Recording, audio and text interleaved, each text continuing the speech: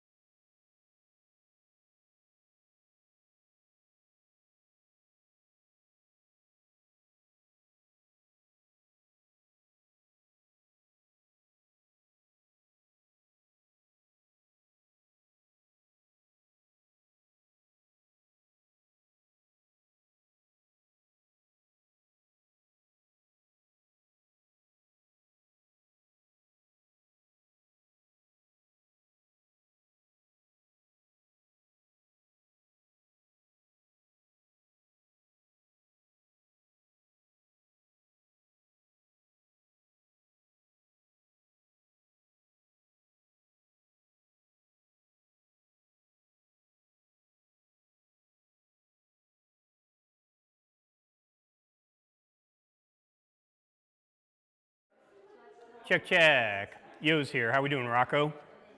J.W. Pepper in the house. That was really awkward. Check, check, check. All right, give me 1 second and we'll be set to go.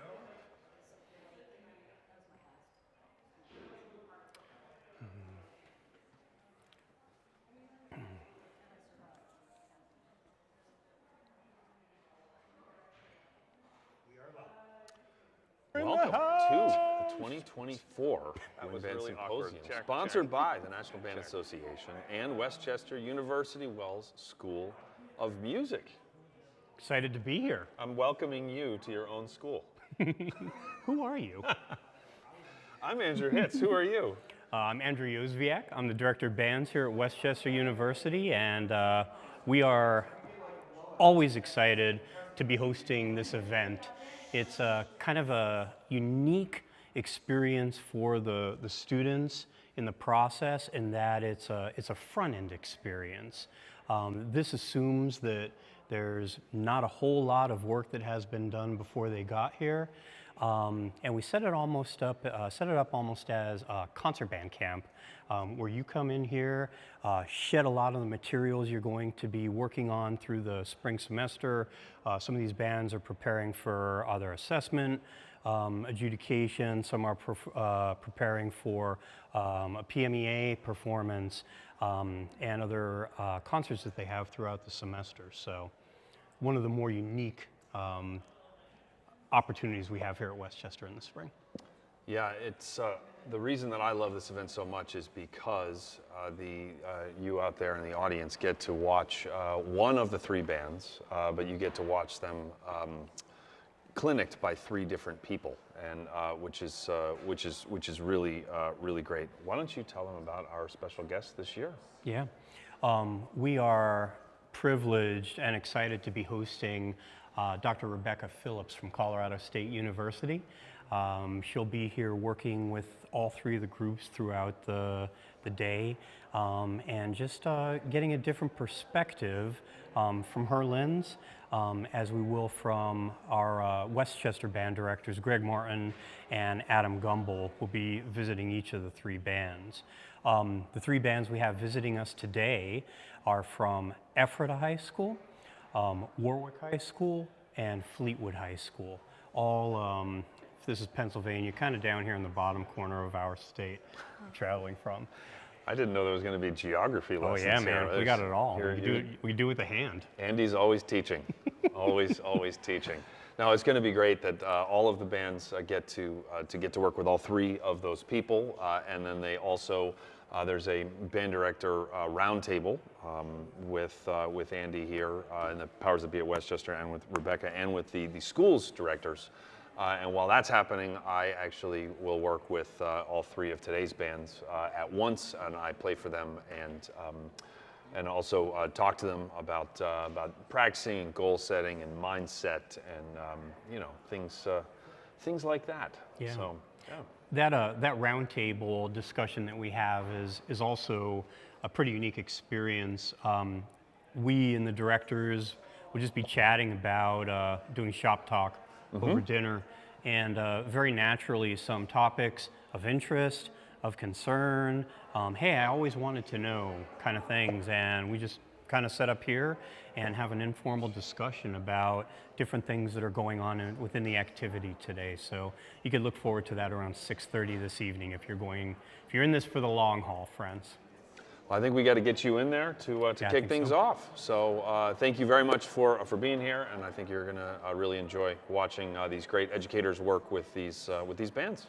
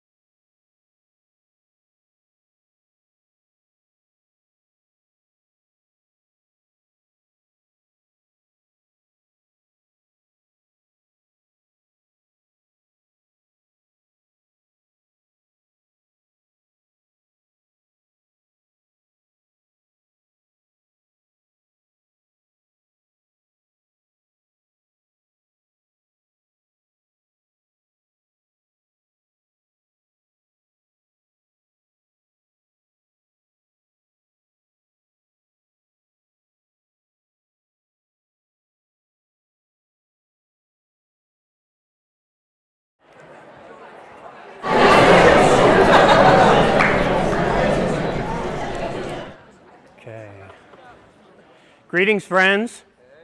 Good. How's everybody doing? Come on. How's everybody doing?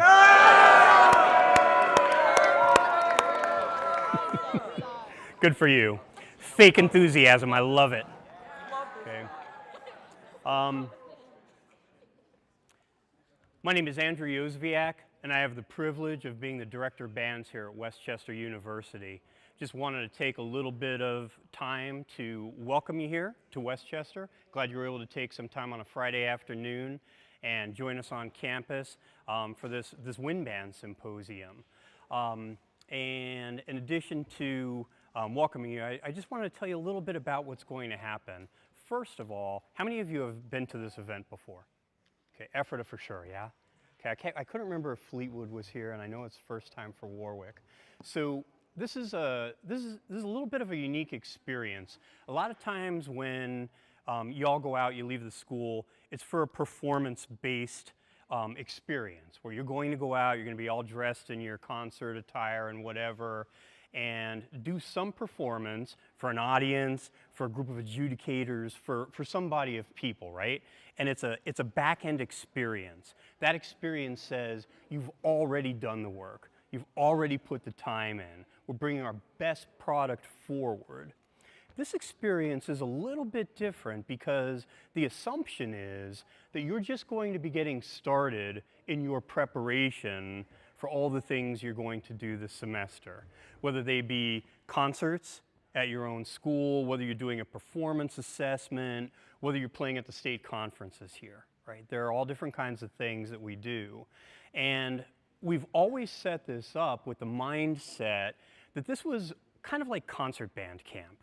You know, we get in, we work on fundamentals, we start the preparation that's going to get us to the end, and we're fortunate enough to have some great people around throughout the symposium today who are going to be working with you and offering some ideas about how you may approach things. I'm betting that a lot of them are going to be very similar to the way you go about your business in your home schools.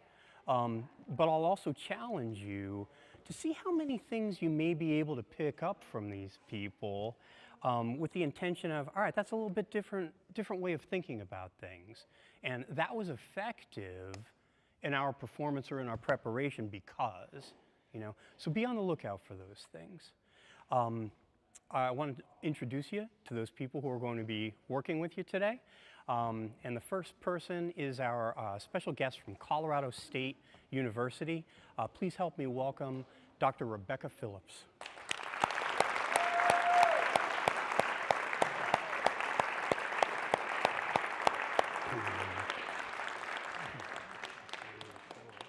From Westchester University, we have two of our band directors who are going to be in and out of your rooms today. We have Dr. M. Gregory Martin.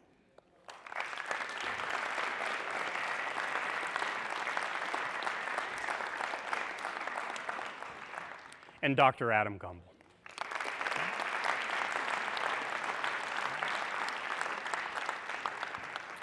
All right, so we're going to get you up to, get you out of here and up to your rooms, and I want to talk a little bit about the flow that we'll use as we're getting in and out of this room. If you're leaving the hall and you're going to one of the classrooms, you're going to exit through that door there.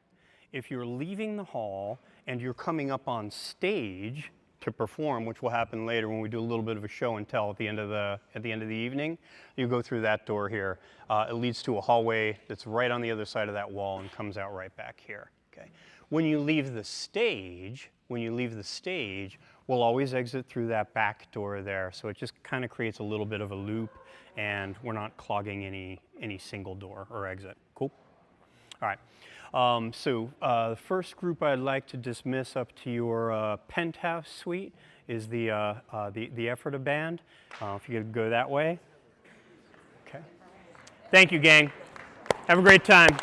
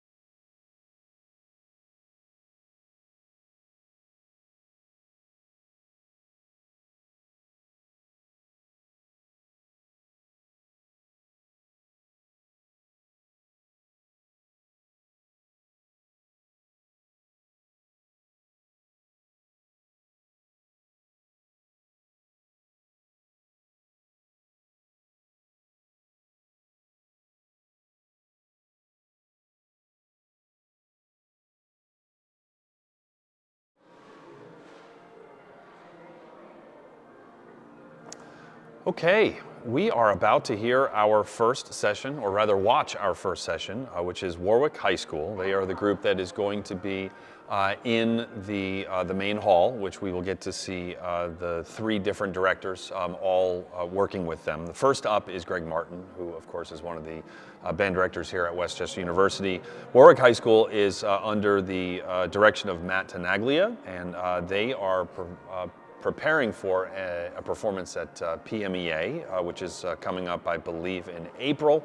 And so they're probably going to be further along than sometimes the bands are here because they have such a big performance that is, April sounds like maybe a long time from now, but in terms of playing at an MEA, it's not. So after they warm up a little bit, we are going to hear Dr. Greg Gumbel working with the Warwick High School Band, and also if you've never seen this before, one of my favorite parts is that halfway through this hour and a half block, give or take, about 45 minutes in, whoever the clinician is, again this time it's going to be Greg Martin, whoever the clinician is going to be coming out here and going to be talking to me for a few minutes about what they've been working on and what they're going to work on in the second half, and then they go back in and finish up. So anyway, let's head back into the auditorium to watch the Warwick High School Band be clinicked by Dr. Greg Martin.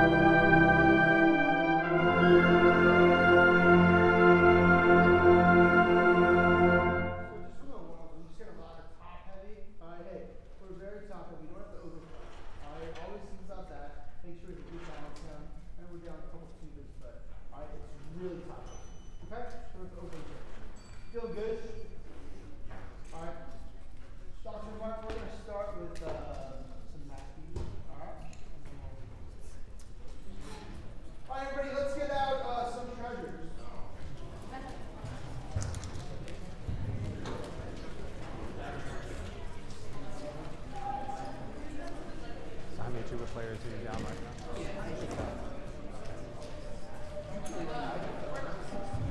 Yeah, this is always the people doing this are always broadcasting. They most certainly cannot. They can't hear us. So my question: why do you have saxophone sitting like you do?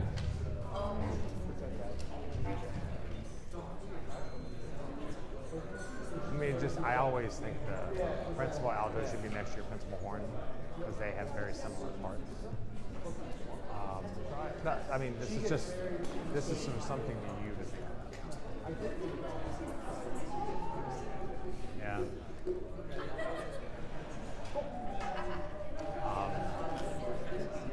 And then are these? You just have 6 clarinets. 3.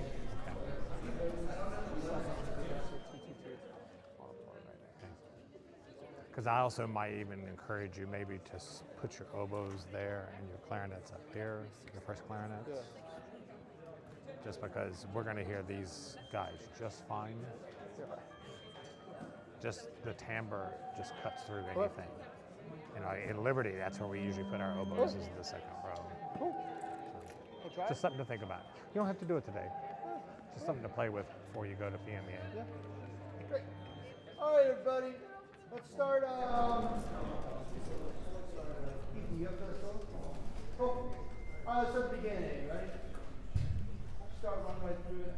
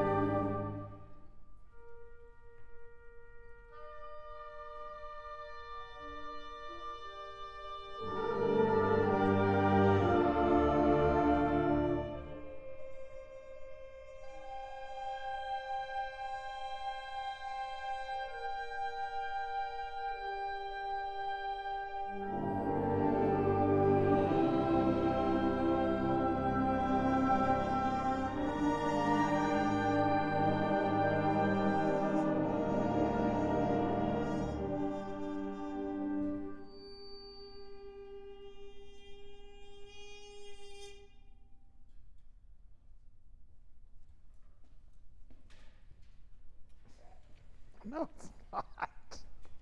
What? Oh, it's great. Isn't it all right? It's a nice That's where we're at. piece. That's what I said. Yeah, it's a nice piece.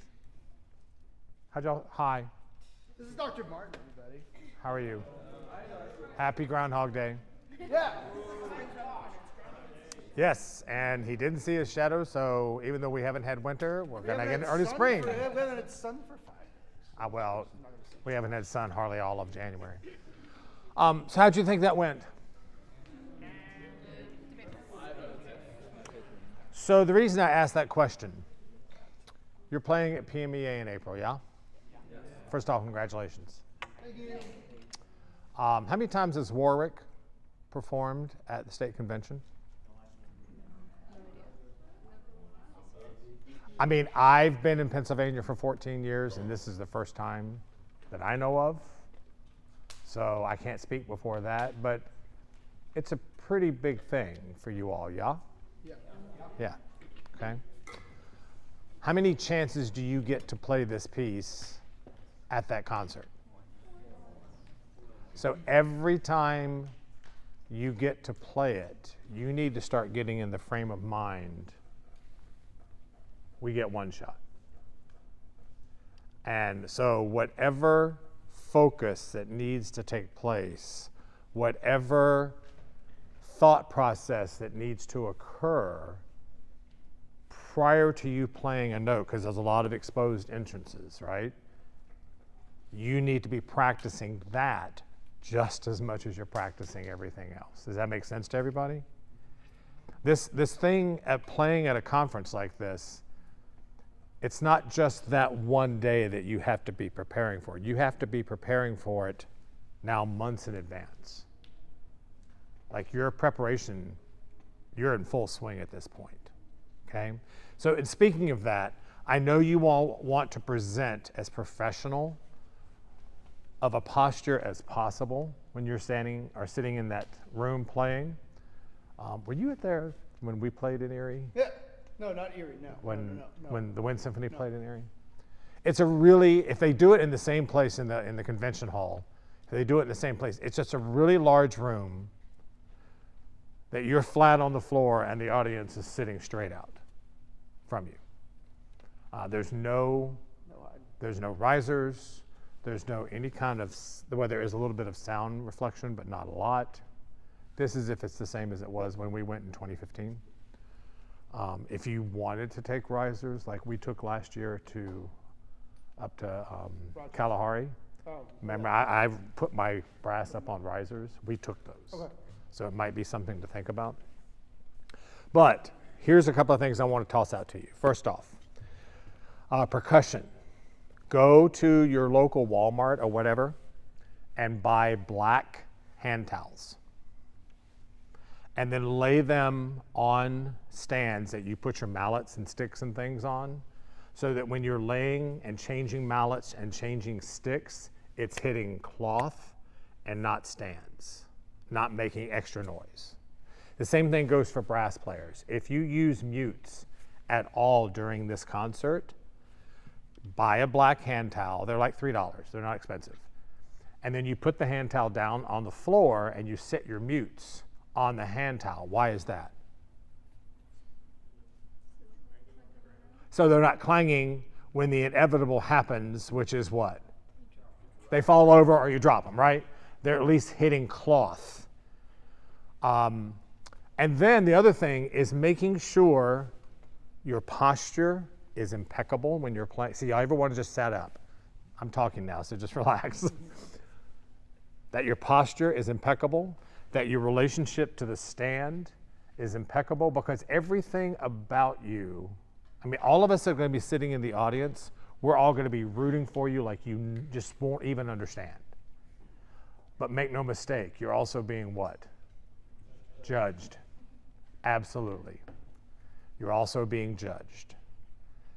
And it's that balance that you have to work on.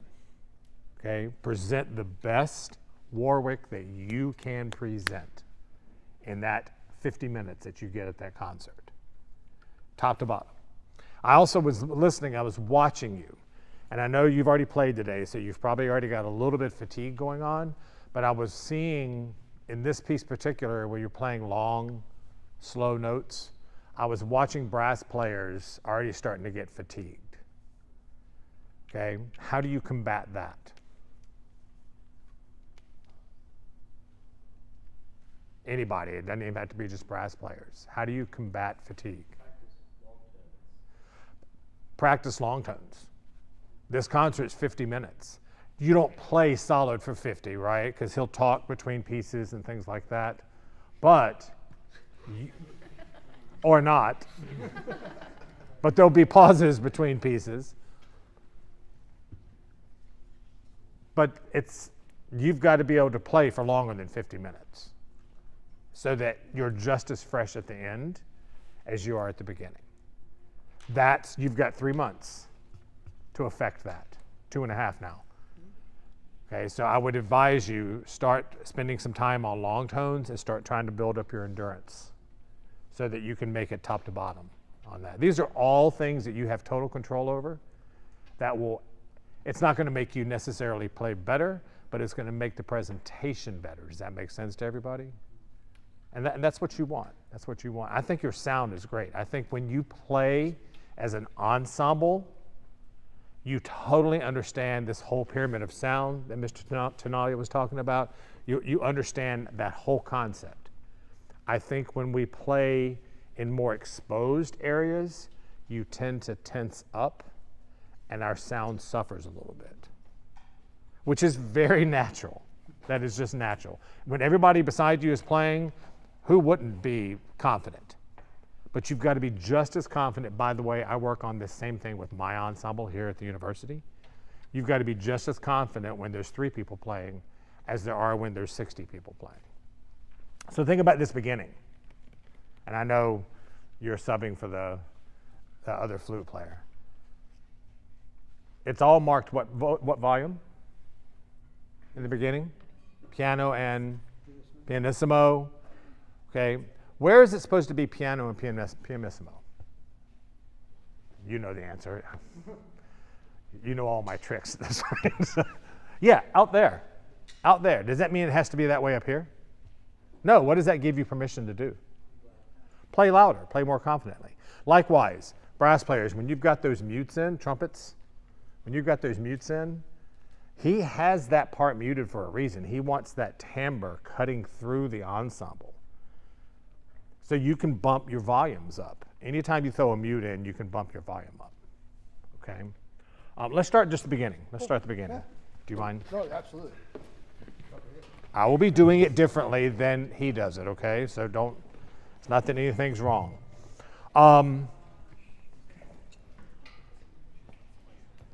So you've got an oboe entrance here in the 6th bar, yeah? Flute is already playing. Clarinet comes in with the oboe.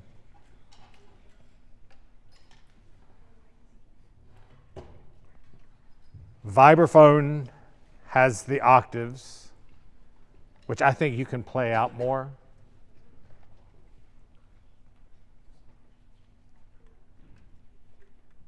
The point I was going to make here is the flute solo, and you can pass this along to the soloist too, needs to be playing stronger so that it's not killing the oboe player to come in so soft.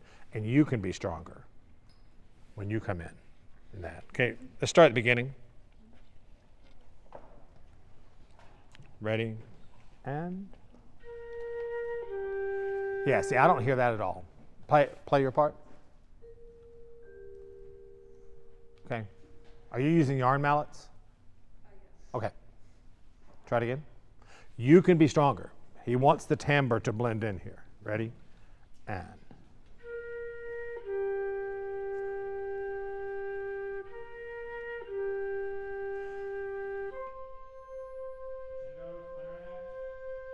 Yeah, you've got this, right?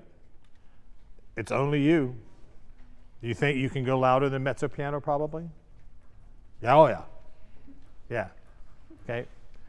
A lot of times when we do dynamics as an ensemble, we tend to think we're doing what it says on there, but it just never makes it past where I'm standing at this point. Remember, you're playing for people out there. Okay, try it again. Even more on the vibes. Ready? And. Perfect. 2, 3. More crescendo clarinet. 2, 3, and. Now crescendo more on the flute. 3, strong clarinet. 1. Okay, now let's play this note and hold it. Ready? Just the three of you all. Ready? Hold. Are both of you all playing that? Yes.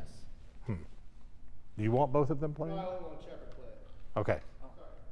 Yeah, it's going to be a lot harder to tune with 4 of you than it will be 3. Try it, just the 3 of you all. Ready? And. You don't play. Are you principal or is he principal? No, Shepard. He's that. Okay, that's 3 of you. And. Okay, play it as if it was sitting there with a forte. Play that confidently. And.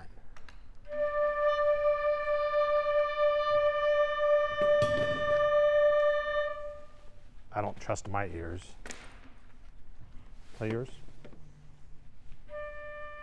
Play yours. Play yours. All 3 of you are sharp. And she's the closest one.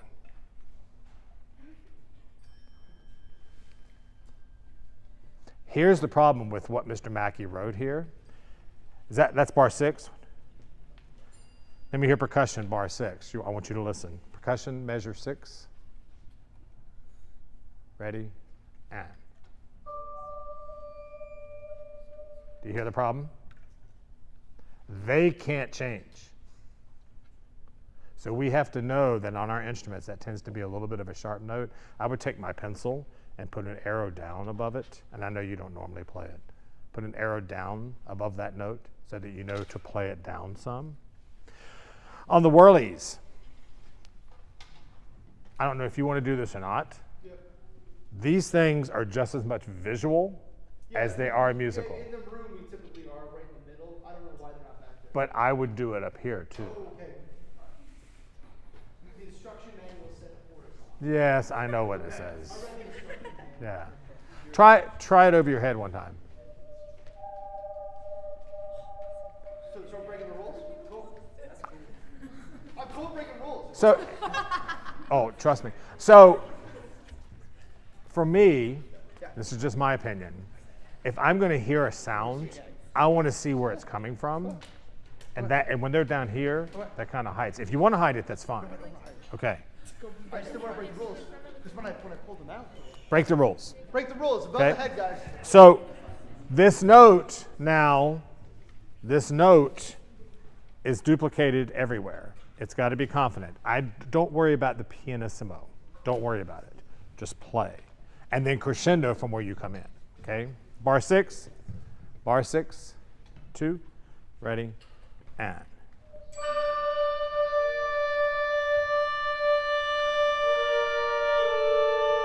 See, it's already better in tune. And nice crescendo. It's already, because what he wants the oboe to take over the timbre there. Okay? I really think you should probably switch them. Yeah. Okay? I've talked to Mr. Tenali about putting the 2 of you all up here and putting you 2 where they are, because that's going to make it easier for you because you're going to be able to play and not have to play so soft. Yeah. Yeah. And it puts you all up here too, so we have the clarinet sound right there. Okay, let's try the beginning again. Beginning again. 2, ready, and. Good vibes. Now crotales. Nice crescendo, good for you.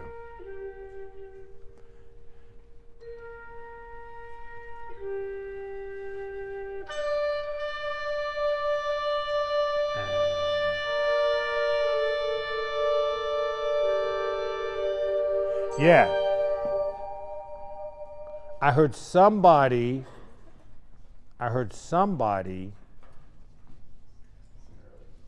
yeah, get to bar 8 a beat early. Ba, dee, dee. Start in bar 7. I lied. Start in bar 6. Bar 6. Now, if you can start just a hair softer so the crescendo makes it more deal. Bar 6, 2, ready, and. Yeah. 3, 4, 1, 2.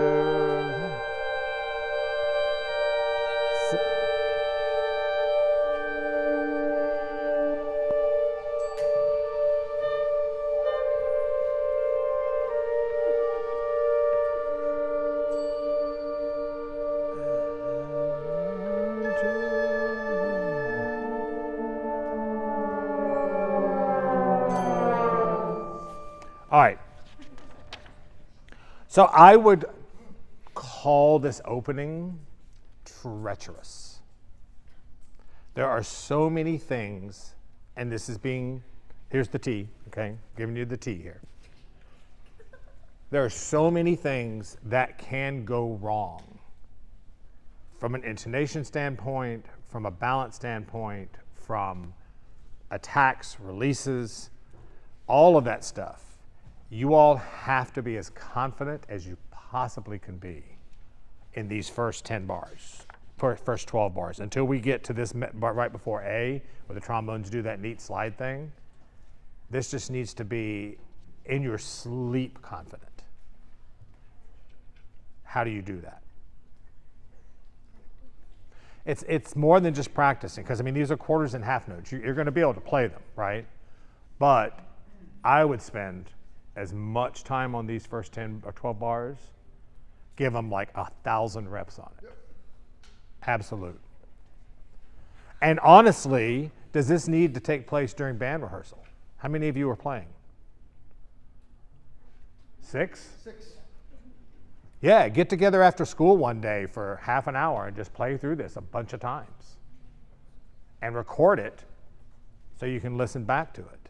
That way, the whole band who's been sitting here now for what, 20 minutes, 30 minutes, you all take care of that on your own.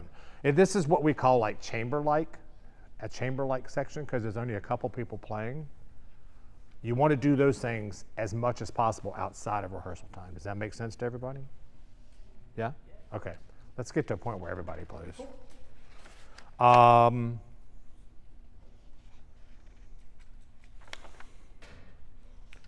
Where do the mutes start coming in the trumpets? 18.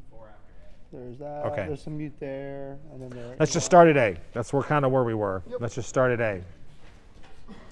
Again, friends, you see pianissimo. Instantly, that causes you to go what? Yeah, seriously. Very much the turtle effect, okay? You can't do that. Just be confident. Just be confident. Don't worry so much about being enormously soft, because otherwise it's weak and not soft. Does that make sense? You want to be just confident. Here's A. Here's A. I know it says pianissimo. Just play with a good sound.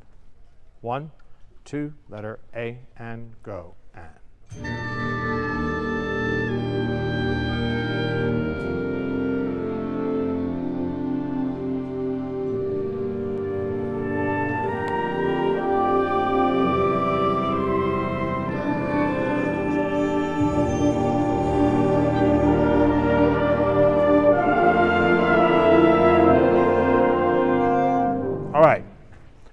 We're going to get into something here that's really important and really complex.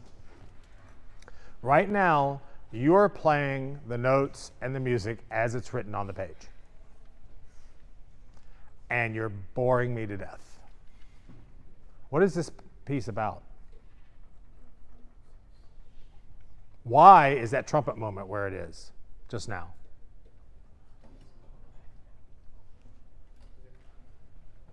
Well, it's about somebody that played trumpet, yes? That died. This is not a time to be subtle about anything. And just because Mr. Mackey doesn't have any kind of written notation to tell you to do this doesn't mean that you are free from doing it.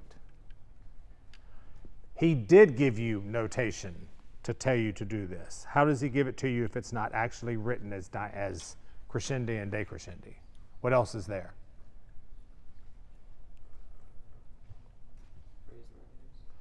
You have phrase markings. What else?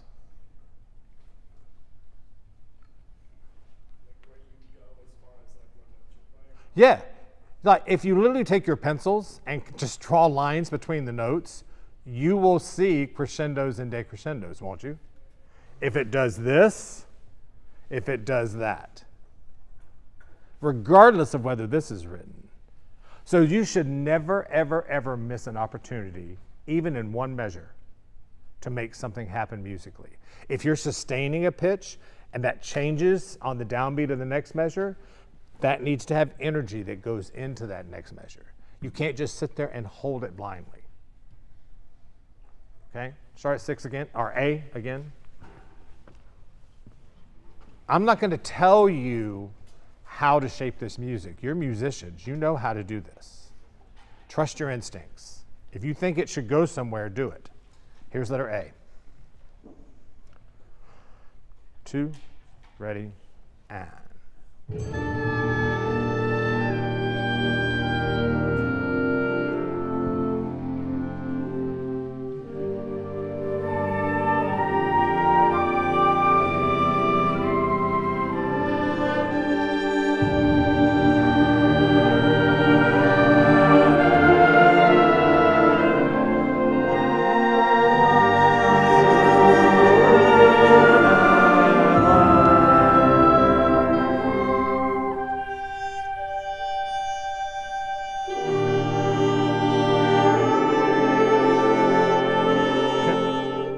So letter B, people that come in on beat 3 with a half note, raise your hand.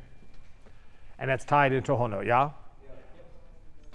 Had he told you to crescendo into that downbeat before? Be honest.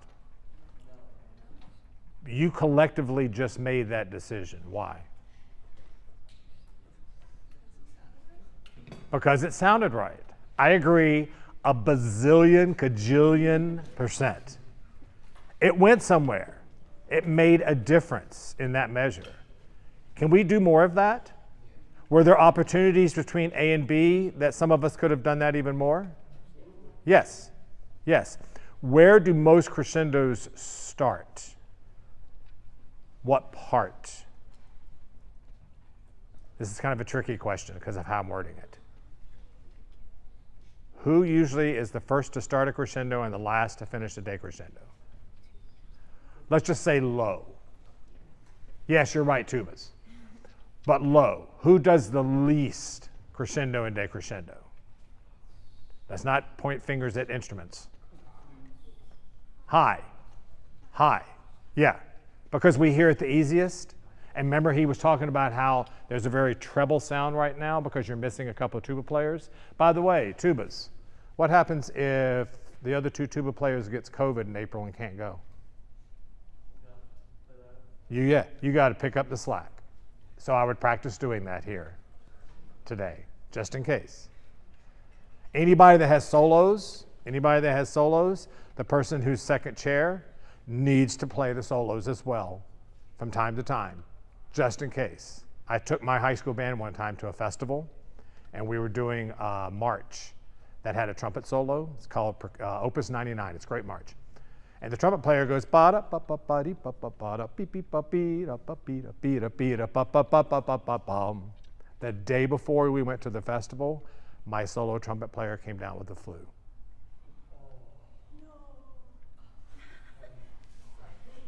you play it? Second chair had 1 day's notice to play the solo. I would suggest if you are sitting second to a solo, you learn the solo as well. So it's good that you're doing this. It's good that you're doing this. All right, back to letter A. Back to letter A. Make something happen. Letter A. When you come in with the muted trumpets, can we hold the note steady right now? It's kind of like wavery. Can we hold it steady, but let it go somewhere? Let it go somewhere. Letter A, 2, ready, and.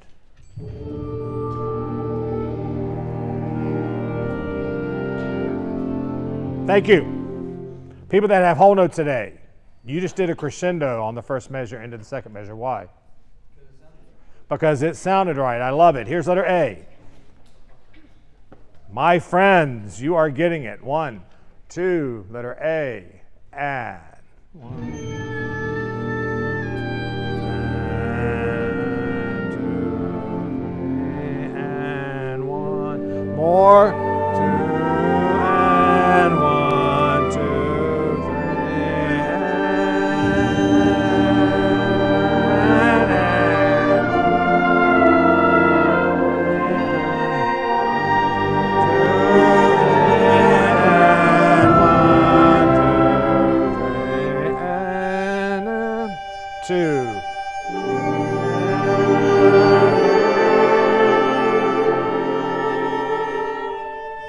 2.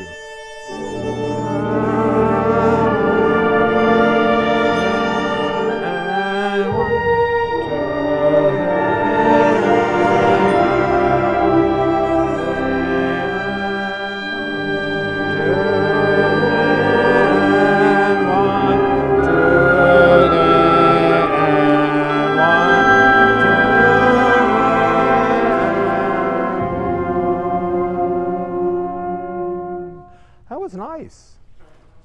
How do you feel about that? It's a lot less boring. And not everything that you're doing was written by Mr. Mackey, yeah? So, look. What is this? No, it's not music. Piece of paper. It's a piece of paper with hieroglyphics on it that people who are trained to read the hieroglyphics take and then make music. This is not music. This is just a reference. This is a map, if you will. Okay? If you are, how many of y'all have your driver's license already? Yeah. Back in the day, before we had GPS, we used to have these things called paper maps. Oh, yeah. And they were huge. They would fold out to be just absolutely huge, right? Well, there's a problem if you're trying to drive and you're sitting there looking at the map. It's even worse than texting and driving because at least texting you can see, right? These maps will be in the way.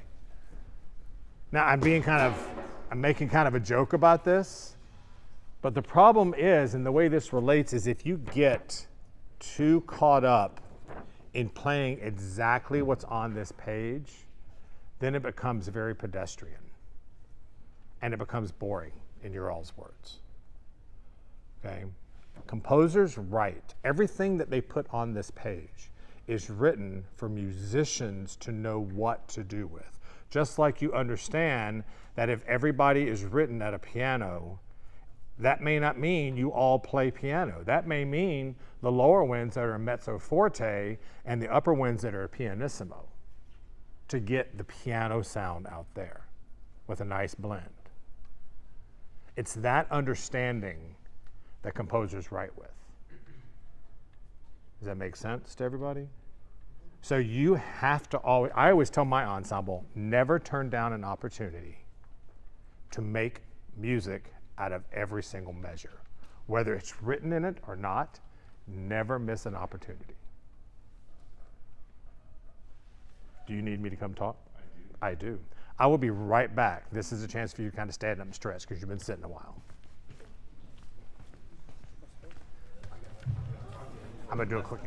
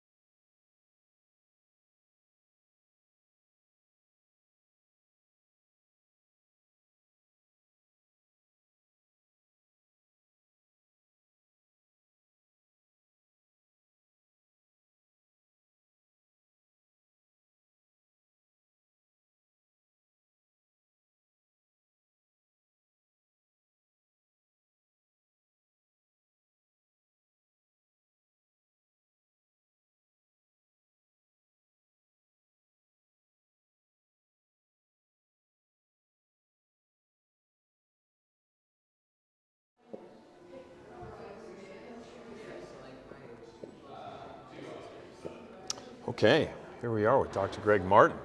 I try not to say too many nice things to Greg because it encourages him.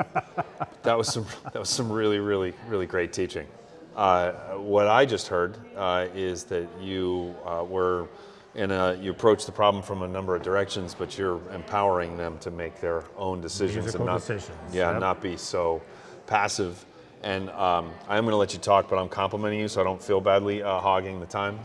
The fact that you, Arnold Jacobs used to say, you got to catch yourself doing something right. And after the first time, I believe that you told them to never miss an opportunity to make a musical decision, you caught the trumpets adding their own crescendo, then asked if the band director had ever asked them to do that, and they said no, and then you kind of caught them doing something right. It was fantastic. Can you talk a little bit more about being... Well, it's about making these students understand that they know more than they think they do. Yes. And to trust the training that they've gotten, and not all the answers are on the page. Yeah. You know. Yes. And so I'm treating this one very differently than I would treat any other clinic I'm doing, because they're playing at the state convention in a couple of months. And I know the program really well, and I want to make sure that I'm just tired of going to conferences and listening to bands that play perfectly, the notes, the rhythms, and everything, and there's not 1 ounce of music coming off that stage at all. That this isn't necessarily good, but that makes me want to pull my phone out of my pocket within 5 minutes. Yeah, and that's sure. not to minimize how much work No, goes into no, playing it absolutely, perfectly. It's just absolutely, boring. Absolutely. Yeah. You know, there's a lot more to music making than getting the right notes and rhythms. Yeah, that's fantastic. All right, so what are you about to work on them? We're going to keep doing that. Okay. We're going to keep doing that. I mean, he wanted me to work on this piece because Okay. I tend to be able to accomplish more with slower pieces than fast technical pieces in these type of settings. So that's specifically what he wanted me to work on. We're going to go for more of a large ensemble moment. Okay. And see if we can keep this ball rolling. There you go. We'll get back in right. there. Thank you, sir.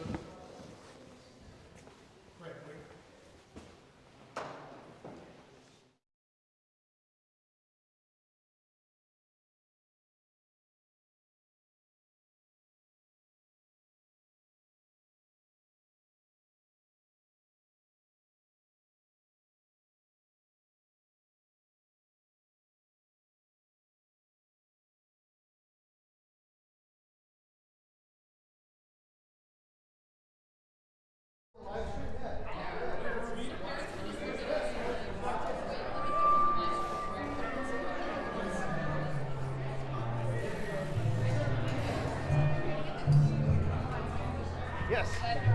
Oh, yeah. Hey. I've been telling you that. Yo, Tyler. Hey, let's all wave to that camera right there. Ready? So if you didn't read my email earlier this week, Tyler, this whole thing is being live streamed all day. So yeah, cool. All right, it's gonna be fun. Without further ado, Dr. Martin is back for you. Yeah, that's why I'm wearing this. This is all being heard. So, all right. Back to the break.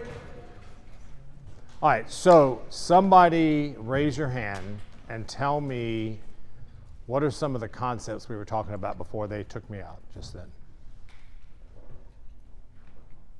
Like taking your own creative liberty with people. Create your own creative liberty. What else? Making phrases over like crescendo, whenever you can. Based on what the music is showing you. Yeah. Make musical decisions. And you know what? If it's wrong, it's fine. I would rather you make a wrong musical decision now than in April out in Erie. Okay, take chances. Take chances. Pianissimo should be played a lot louder Than you think. You're absolutely right. The important thing is that it's a good sound. Stay balanced from the bottom. Yeah, anytime you're lower, a lower instrument, your dynamics are automatically what? Higher than what is written. Okay? Very important, very important. Let's get to, again, a more of a big moment here. Can we skip over? Let's go to D. Letter D is in dog. I would just say you. I lied for a second.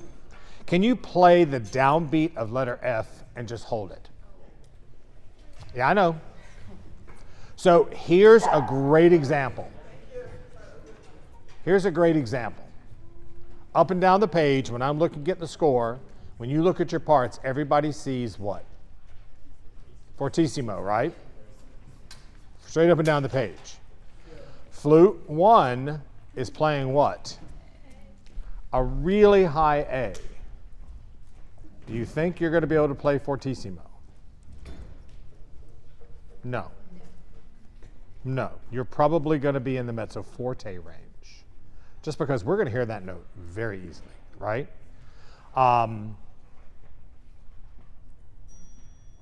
First clarinets are on a B above the staff. Second flutes are on a D above the staff.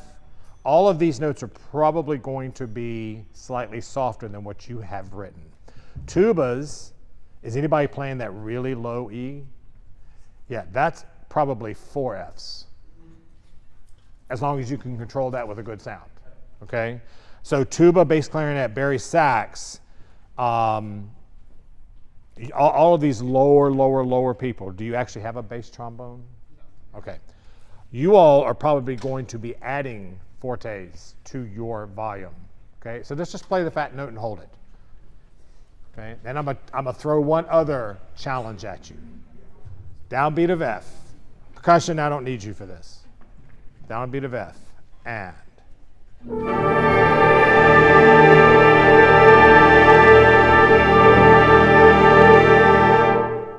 Can you sing your note on do? Ready? No. With me. And if you need to transpose octave, that's fine. Ready? And. Okay. Very important to use the syllable do. We're going to talk about that. Ready? And.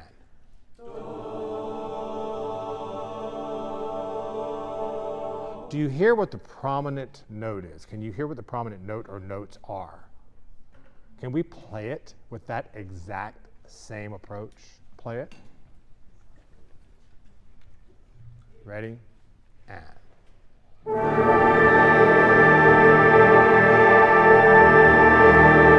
Okay, I'm going to layer in one more thing.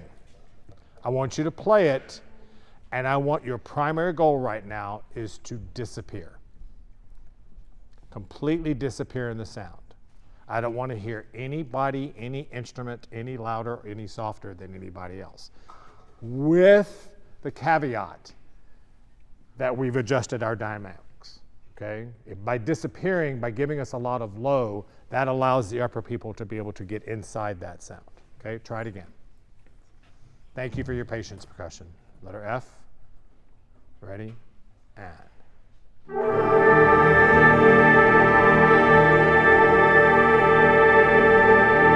So what did you have to do dynamically just then? Did y'all have to change how you did things? You did. You think it's a good sound? You think it's impactful enough for this moment? Really? When is a bad sound ever going to have impact?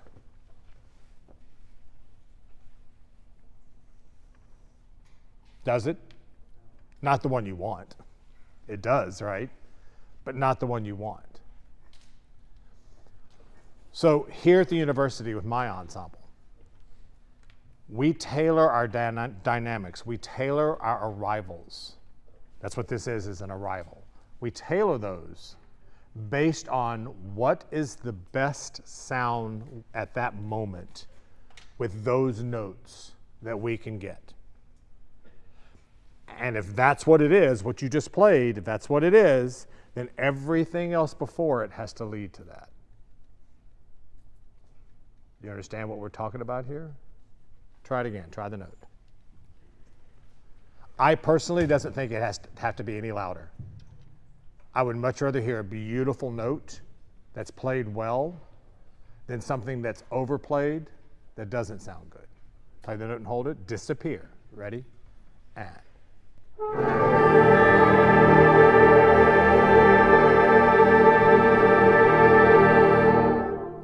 Now, With that in mind, start 2 before F. Percussion, you can join us. With that in mind, start 2 before F. This is where the crescendo starts, yes? So we've got to pull way back, and that's our arrival. We're going to stop and hold the downbeat of F. 2 before F. 2 before F. 1 and 2 and ready and breathe and 1.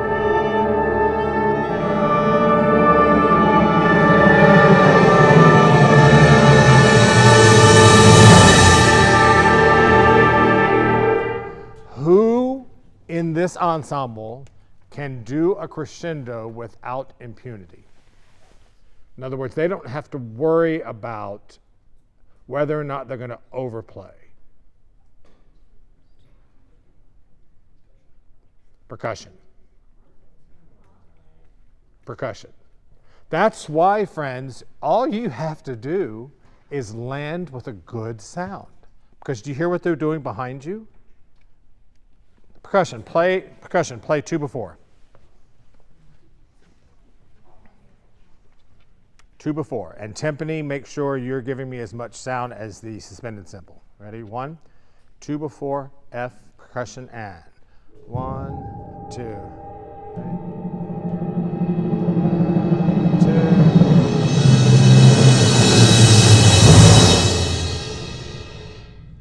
That's a nice crescendo, yeah? Do you have to worry about messing with your sound? No, because it's going to happen. Out there, everybody's just going to go, oh my gosh, what an arrival. And you're just going, la, and having a great sound. Use your friends behind you. All we have to do is play with a great sound. Everybody, 2 before. The arrival on F, nice do sound that we had and disappeared. 2 before F. 2, ready, and breathe. And 1, 2.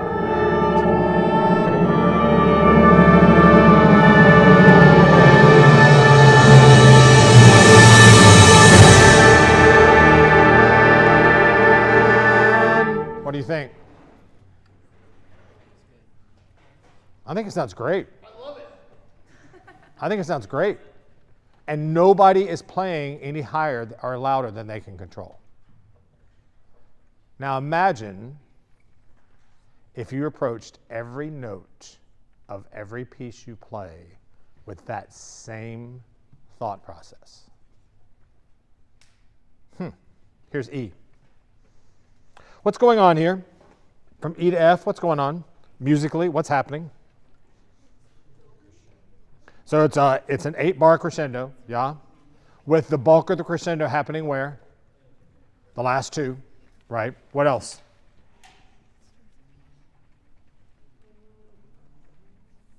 Letter E, please. Let me hear anybody that has whole notes or half notes. If you have quarter notes, do not play them. So like first trombones, you're going to play the first measure, and then you're not going to play the second, and then you're going to come back in on the third. Okay? Whole notes, half notes, at letter E. Everybody else listen. 1, 2, and ready, and breathe, and.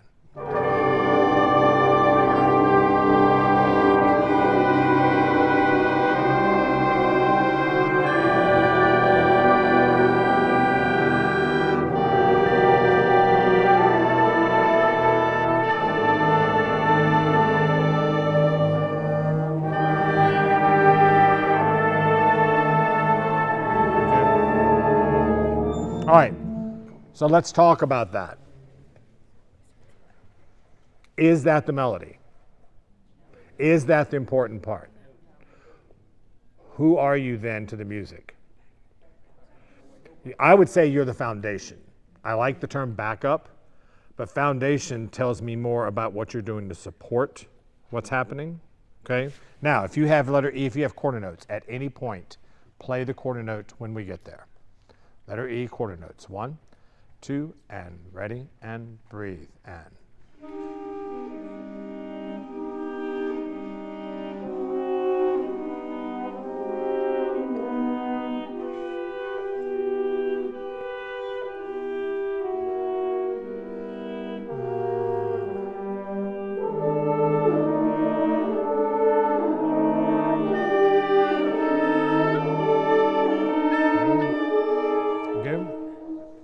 Is that a melody you're going to walk off the stage singing?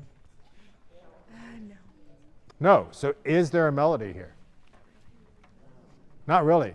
This is all about an effect. So knowing what this piece is about, what do you think, thinking of the arrival that's coming up, what do you think Mr. Mackey is trying to suggest? The what? Okay, could be sirens. Yep. Yeah, but how is he doing this? There's no melody. This piece is this point. It's absent of melody. Isn't it like it's all kind of confusing and then after kind of like make it less confusing? Yeah, yeah. I mean, think about this. It's just this beat all, deed all. I like the siren thing because that's kind of a siren sound, right? But it's more of an emotion. It's more of a, what the heck is going on? Why is this happening? Type moment, yeah? That all of a sudden resolves itself at the arrival. So how do we as musicians make this to be as mysterious and as questioning and as unsettling as we possibly can make it? How do we do this? You didn't know quarter notes and half notes could have so much attached to them, did you? How do we do this? What do you think?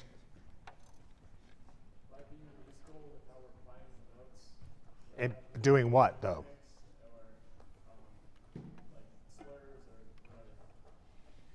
Yeah, I think you're dancing on the edge.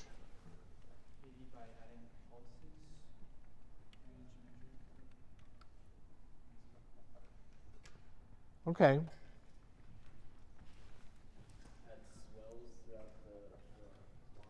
Yeah, but see, I don't want you to walk away from this thinking this is the only option we have, right? There are other things we can do. So that's for sure. So people with the quarter notes, what should you do? Get louder. Generally speaking, because he says this is a poco a poco crescendo here, yeah? So the quarter notes are the ones that's driving this moment, yes? I don't think we're doing a great job of disappearing, the quarter note people disappearing into the sound of the quarter notes. I hear individuals, and this needs to be the sound, the siren sound. I really like that. This sound that's going through, and then the rest of you all playing softer, but the quarter note people have got to play strong enough so that the people playing the long notes don't have to kill themselves. Okay? Let me hear the quarter notes again. Quarter notes again. Just play your first note and hold it. Quarter notes, ready, hold. Where's the interest? What note is the interest? I think it's over here. So I think you all can be stronger. Okay, try it again. Play it and hold. Ready? And? Yeah, we hate dissonance. Why? It just sounds wrong, doesn't it? It just sounds plain out wrong. And the problem is, what do we discover? That when you pull back because something doesn't sound right, what happens to our sound? It gets thin, it gets unfocused, it compounds the problem. I always talk to my ensembles and everybody that I clinic, embrace the dissonance. Because if you don't embrace the dissonance, then the resolution into consonance doesn't ever make sense. He's got dissonance here to create this uneasy feeling, so let's make it uneasy. Again, still more. Second, third clarinet, still more. Ready? Breathe.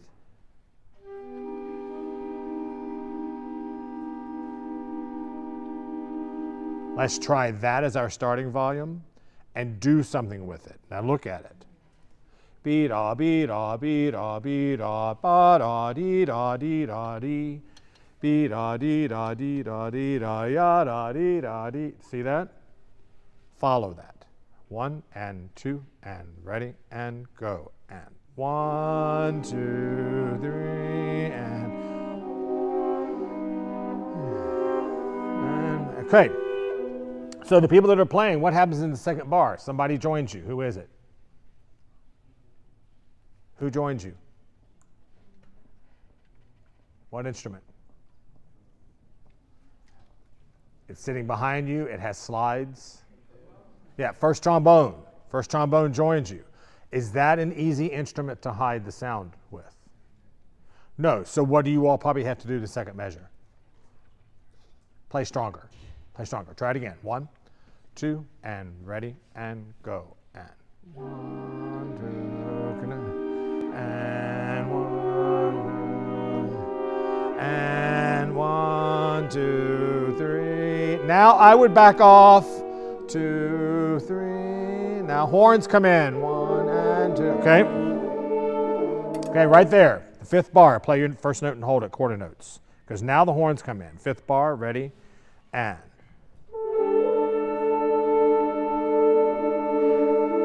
So we've dropped the clarinets.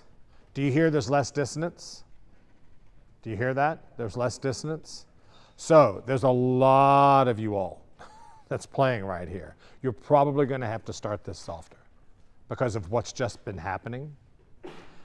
So this is stuff that I'm talking about. This is when you're sitting in a rehearsal, and I know these types of rehearsals are probably the most frustrating because you don't feel like you're getting a whole lot done, but you're getting an amazing amount done because we're pointing out how you go about listening for things. This is, as you're sitting there playing, this is the type of listening you need to be doing. Who am I playing what with at all times? How is the texture? What is texture? What is texture in a band?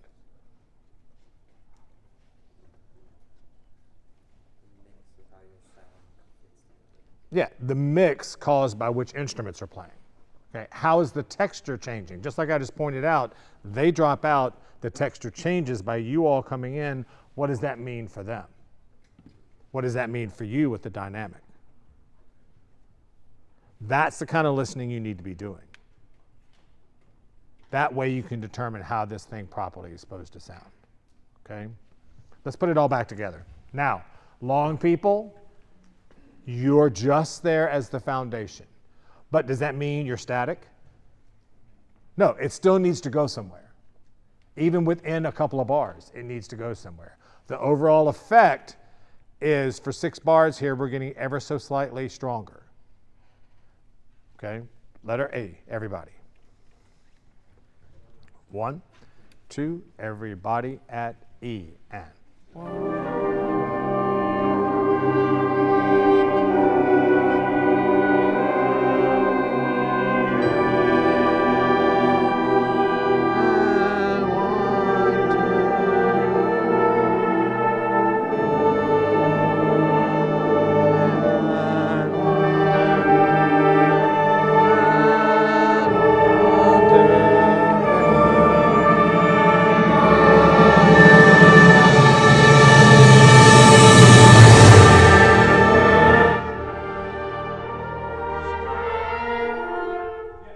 Good for you. Now, first trombones, first trumpets.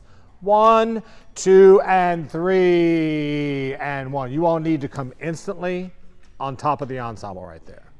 Can I hear that, please? First trumpets, trombones, letter F. 2, ready, and go. 1, 2, and... Okay? Who should be the dominant sound? The lower, right. So you all can bump your... Is it just you? Okay, there is one. All right, when it's 2 of you, you can bump your sound up because you don't want them to have to kill themselves. You keep hearing the theme here. You don't want the other people to kill themselves. So the lower people, bump your volume up. Okay. Again, trumpet, trombone, 2, ready, and go. 1, and 1. Yeah, better. Now everybody else at letter F, that's the dominant sound. You hear where they're playing volume-wise, you've got to be the support to that. At letter F, everybody. Think about your do sound here. 1, 2, and disappear and breathe.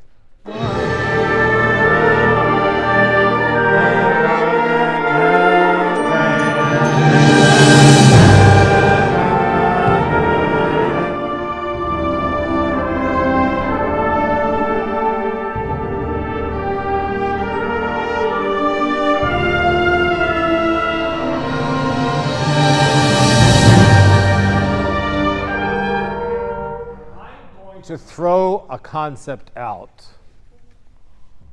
I don't think letter F is the arrival. I think it is an arrival. I think the arrival is 1, 2, 3, 4, 5, 6, the 7th bar where we just were, the odd tempo. I think that needs to be the stronger moment. So again, this comes back to this dynamic at F. I am not so sure that needs to be a big sound. I just think it needs to be a good sound. I think your big sound is in bar 7. Does Mr. Mackey have anything written there to tell you that? No. No. What will tell you? Just listening to the music. That's right. Just listening to what's happening in the music. If you listen to this phrase, the fact that he's got that ritardando before that moment, I think that's his hint. And that's where I'm getting it from.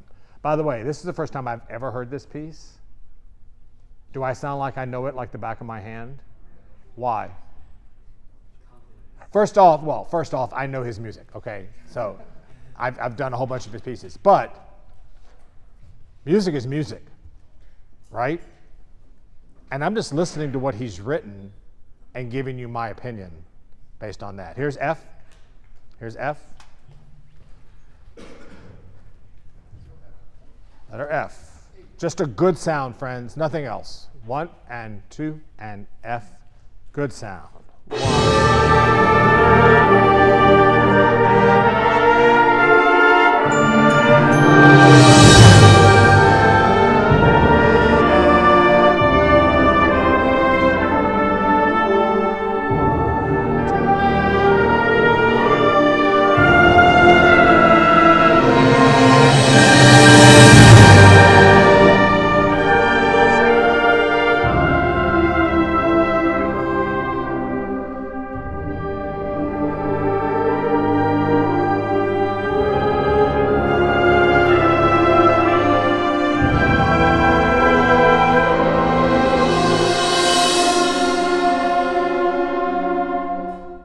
How are we going to approach that?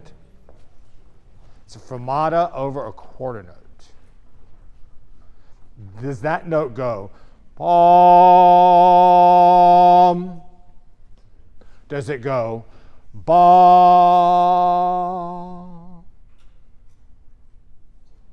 Those are your options. All right, let's try the second one. So you're going to play the note. This is measure before G. Play the note, and you're just going to let it gradually fade out. Ready? Measure before G. Play the note and hold it. 2, ready, and. Let's try it again. Measure before G. Everybody see where we're starting? 2, ready. It's a strong note. You're still close to fortissimo at this point. Ready, and.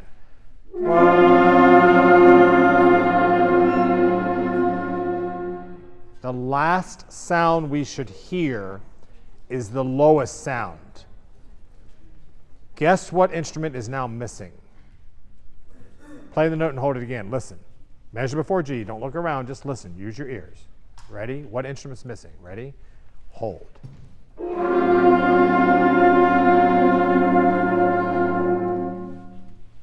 What do you not hear? No tuba. Okay, so now who's the lowest instrument? Bari sax, bass clarinet. Even the euphoniums are up on a higher note, right? So we can't even rely on you all. So this should be the last sound we hear when we do this taper. Okay, try it again. Nice strong note. 2, ready, and. 1.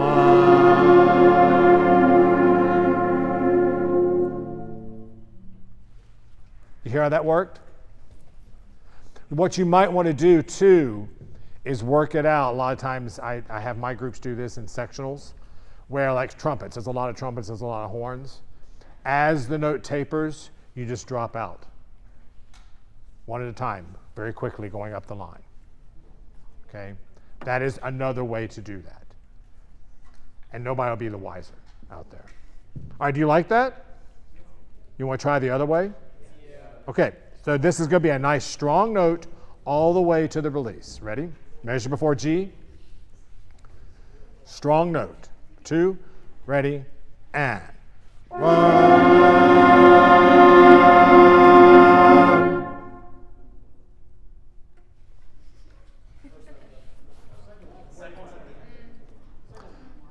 Let's start 2 before G. Try the first one. In other words, the strong note. That was the first suggestion, okay? So we're going to start 2 before G with the strong note on the arrival. Let's try that. Ready? 1, 2 before G, and 1, 2.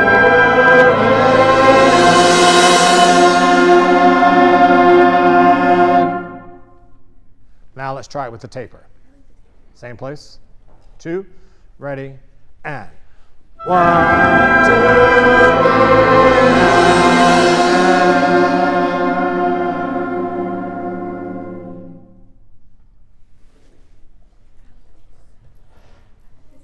How many vote strong note? Everybody has to have an opinion. We live in a society where you're scared to express your opinion. Everybody has to have an opinion. Strong note. Okay, taper. Here is what is so great about music. They're both right. They're both right. It depends on, and you know what I might do as a conductor? One day I might do one, the other day I might do the other, because you know what it depends on? How I'm feeling at that moment. What emotion I want to come out of this thing. They're both right. You all need to decide. I'm not going to make the decision for you. Okay? I think the clue is going to be letter G. How does letter G start? Soft, right?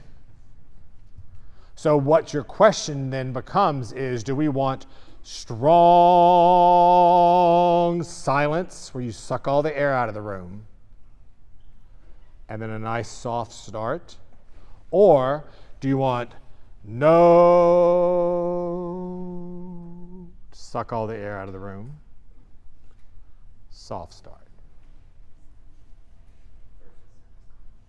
I'm not going to make that decision for you. That's something for you all to figure out. Okay? Here's G. Here's G. Letter G. And do we play weak or do we play confidently and softly? Confidently and softly. Don't worry about the pianissimo. Just play with a good sound. 1, 2, letter G, and breathe. 1.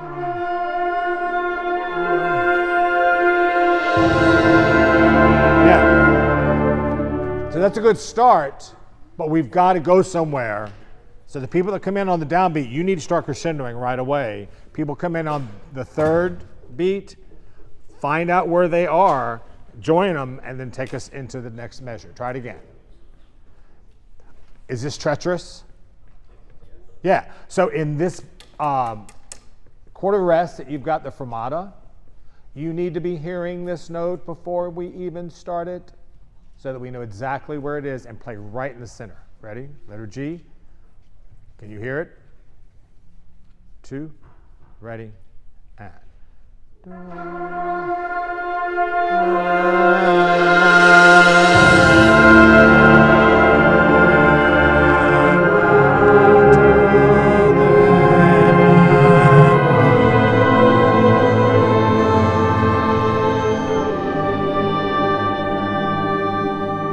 That might be a good opportunity for what?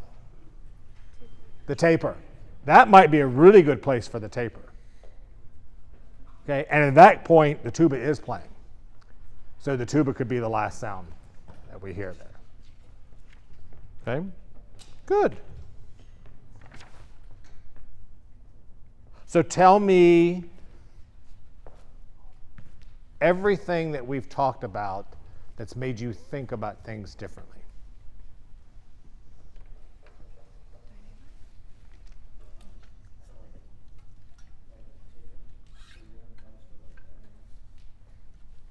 Good.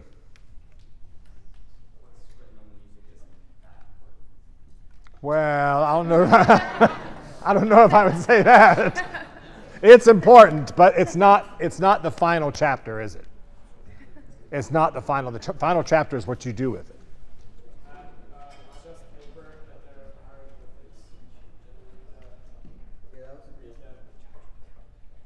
Yeah, you need to take something and do something with them.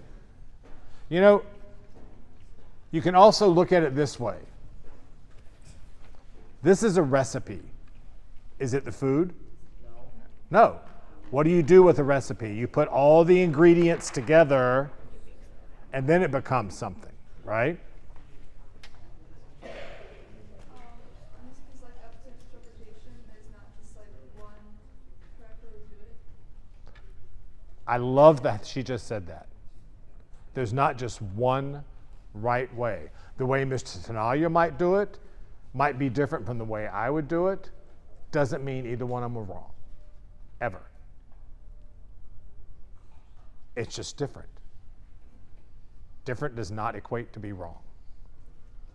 Somebody over here was Yeah, it was basically the same thing. Always make a musical decision even if it's wrong. Yeah, try. And friends, that is, I know it's been about a couple of millennia since I was your age, but I do remember being scared to try something because I was afraid it was going to be wrong. I love it when my ensemble makes mistakes confidently at this point in the game. I do not love it when they make confident mistakes at a performance. I love it when it happens now because it opens the dialogue, right? It's adjustable, fixable, adherable when it's happening in this moment in your preparation. So you can't be afraid to be wrong. When do we learn the most? When we're wrong. You know, hopefully none of you remember this, but there was probably some point when you were a toddler, then you walked up to the stove and went to reach up and touch the top of the stove. There was probably, because we all do it, there was probably some point that you did this, and either you learned really quick that your fingers should never go up there, or you were cautioned by a parent, no, don't do that. And then you learned. It's when we make mistakes as human beings that we learn and grow the most. As musicians, that's double. Absolutely double. Okay, what else? What did I talk about with regards to your performance at PMEA?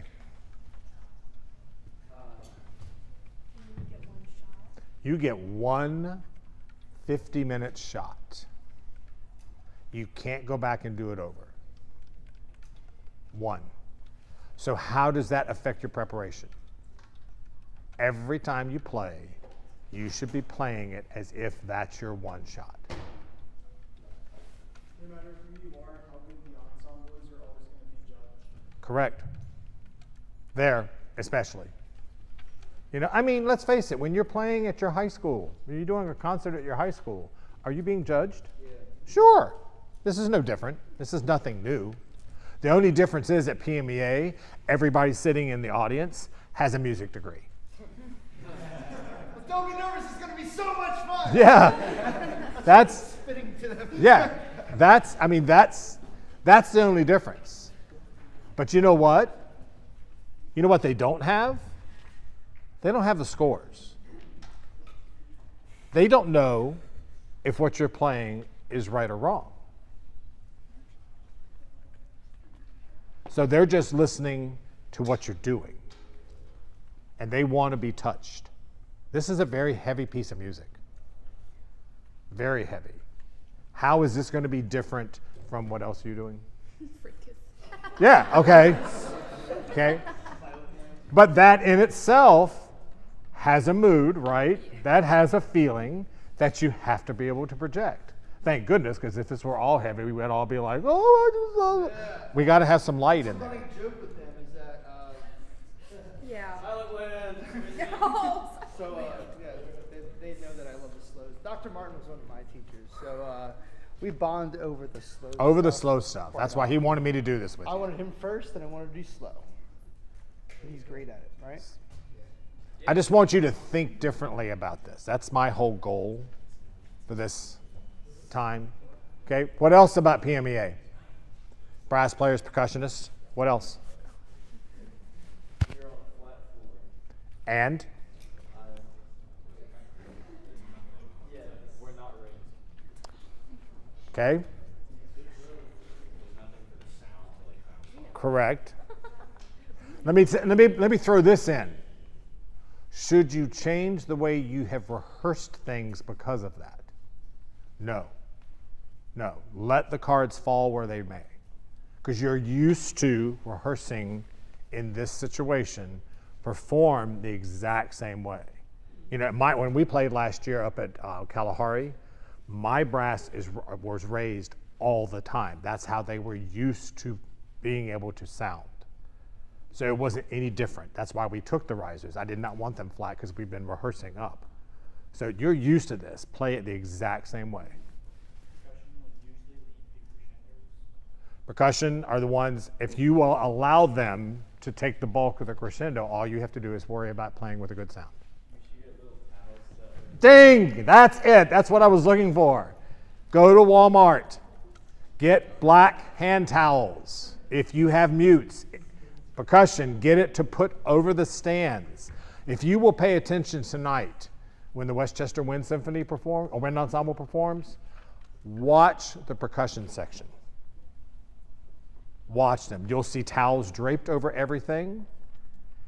And then just watch how they approach things. We make a mistake many times to have you watching us. You should be watching each other more than you're watching us. Or designate one person to watch us and the rest of you all watch each other. Because if you all have an attack at the same time, if you're watching us, it's never going to happen. You've got to designate one person and then everybody follows that person so the mallets hit things at the same time.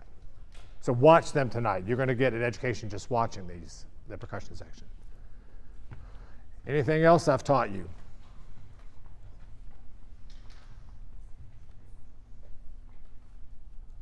That was probably pretty successful, Yeah, really successful.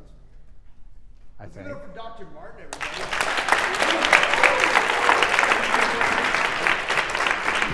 And Dr. Martin will be coming back to visit us at Warwick, I think, in the next few months. So, I certainly hope so. Yep, I live out that way, so it'll be great. So, I live in Coatesville. oh, there you go. It's not too far from you all. So I think we're done with the first section. Yes, it is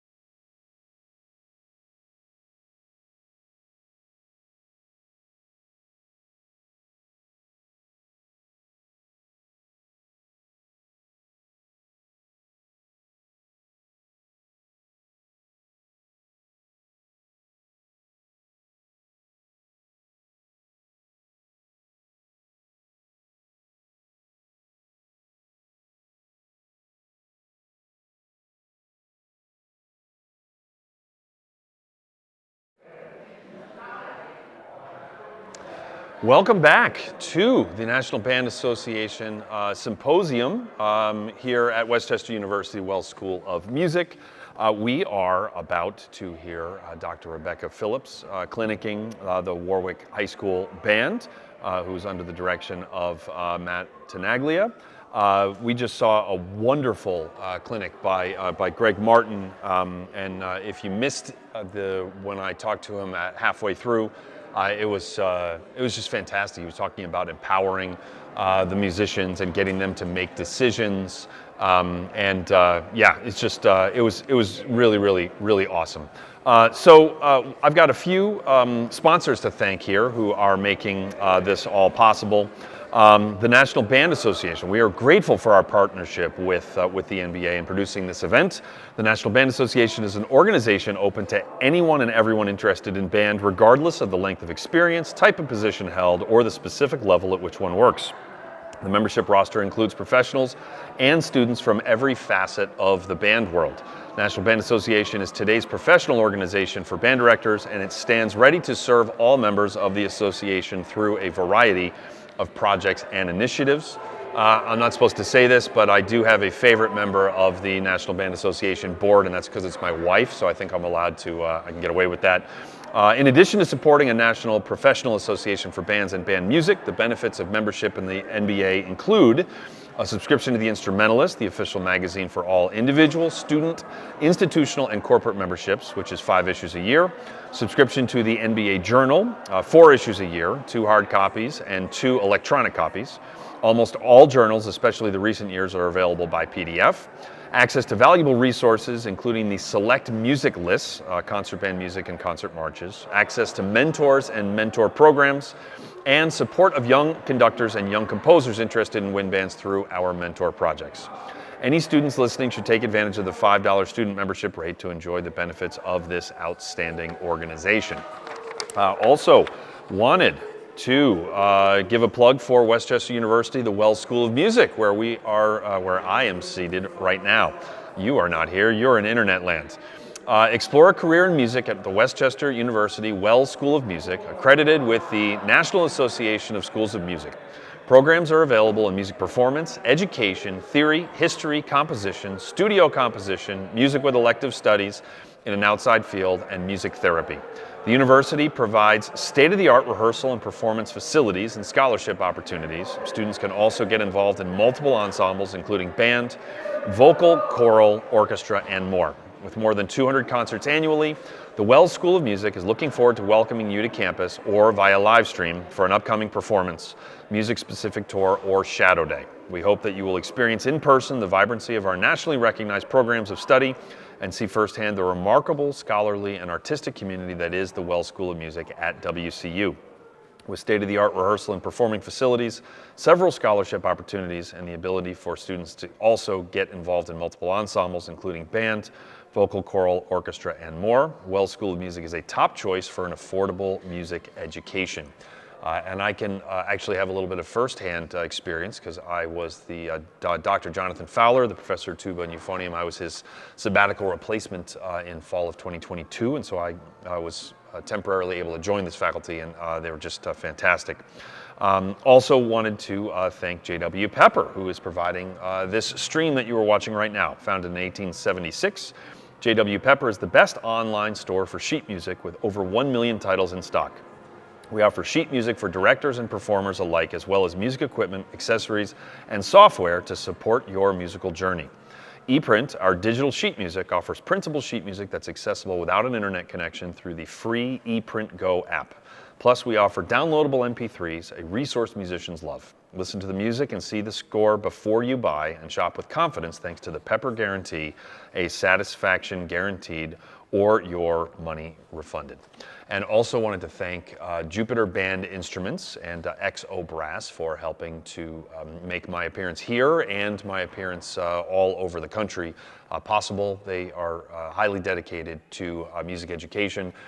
They help me to do clinics from everything from elementary school all the way through working with graduate and doctoral students at the collegiate level, and they are helping to make my appearance here possible. So we are now going to go back into the hall where we are about to hear Dr. Rebecca Phillips of Colorado State University working with the Warwick High School Band.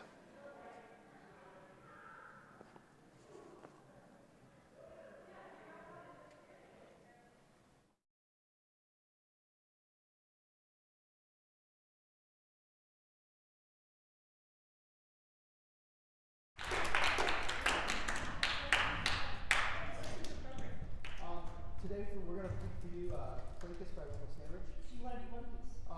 Yeah, we can do whatever you want. That's fine. Why don't you start? Do you have a second score? I do not. Okay. Sorry. Go ahead. And I'll just listen.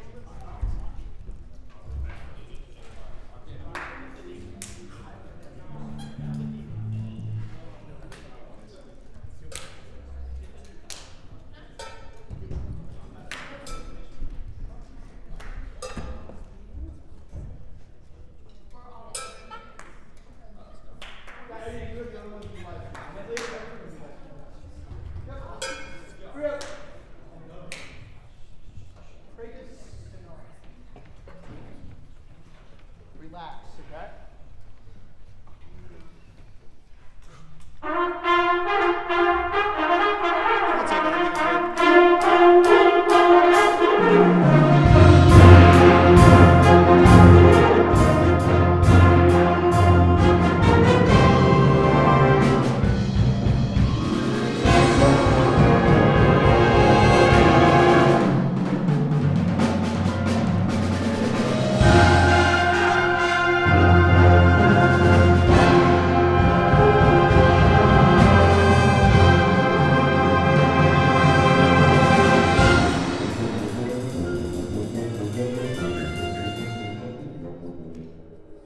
To be with you today. Thank you so much for letting me spend this time with you. I'm from this area of the country. I actually grew up in Maryland, so it feels like a little bit like I'm home. So this is neat. This is just first observations. This is a very well instrumentated group. I really appreciate that. There's a lot of stuff going on. We're actually able to feature some piano. We actually have some bass over there, stuff like that. This is great. Balance-wise in this hall. So this information could change in a different place. I would say timpani, be really careful. Do you have harder mallets? Okay, if you do at home, and you can find the hardest mallets that for this piece that you can play with that aren't wood, in other words, that do have a really tight felt on it, that'll give a better crispness to the opening of this. And so that's what I would suggest at the beginning. Could we start at the beginning? And I'm going to have you keep conducting. You're going to do a lot of work today. Great. So yeah. So at the very beginning, what I'd like to hear starting out are anybody that plays the opening licks of this. So I think it's trumpets. Horns, yeah, trumpets. Yeah, I just want to hear trumpets in the first couple measures, and I'd like to hear the clarity of the trumpets.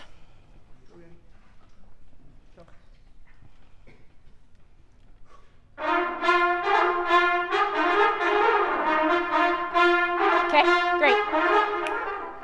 Da-da, da, da-da, da, this tempo. And I want it really clean. 2, ready, and go.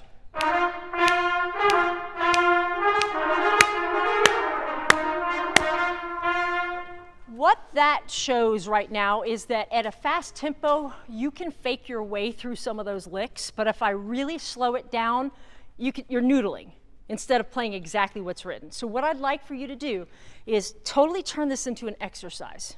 I want you to play it. I don't want any slurring. Ta-ta, ta, ta. It's going to be so cheesy square.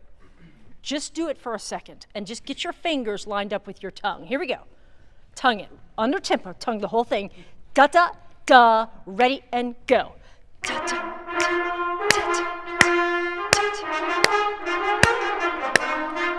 That's correct. How just hokey that is, that's what I'm looking for.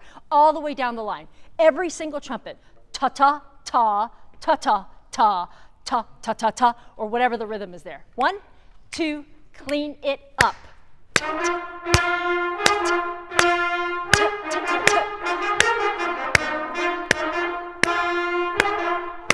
Cool. So the first thing I would do in my individual practice is that's what I would do. I would practice it like that, and I would practice it at 3 tempos every single day on your own before you come into class or after class in the evening. I would practice it at so slow that it's perfect. I'd challenge yourself, and then I'd go at tempo. And I would do that every single day until the muscle memory is really clear all the way down the section. The joy of a big trumpet section is it's a lot of power. The heartache of a big trumpet section is it can be really dirty. And so we just got to clean that up a little bit. Does that make sense? Yeah, this is going to be fun. Now, for fun, at the beginning of that, you do have some slurs. Do-da-da, do-da-da. Would you play that first measure and just nail it? We're going to get everybody else in just a second. 2, ready, and go. Do-da-da. So, is that quarter note on beat 2, or is it before beat 2? What does your rhythm say there? Is it 2/16, an 1/8 rest, and then a quarter? So you don't want to play that quarter note until beat 2. Da-da-da, da-da-da. 1, 2, put the slurs in, go. Da-da-da, da-da-da. Great. By playing it early, you're actually making the groove not work. Now go faster. Da-da-da, da-da-da. 1, 2, ready, and go. Da-da-da, da-da-da. That's better. It's already cleaner. So again, that's how I'd fix that. Now, go to the second measure. Da, da, da, da, da, da, da, da, da, da, da, da. Oh my gosh, so square, I know. Play it. 1, 2, you're gonna tongue it, go. Great, do it again and play it shorter. Da, da, da, dee, da, da, da, da, da, da, da, da. Ready, and go, and. Perfect, or close to it. Now, put the slurs in. Da, da, da, da, da, da, da, da, da, da, ta, ta. Is that how it's marked? Which is interesting. I actually, da, da, da, da, da, da, da, da, da, da. I don't know that I would break it. Da, da, da, da, da, da, da, da, da, da, da, da, da, da. That is awkward. Yeah, we've not. Yeah, I would figure out what's going to actually groove there, because that's a little strange. Okay. All right. So play the second measure with the slurs in this tempo. Da da da da da da da da da da da. Ready, and go. Do you hear how it's mushy? Okay. So that's how I would clean that up. Now let's add in our saxophones. And what could we add in our horns? This is measures 3 and 4, under tempo. You may slur, but I want to see how clean you can make it. 1, 2, adding in measure 3.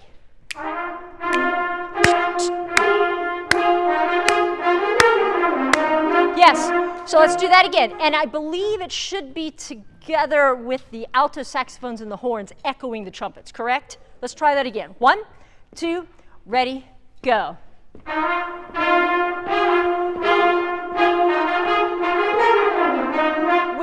When you come together as a team, horns and alto saxophones, when do you join the trumpets and you're playing the exact same thing? Do you know exactly when that happens? Yes, that was perfect. Da da dee da da da. So it's the pick up into beat 3. So trumpets, pick up into beat 3 of measure 4. Everything should be unison rhythm. Now that we know that, play measures 3 and 4. See if you can line that up. 1, 2, measures 3 and measure 4.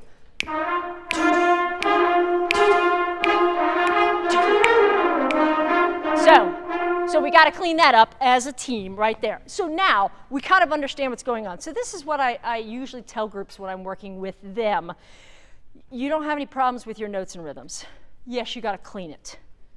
However, the most thing that I hear in groups when I'm working with them is that you all don't know what each other is playing well enough, although that was amazing, your answer, to know how to clean it and what's most important. So yes, that's really great. Let's go to measure 5 and put everybody in that's at 5. I'll jump down, and let's go for a few more measures and see if we know what each other's doing and we can balance this out. Here we go. Measure 5.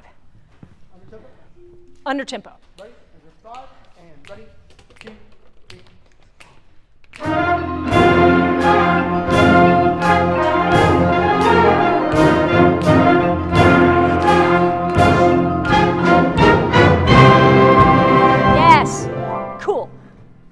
clarinets in particular, again, I'm just listening to you on the first time here, so learning how you're playing. I would say that do-da, da, do-da, da, da, do-da, da, do-da, da, da, dee, da, da. You gotta blow through the fast notes. I'm not gonna tell brass that because crazy things could happen. Okay, but will you do that? Would you put more energy as you have more of the 16th notes grouped together? Here we go, measure 5, everybody in. Sorry about being under tempo. It's just, let's get some clarity. Great. Ready? 5, 2, 3, and... Here we go. Yeah, it's just...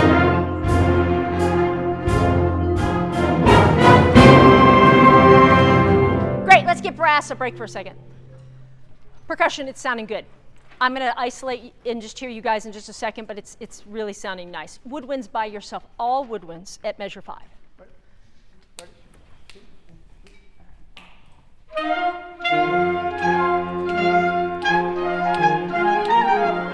Okay, clarinets by yourself, tongue the whole thing. Ta-ta, ta, ta-ta. 1, 2, clarinets, here you go.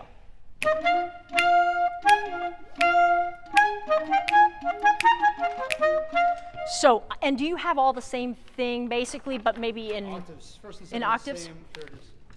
So what we want to hear all of those notes in the middle of that. Is that something you could on your own isolate at home and work on? You can sort of, just like the trumpets, kind of wash through it, but I think your sound is so important in making the jazz sound here that we've got to get you added into that. Could I please hear the flutes by yourselves? This is at measure 5. 1, 2, tonguing, go.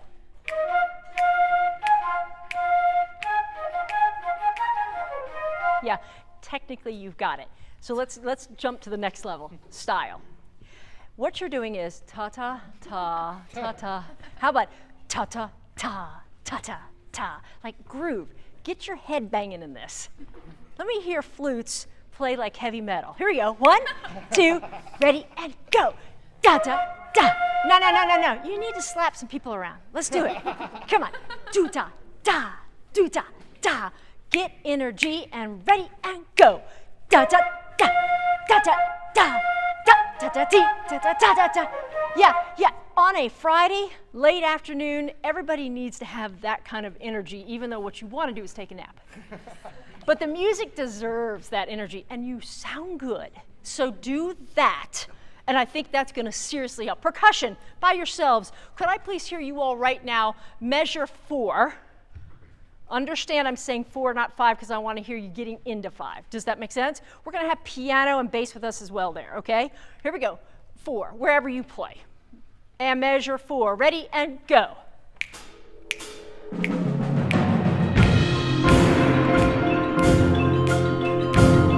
See how it rings too much. The empty rings. It's too much ring. Okay, so the question that I would have is it marked anywhere how long your notes are? And mallets, can you actually stop the sound at times? Timpani, it's ringing too long. Do you have rests, or is it all half notes and stuff? You might want to, when you have stuff hitting, put your hand on it and get a little bit of the sound out of the way, at least in this hall. I think that would help. Mallets, play your parts right there, right on 5. 2, ready, and go. I think it's just ringing too much. Take the pedal off and play it. 2, ready, mallets again. Does it say pedal? No. I'm wondering if you don't use the pedal there, and if that actually takes some of the ring off of it. Because the other thing I was going to suggest is like a stop, but I think it's going too fast to try to do any kind of stopping. So take the pedal off and don't let it ring that long. Percussion altogether, measure 4, with a little bit deadening the sound there. Ready, measure 4, and tut, tut, here we go, and.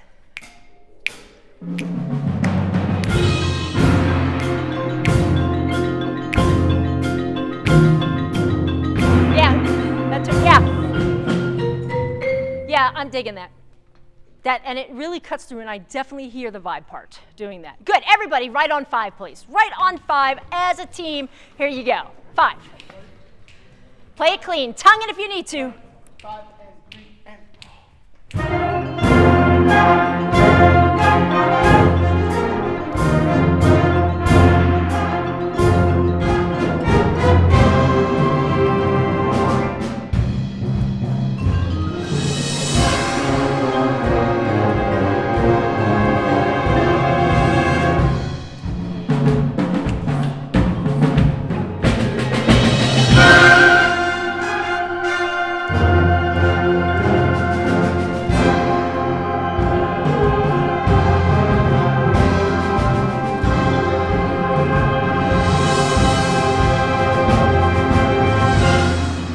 Cool. Tam-tam. Tam-tam might need to have, every once in a while, you actually put more of you against it to stop the sound. It rings forever. And you know that thing, you can hit it once and it's going to ring till tomorrow. So find places where you can kind of reset the sound and start it again. I think that will be helpful. Folks, I know it's really crazy to do this under tempo, but it's grooving really, really well. And we're going to bring it up to tempo in just a second. But before we do that, I'd like us to go right now to measure 9. And here's why. The flutes are going to be like, yeah, totally. And clarinets. You have these long notes. And they're just loud. And I think the composer is giving you an opportunity to make a decision on what you might do with the volume on this. So for instance, when we get to measure 9, do we want to just have a block of sound, or do we want to play a fortissimo, and not a forte piano, but a fortissimo back off, one level of dynamic, and then crescendo to the beat 4, and then release on 4. Play right now fortissimo wind players only for 4 beats, and you're going to literally cut it off on 4. Ready? Here we go. This is 2 before 11, your note. 2, ready, go. Okay, but I think you played that a lot louder when you played it a few minutes ago. I think it was really, really loud. Go ahead and play it the way you did a second ago. 2, ready, go. Now, that's what you're going to do when your adrenaline's going. I'm wondering if you should actually play it and as if the floor dropped out. Play it one level softer. So you're going to hit it, come down, and then crescendo to 4. Try that. Not forte piano. No slap, no accent. It's just da, da. Try that. 2, ready, and go. But it distorts in the trumpets. At the very end, it got out of control. Try it again and don't let it distort. 2, ready, and go. That's what I would do. I would mark that in. I would try something different. Then you actually do have a forte piano. The question is, where do you want a crescendo? And I don't think the piano happened. No. There's no bassoon, right? No bassoon. Could I play bass clarinet? Yep, bass clarinet, baritone. Great. Could I hear right now everyone except for bass clarinet, bass saxophone, trombones, euphoniums, tuba, no electric bass, no mallets, no percussion 1. Could I hear everyone else in the band? Everyone that has the long note. Will you please play forte, and then would you go to the softest you could absolutely play and just stay there for a second? Here we go. This is 11. This is at 11. 1, 2, at 11. Here you go. Some of you might actually drop out of the sound for a second to make it happen. And then you're going to sneak back in and crescendo. So what I want you to do is hit, and I want you to stay at pianissimo until about beat 2 of measure 12. Then crescendo for those last several beats. Try that right now. We're going to do it in slow time. 2, ready, go.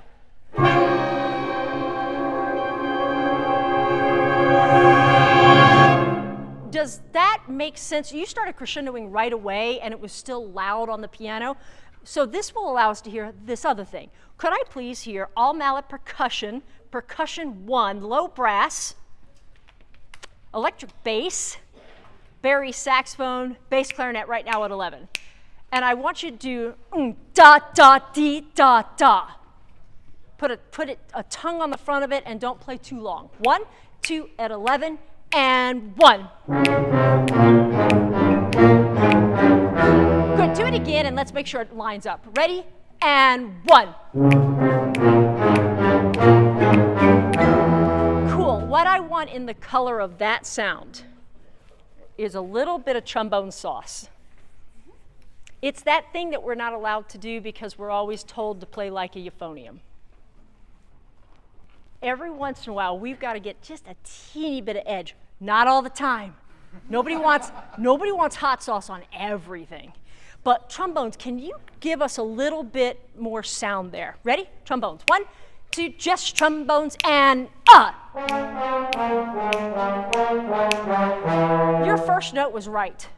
And then you thought, oops, that's too loud. No one will like that. Do it again. Play them all that strong. Da, dee, da, da, da. Ready? And da, dee, da. But guess what you're doing now? You're playing them longer. What we want to hear is the front of the note. 2, ready, and boom. Da, da, dee, da, da, da, da, da, da. Good. The tubas behind you might play a teeny bit longer. Let them. You're putting the sauce on the front, and they're putting the PHATTNESS in the sound, okay? So let them play fat right behind you, and that'll be great. Let's put in the string bass with it and any mallet parts. Right on that? 2, ready, and Great, now anybody that has it. Anybody that has it. 1, 2, you got this, go. 1. Cool. Mallets, notice that you're typically ahead of everybody else. Hard to tell because you're behind them. So in this case, you're just going to have to watch. It's going to be hard to listen and do that. Yeah? No. Whenever it's that rhythmic, the pedal mars it. So I wouldn't put the pedal on that. And then if you get into long stuff, I don't know the piece to know if it gets longer later. You'll use the pedal, I'm sure. But can we put that together, measure 11, forte piano, stay out of the way of all of that other stuff, and then everybody can crescendo in the second measure. 1, 2, everyone at 11.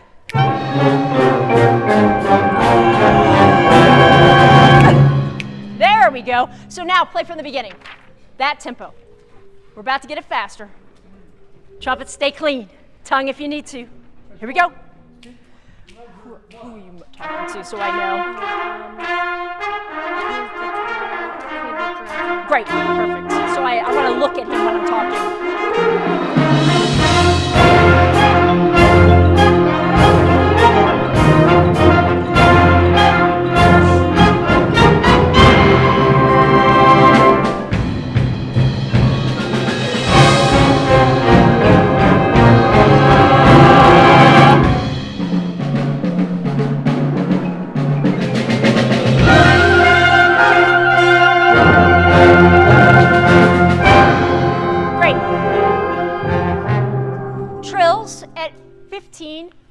Could you hear the melody really clearly behind you? That's because you're too loud. So when you do that trill, you got to forte piano that. Which, if there's a piccolo playing, which there is, that's not even a fair fight. So is someone doing piccolo? Piccolo is auditioning for. Totally fine. Yep. So we don't have to worry about when the piccolo's here. The piccolo has to do what the piccolo has to do, right? But everybody else, can you hit it and get out of the way? Yeah. Can you hit it and get out of the way and allow the cool stuff to happen behind it? We're at 15, everybody. You got a long note, get out of the way, and let's listen. I think it's trumpet land. Yep. Let's make sure we can hear the trumpets. Here we go, 15, everybody. Sup, 15, and go.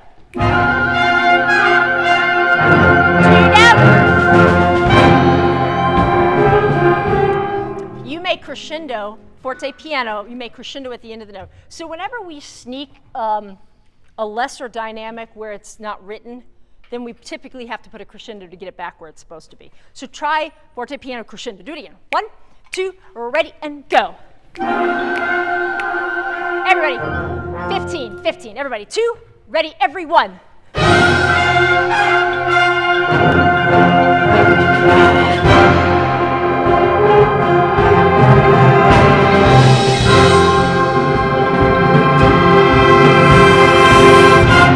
One trumpet got too much. So sauce is great on trombone. Sauce doesn't look as good on trumpet.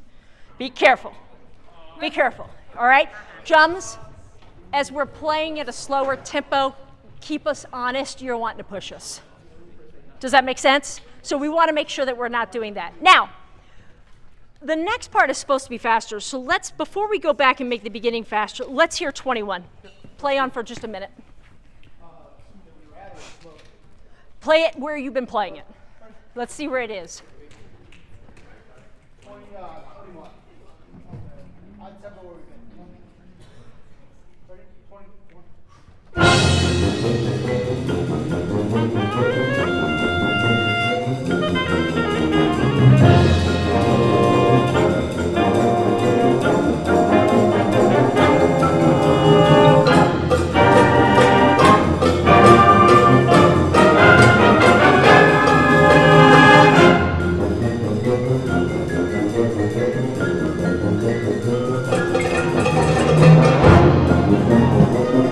Stop the sound. Stop the sound. Stop it. Yeah, don't let anything ring.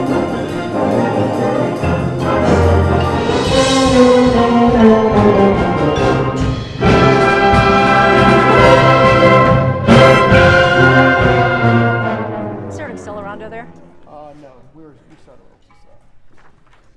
Well, it just jumped right there. Yep. Yeah, it's been.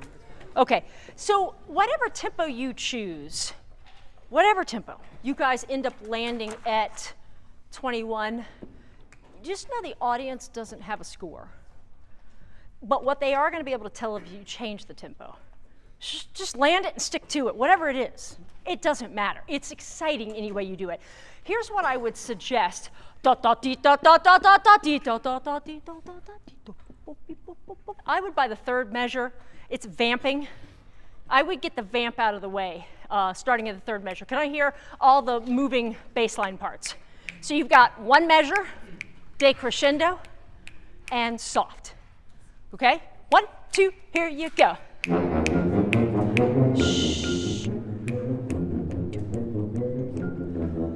That's what I would, that's totally what I would do.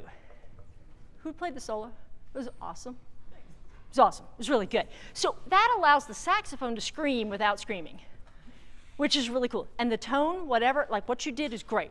You don't have to make this classical. I mean, I don't know if you have a jazz mouthpiece. If you have, that's fine. What you're doing is great. You could, that's what I'm saying. If you had one, you could actually switch it out there. But you sound great, okay? So can we do 21 again? And this includes all percussion. And timpani, you got to deaden that stuff. It's just ringing for years back there, okay? 21. 1 and 2 and 1, 2, everyone, and go.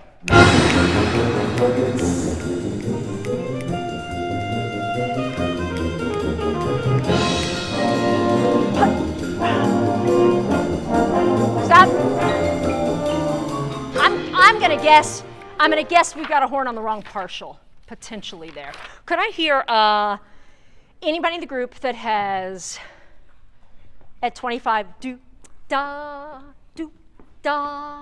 and when you hit the second note, it decays. Do, da.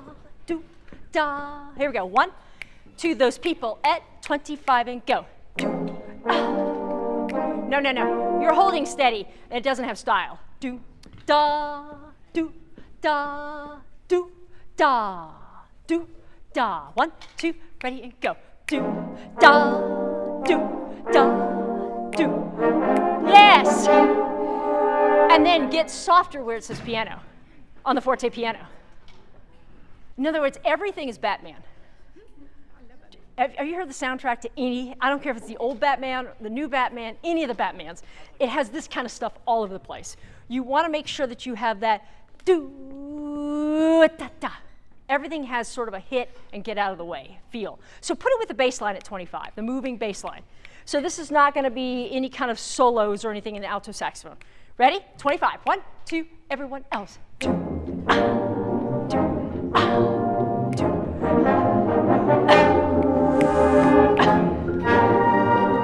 Trombones. The forte piano, that's not a sauce moment.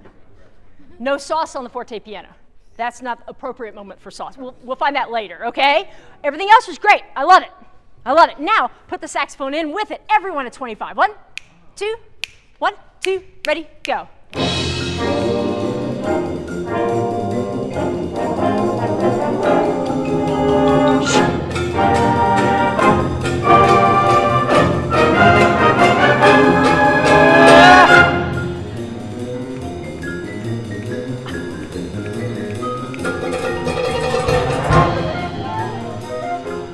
vibe. That's wicked cool. Let me hear your part by yourself at 34. 1 and 2, you're doing great. 1, 2, ready, go. Use your pedal here. Use your pedal here a little, but you're gonna have to pedal a lot. 1, 2, and 1, 2, ready, and go.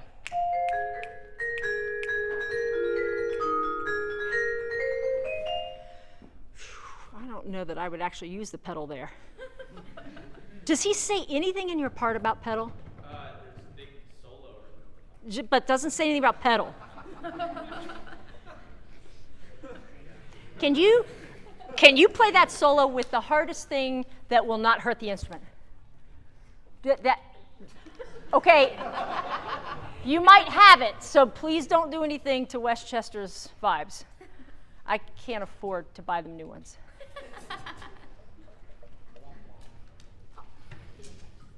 Now, no pedal. Hit it again. What were the other ones you found? Were the other ones the ones you were using, the ones beside you on the floor? Do you have another option, a third option? No, that's okay. Hit those right now by yourself, no pedal, and hit them really hard. 1, 2, ready, and go. Yes, I would actually buy that version. That's good. Yeah. Okay, 33, put it together, everybody's in. We're getting out of the way of that, that's what's important. 1 and 2, 33, everyone, here we go.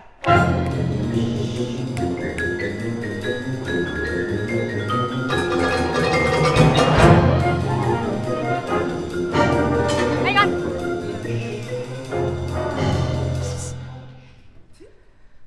The cowbell. Would you please start your solo and crescendo? So start a little softer. I don't know if it's going to work. Go ahead. 1, 2, ready, go.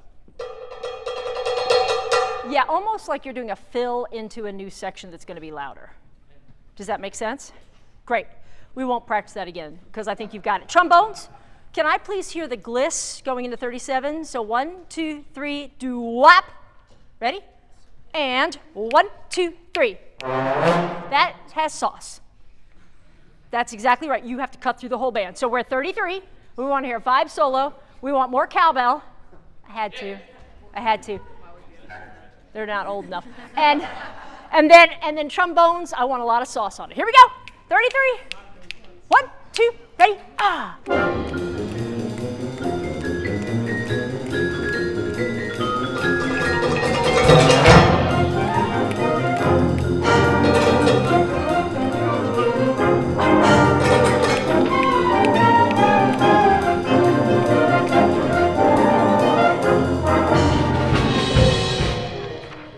I saw your bracket and I wasn't sure if you had a repeat in there.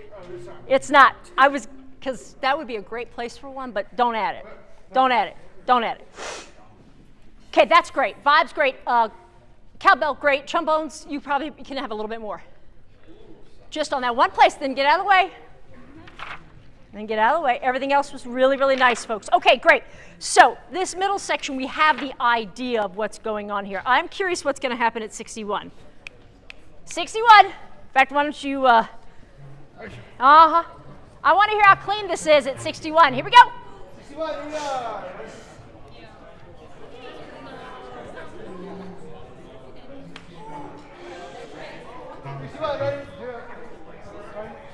Come on, show off. Here we go.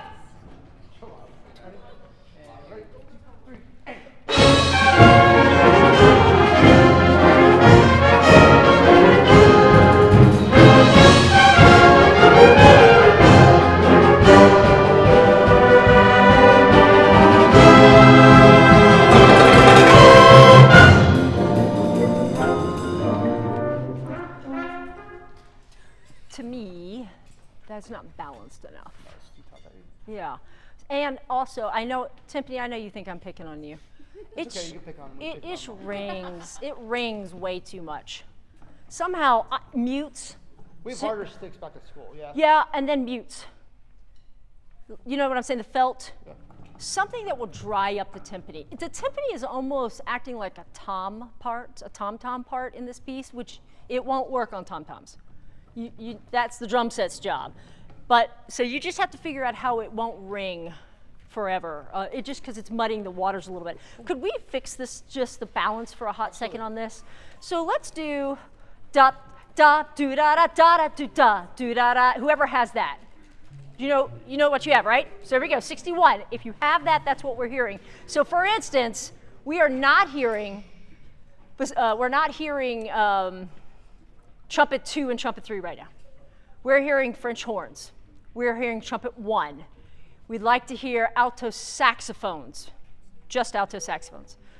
Just those folks, please. And could we have mallets? 1 and 2 at 61. Here you go.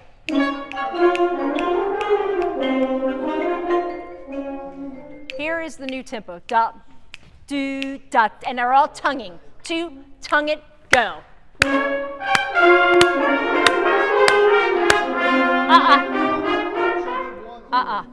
Trumpet 1 only. Da, da, da, dee, da, da, da, da, da. I want totally tonguing. 2, play in this time.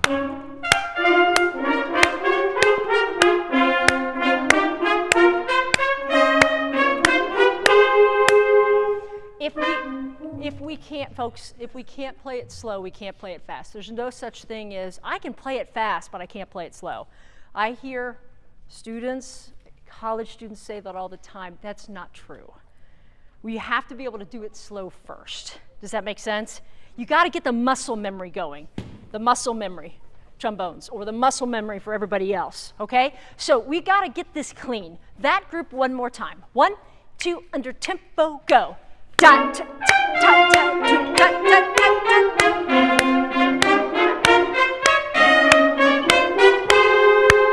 Cool.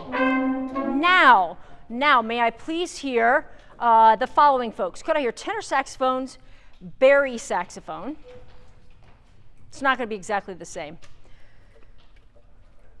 Let's change that. Let's hear tenor saxophone. Let's hear trombone 1, 2, and 3. Tenor saxophone, trombone 1, 2, and 3, and bass. Okay? 61. 1, 2, ready, and go.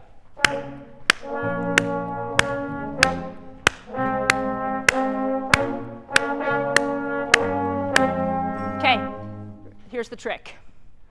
Da, da, da, da, da, da, da, da, da. I'm just singing 3 different lengths of note. Da, really short. Da, D-A-H. Decay, really fast. And then da. Da, da, da, da, da, da. You can even figure the first and the third one to be similar. Da, da, da, da, da. Play it like that. Say it. Don't play it. 1, 2, say it like that. Da, da, da, da, da. Play it like that. 1, 2, that group. Here we go. Da, da, da. What you're doing is da, da, da, da, da, da, which means there's no style to it. And I see the way the tie, but the style is what we have to interpret as the player. Da, da, da, da, da. 1, 2, do it again. Here you go. Da, da, da, da, da, da, da. Da, da. That's it. That's it. And then when you get to the long note, get out of the way. Don't just blow through it. If you're playing orchestral music, you're going to blow through all of this.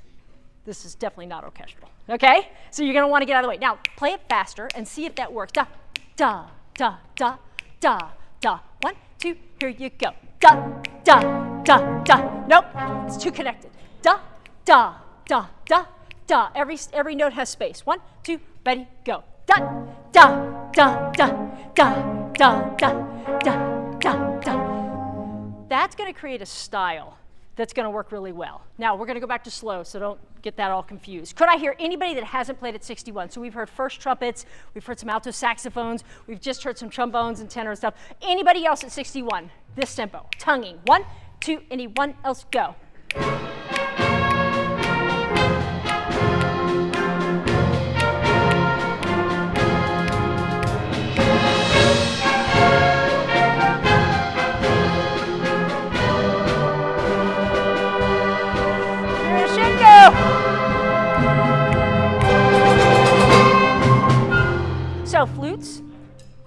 probably clarinet 1. Yep. Probably trumpet 2 and 1. Yep. Okay, all of you guys with long notes, that is 1, 2, 3, 4, 5, 6, the 7th bar after 61. Anybody with a long note, if you will get out of the way, crescendo just like it's marked, and then pretend that's your marking in the next 2 measures. Do you notice you have a whole note and then 2 half notes? If you went da, da, da, da, that creates a musical line. Can you make that happen? Okay, that would be great. 61, put it together, everybody. 1, 2, at 61, ready and go.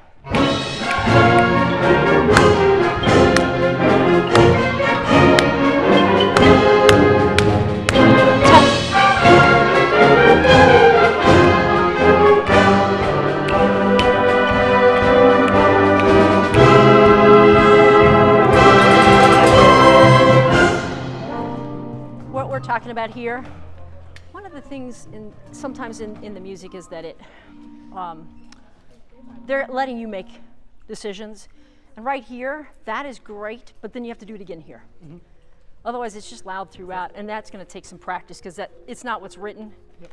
And so I would suggest adding that in. Okay, folks, in my 40 minutes with you, here's what I know. You're very talented. You have a good work ethic. There are some really, really fine soloists in the groups. I'm just listening to individual sounds as I'm walking around. You've got some really great players. There's some fine percussion playing, really good percussion teaching happening. So I don't know who's doing that, but that's really, really good stuff. So bravo. What is your instrument? Clarinet. There it is. I'm trombone, yeah. So, but listen, that's some refined playing back there that's really, really good percussion. So what you can do every day in class is run the music, or you can really break it down and decide every single day that you're going to figure out what to make better. Because there's always room for improvement, even in professional ensembles. But now is where it gets hard, because your band director can't do this by himself. He needs your ears participating in the process. So when you have a part and it's just sort of boring and you're just playing this loud thing on and on and on, you have to decide, how am I going to shape that? Because he's got so much he's got to worry about and fix. He can't do that for every single section. Does that make sense? The other thing you can do is you can listen around. Does someone have the same part as me? And can we talk and work out something we're going to do together? So if someone has something similar like clarinets and flutes, you guys are allowed to have a conversation, and the oboes, and decide how you're going to fix something. And I think that how you're going to make it musical, and that will work really, really well. So now, let's just go back, if we could, beginning of the piece. We're going to gather in a second. Okay, great. Go right to the beginning of the piece, and I want to hear it a little faster, but not all the way up. Okay, so to me, in this piece, the ultimate marking on the score is not as important as the groove. Play it clean at the groove, that's what we want. So what would be the normal tempo here that you would be doing? We've been going around like 1, probably too fast. We've been about 12, 15 clicks. Above this? No, below. Below? Below. So right around 120. try that at the very beginning. Okay. And then that would be around 145. Try this at the beginning. Step at the beginning. Yeah.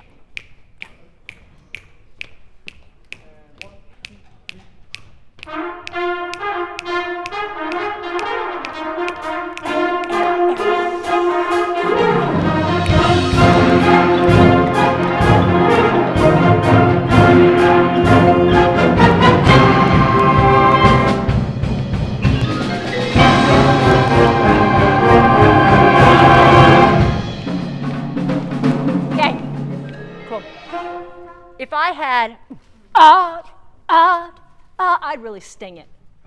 Tubas, that's totally legal as long as you get out of the way. Hit it, decay. Does that make sense? That would be the one thing I would change. Then dot dee dot dot dot. You guys remember I said sauce? You are not going to win against this many woodwinds, even though you are a trombone and in your head you're going to think you're going to win. You will not win against this many. You have to play out, okay? Do that again, very beginning. I wouldn't go any faster than that right now.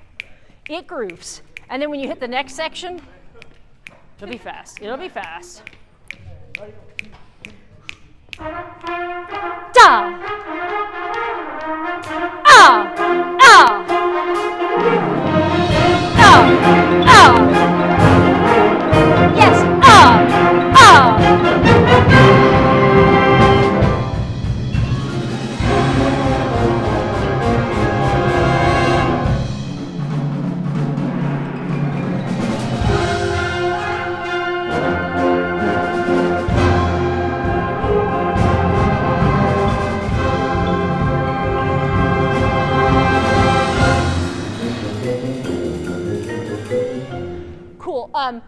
Is this your drum set from home? Yes. I would make sure that none of the heads are rattling on the toms. They're a little fluffy sounding, so don't worry about that right now. But at some point, I would tune the heads. I think that will really help. Tubas, yes. That was great. Put some power behind it. That's great. Trumpets, your job is to play the tuba part at the beginning. Do-da-da, do-da-da, do-ba-da-da, ba-da-da-ba-da. Does that make sense? That way, when they come in, it's not such a shock. Again, from the top. Are you doing this tonight? Yeah. Okay, great.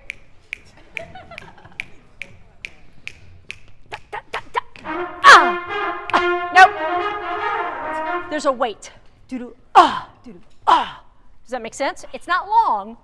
It's not long. It just has energy. Do it again.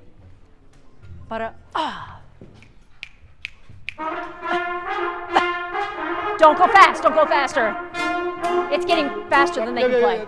It's too fast. That was right. Even more if you can do it, if it's not too much. If I think this goes too fast, it sounds frantic. So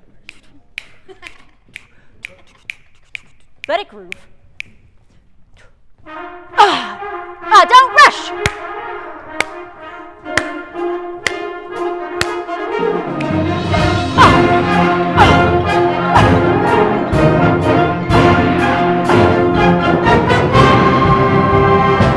That note's boring.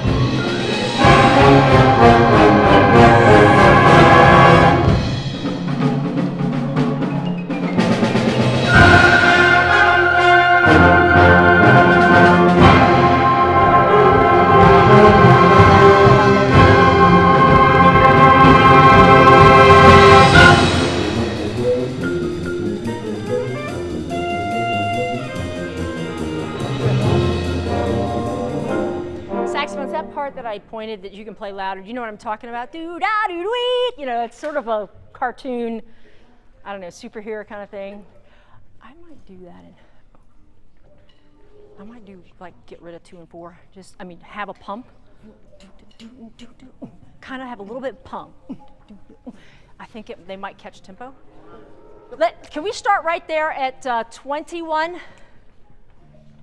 Anything you do at the beginning that's a little slower that makes this part sound faster without being too fast? Absolutely. Smart. Okay. 21, yeah, let's do it. No, your feet are going faster than the tempo he's going to take, I guarantee you. Why don't you give him a little pump of what they're going to... There you go. Get your feet going on that.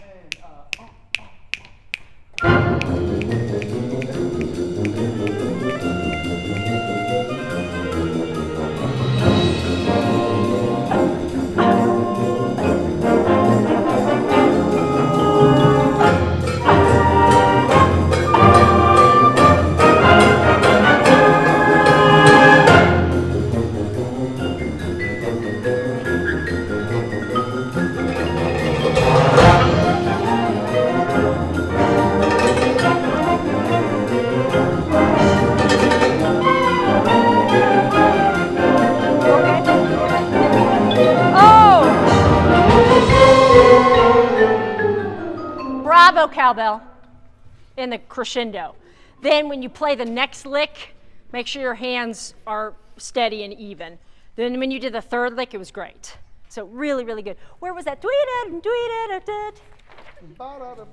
Yeah, it was really, really so good until the third measure of that. You're like, where the 16th notes happened? Could you play 2 measures and stop? Let's just bask in the glory of those 2 measures. So whatever measure that is that you said playful. 41. 41. 2 measures and stop, please. Woodwinds, right? Woodwinds. The blue eyes, yeah. Upper woodwinds, right? Ready? 41. Ready? 2 measures. Ready? And 4, 3, 2, and. Great. That is so lovely. Now let's go to measure 3. And let's take measure 3 slowly, and let's go dot do da dot do da da ta ta ta ta ta. Would you tongue it, please? Really hokey, so cheesy. Ta, ta, ta, ta, ta, ta, ta, ta, ta. Ready and go, and ta, ta, ta, ta. Again, ready and go, and ta, ta, ta, ta, ta, ta, ta, ta, ta, ta, ta. Yep, put your head into it. Again, ready and tongue it. Ta, ta, ta, ta, ta, ta, ta, ta, ta, ta, ta. Great, now put the slurs in it, but your fingers must be exactly in time. Da, do, da, da, do, da, ready and go, and da, do, da, da. Guess what you lost when you slurred? Not your fingers, your air.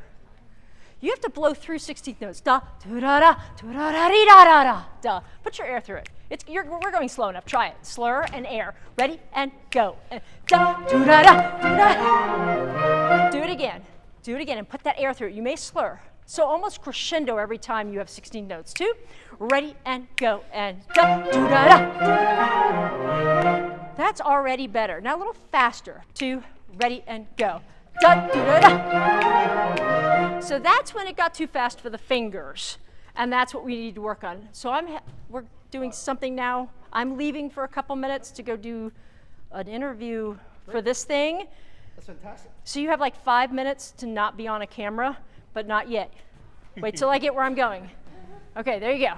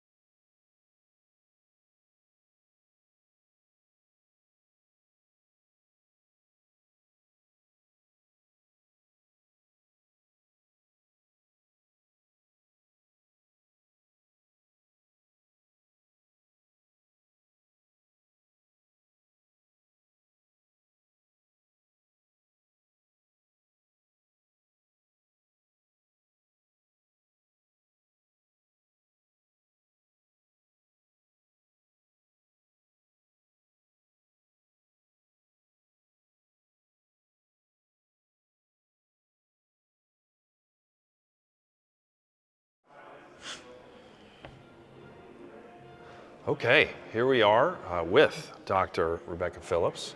They're down a couple of tubas, so I actually sat in the back. So That was awesome, by the way. Yeah, I was not fishing for a compliment. No, but it was. Did you notice how good I sound as a professional in that? You sound so great.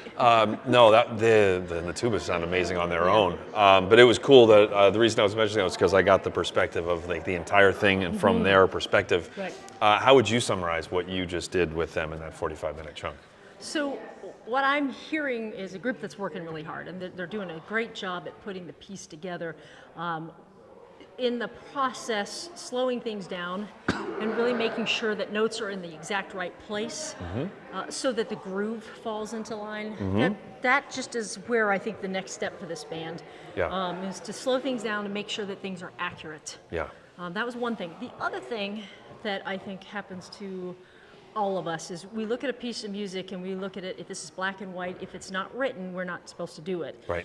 But I do think that composers leave the interpretation up to the players and the conductor Yeah. to make those musical lines happen. So if you see this whole note that's tied over to another whole note, rarely do you just sit on it Sure, of course. and not do something. And Yeah. so I think we're trying to allow them to have the opportunity to begin to make those decisions. That's great synergy, which I'm positive you two didn't talk about it, but because this is what all great clinicians talk about, is that Greg Martin was talking about the exact same thing in a different way on a different piece about just kind of ownership and making creative decisions rather than just being passive. Yeah, And absolutely. I loved the detail oriented of what you just did. You know, the the difference between good players and great players, good bands and great bands, good conductors and great conductors is not a few really huge things. It's like 1,000 really small things. That's and, right. And the groove was like really good, but there was a couple of da is like coming early, Right. as you mentioned, Yeah. and you know, and the weight was, and then a couple of times it just locked, and then it was like that's it, and it's Yeah. not that much different, and yet it's massively different. And I think sometimes, you know, we need to make sure we give our students the credit that they have the ears to hear it. I actually think That's they're great. very discerning, Yeah. and they might not know exactly how to describe it, but they can hear when something sounds good and when something doesn't. Yeah. And have been since they were little children. And so I think you're right. Empowering them to use their ears and make some of those decisions, I think, is really important for, Oh, that's their great. growth. And that's the kind of thing that they will take with them also, which is I think is just hierarchy is so much more important than simply you need to lower the third of this chord, which is very important. It's Yes, gonna play, you know, sure. I mean, but this kind of leaves them with a lot of more macro concepts. So Right. anyway, Yeah. all right, let's get you Great. back in there. Thank you. All right.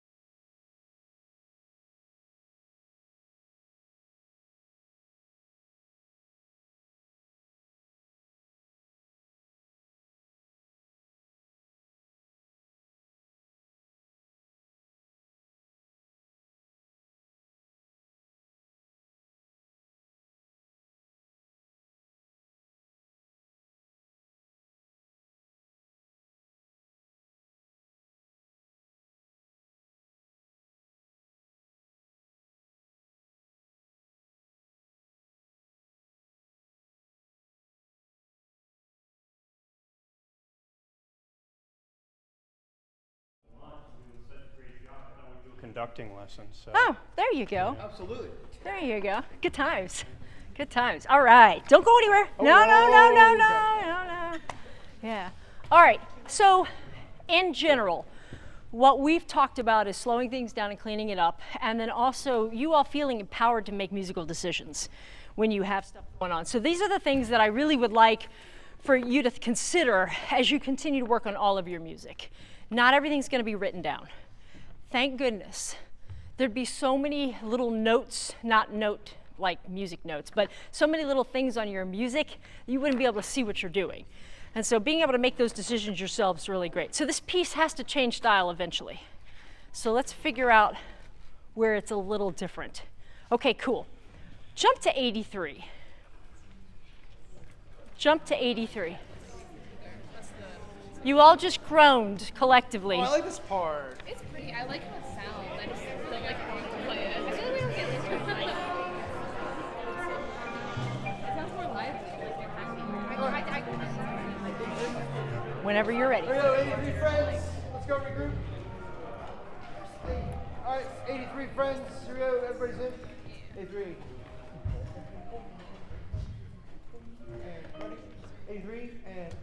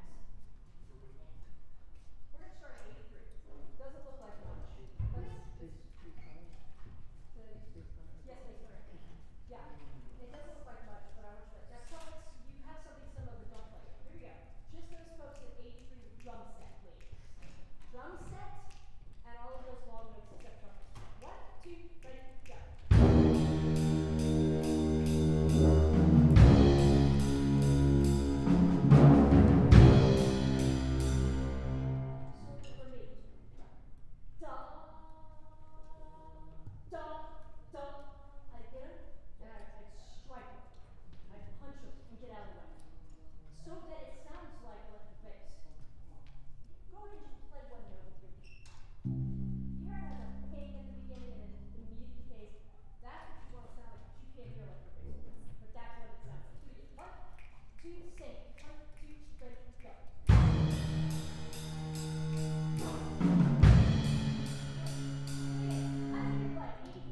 Everybody that has that low stuff in all the tubes, all the here we go. 1 and 2 and 1, 2, here we go.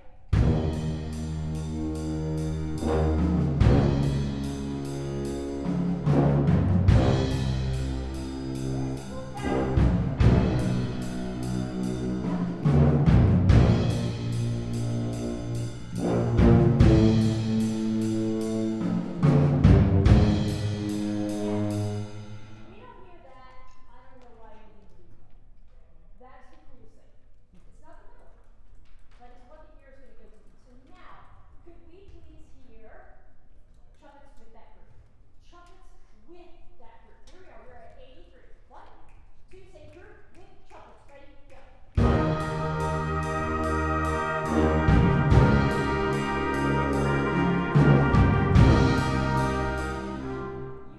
this like it's a ballad. It has a sense of a ballad, but it has to be sung on the front of each note. Da, da, da, da, da, da, so that we hear the front and the changes in the notes. Do it again. That's what I'm putting with these guys. You have the same thing, but you're more the melody. 1, 2, and 1, 2, sing, go.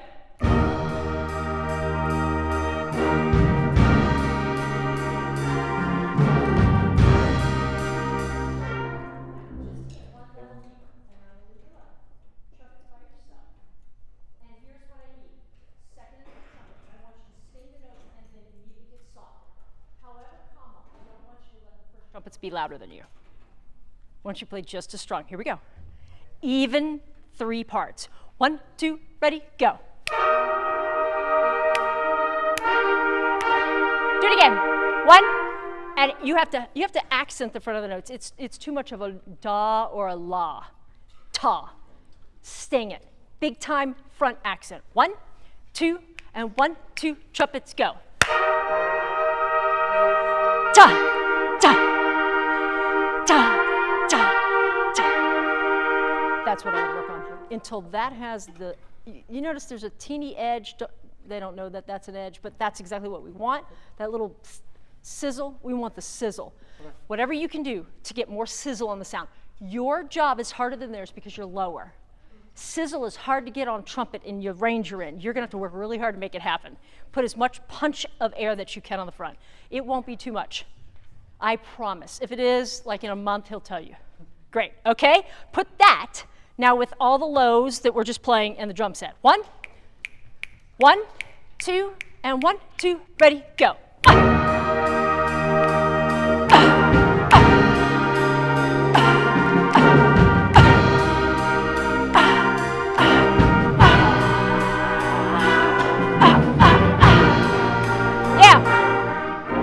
Part, when they have 2 quarter notes, you need ba-do-ga. I don't know if it's in your drum set part. When the quarter notes happen, get with him, figure out when they have quarter notes, you need to be slamming down on that drum set for those 2 beats because the groove just can't keep going for 16 measures. You got to have somewhere where you actually hit something, especially in this little bridge within the tune that this piece is, okay? Great. Now, here's the gravy. Could I please hear the 2 different gravy parts? It's going to be horn, let's see. Nope, trombone 1, euphonium, tenor saxophone, alto saxophones. Let's hear you guys right now. It's first of 2 gravy parts. 83. 1, 2, at 83, ready, and 1.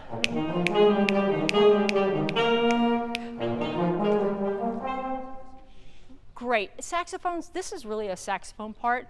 So you're going to take lead, euphoniums play into the sound of the saxophones.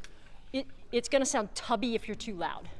Put a lot of accent on the front and try to stay out of the way and blend with the saxophones. More trombone, please. 1, 2, at 83, ready, go.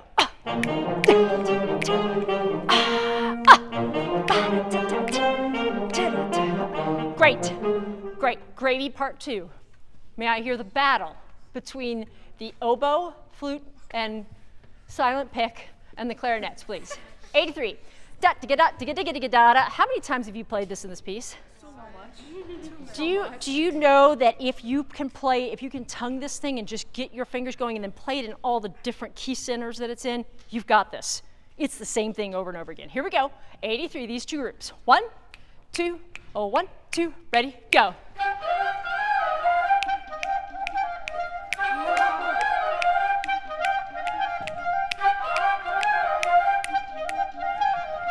Okay, so secret. You could play that just how you're playing it, and everybody like, oh, that's cool. If you can play it cleaner, everybody's gonna be like, mind blown, okay? Can I please hear the saxophones, trombones, the 8th note part with the crazy part? Okay, drum set, you're with us. We're at 83, ready? 83, just drum set, flutes, clarinets, oboes, and the 8th note part. 1 and 2 and dot, dot, here you go.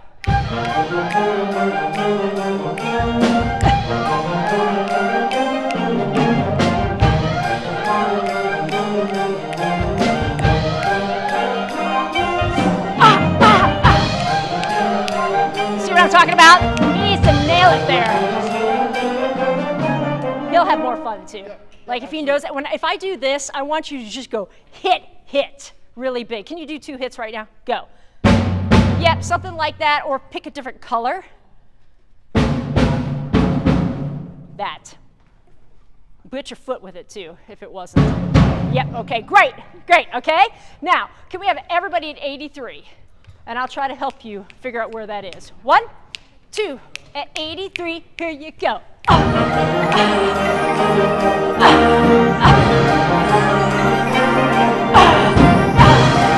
Not yet. Ready? Yes.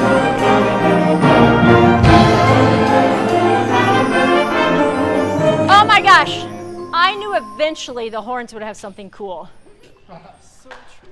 Could I hear the 3rd trumpets and the horns right now pick up in a 91? By the way, you are now the most important part in the piece. 1, 2, 1, 2, 3.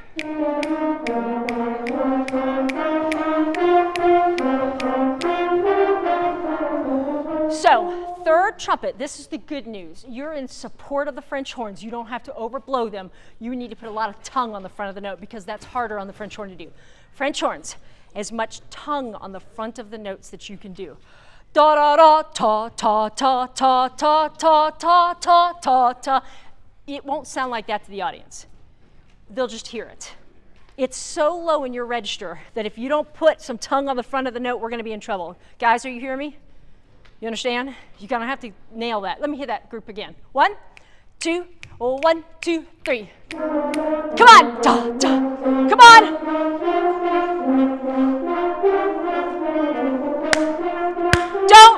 Don't rush, and da, da, da. Those 2 8th notes trombones, they're in measure 4 before 101. Nail them. You have 2 8th notes. You're a horn part for just 1 beat. So nail that. Okay, we want that to cut through. Everybody, that's the most important part. Horns, can you play any louder? Just for fun. I'm almost afraid to ask this. Horns, no trumpet. Ugh. Let me do this in groups. First 4 horn players. Would you all please go ahead and play this where it almost has a rasp behind your bell? I'm going to ask you to play just the quarter notes at 91 and 92, and I want the people behind you to be miserable. Do you want that loud? Nope, I just want you to play exactly, but I want you to play with so much air that the trumpets and first trombones don't like you, okay? Don't play longer. Don't play longer, just play louder. Ready? 1, 2, ready, go. No. What's the first thing I said? Don't do what? Don't play longer. It's like a shotgun of air. Ta, ta, ta. 1, 2, air, go. Yeah. What they're hearing, we don't hear. Like behind you is miserable. right now. But that's how loud you have to play in order to get a French horn sound. Okay? Make sure that you don't scare your pets at home when you practice. Okay? Could I please hear 1, 2, 3, the next 4 French horns do that?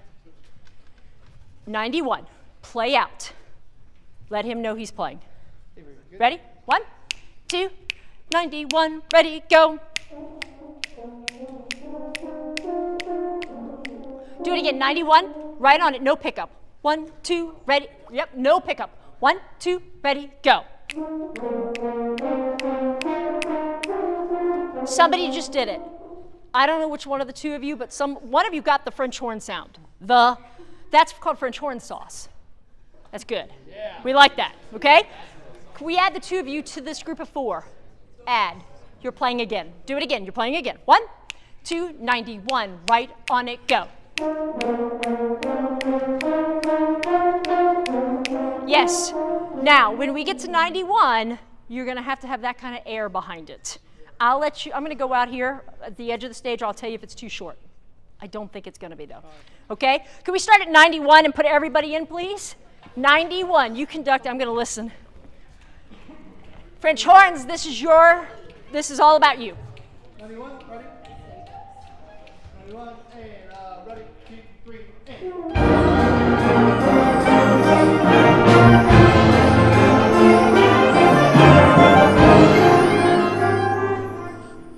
You all right here are fine. You don't have to play any louder. I need the 4 of you to play tons louder. Understood? Yes. Again, you're used to sitting by yourself and practicing a beautiful solo. I'm asking you to play orchestrally, like huge sound. And it's going to sound weird. Trust me. I'm standing out here, and it does not sound nasty. And by the way, it doesn't sound too short. Do it again. Cool. Do it again. Come on, horns. Ready? 91. Come on!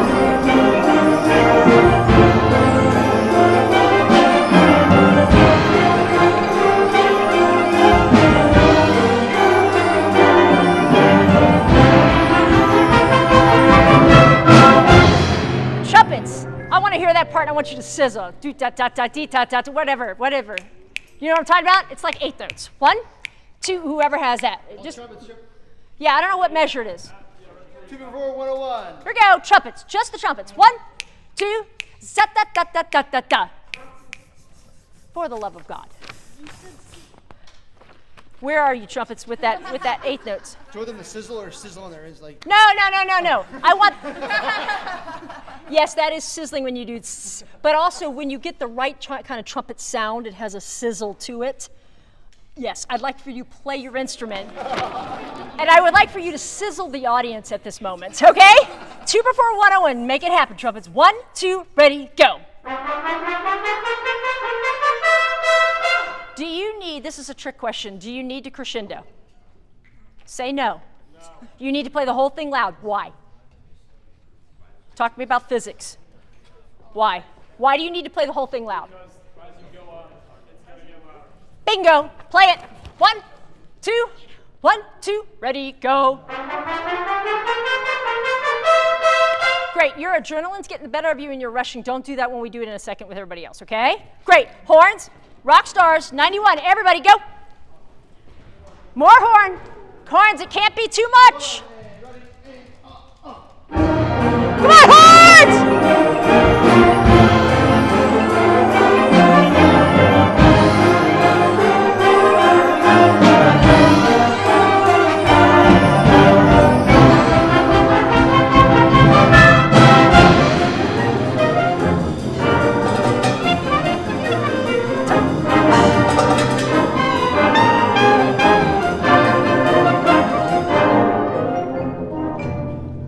Yeah, trumpets, I think that can be stronger, but just don't play longer. That whole thing. You have enforcement up here, but it needs to have that tone color of the trumpet within what the flutes and clarinets are doing there.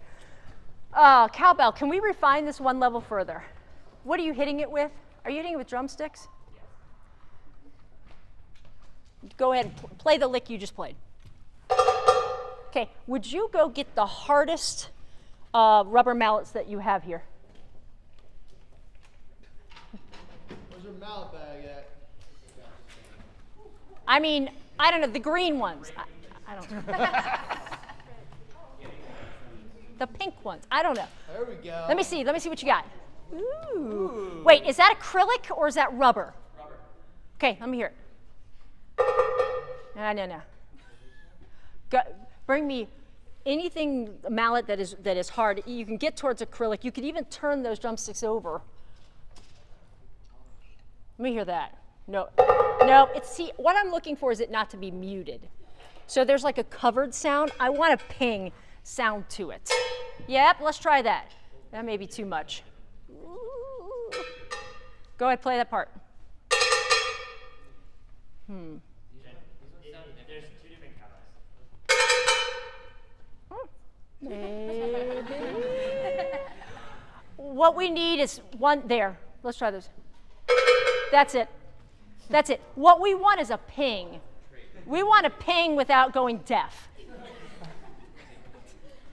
Great. Could we please play right 2 before 101? Everybody, we are 2 measures before 101. Trumpets, 2 before 101, this is giving you another shot at this. Trumpets, get your bells out of the stands. Trumpets, let's go.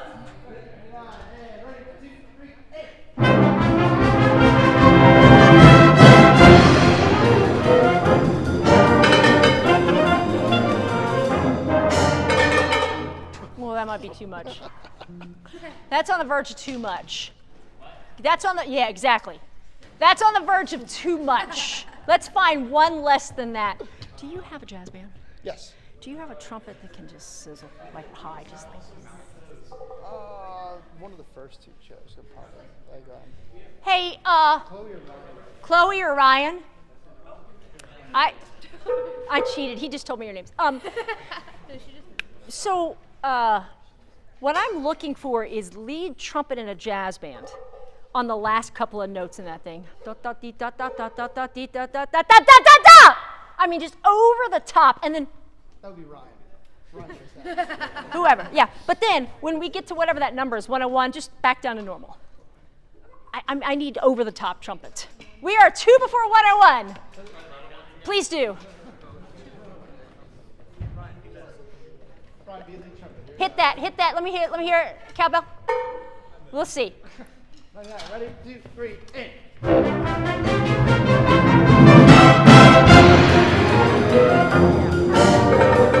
I don't like that. It's too covered. Listen.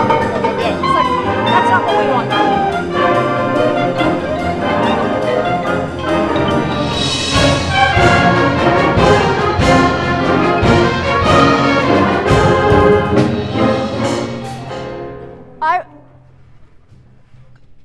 Go back to the drums. Do you have like piccolo snare drum? Just take this home and work on it. You need to find something that doesn't sound covered behind the group, that has ping on the front but doesn't cause deafness. So it could be the other ones you had a second ago, just not as loud. We have a student teacher back there who's a percussionist. There we go. Yeah. You're on video! That might be too thin. You know what I'm looking for? Just something that has more, that's not so covered. That's better already. That's closer. Backside, great. Let's try that. Hey, when you got to the part that it was like an interlude, 109? Yep. 109. Shh. You need to be aware of this. At the beginning of the piece when you have this in now, this part sounds like mush. It's because things are ringing too long, notes are too long. Would you please play 109 under tempo? Da, da, da, do, da, da, dee, da, da, da. Clip everything you can, please, right now. It's gonna sound hokey. Just do it for us. 1. Ready? 3, and. Done. No. In fact, do you have a wallet back there? Ryan, you have a wallet? Okay. We're gonna take, if you play this tonight, you need to ask, I'm sure they have mutes here. We need to find some mutes. You've got to put something on those drums where it doesn't ring. Okay. I don't even want to know. No percussion. Wind players, no length to note whatsoever. I want to hear you this tempo. Everything now is a staccato note. It's like you're bopping. Yep, 1, 2, ready, and go. Short. Dun, dun, dun, dun, dun, dun, dun.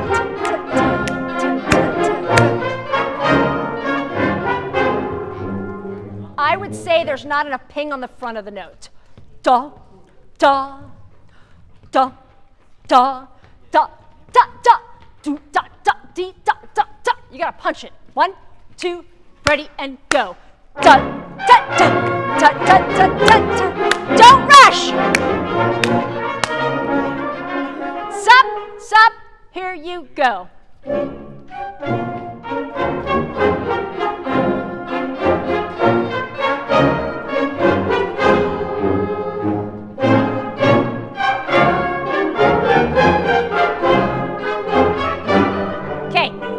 Not change the note length at all.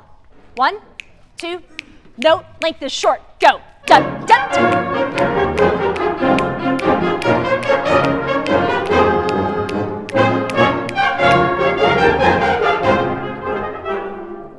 Let me just try this. This is very foolish. Try it. 1, 2, short notes, ready, go.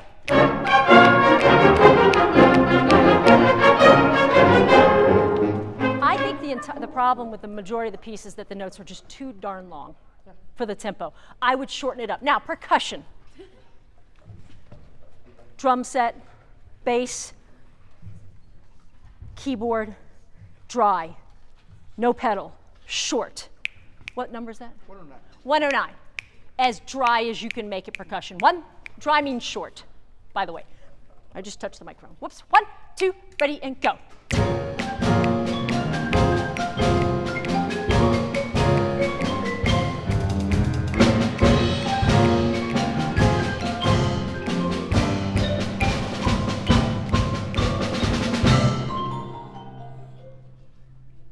What just rang for so long? Was it bass or was it, I think?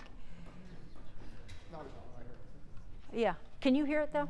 Yeah, I hear it. That's what we want to keep the ringing down. Play as dry as you can on the bass. Okay? Now, this tempo, it's down slower, wins. Play those short notes. Everybody, whatever that number is.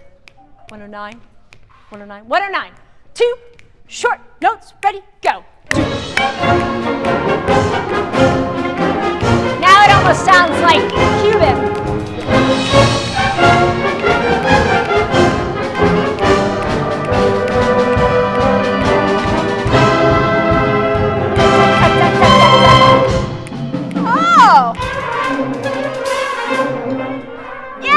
Trumpet sizzle back there. That was nice. Yeah, that was great. So I don't think I'd play it that short, but I would say that not, yeah. Could you try that again at 109, and would you just make it slightly longer where it's supposed to be, but not much? Are you understanding what I'm asking you to do? If it's a quarter note or shorter, it's as short as you just played it. Put the slurs in or leave it all tongue? Oh no, I would, that slurring will take care of it. All right, cool. So put the slurs in. Ready? 1, 2, 109. Everyone ready, go. The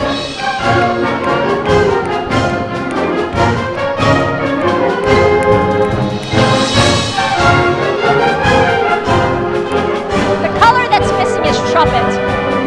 Please. There it is, yeah. So that's what I would suggest.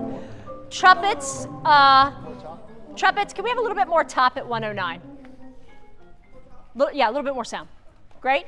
Okay, he's going to conduct, and then you tell me if you think it's too short. What? I like what we're doing. So Okay. I think it's Let's try. Let's try.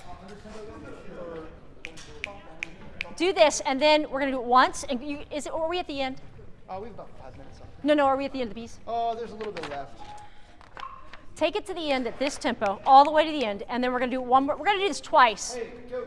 We're going to do this twice. Don't kill your chops. Once at this tempo, and then once up tempo a little more, and let's see if the shortness helps. 109 to the end. Keep it short, but you can slur.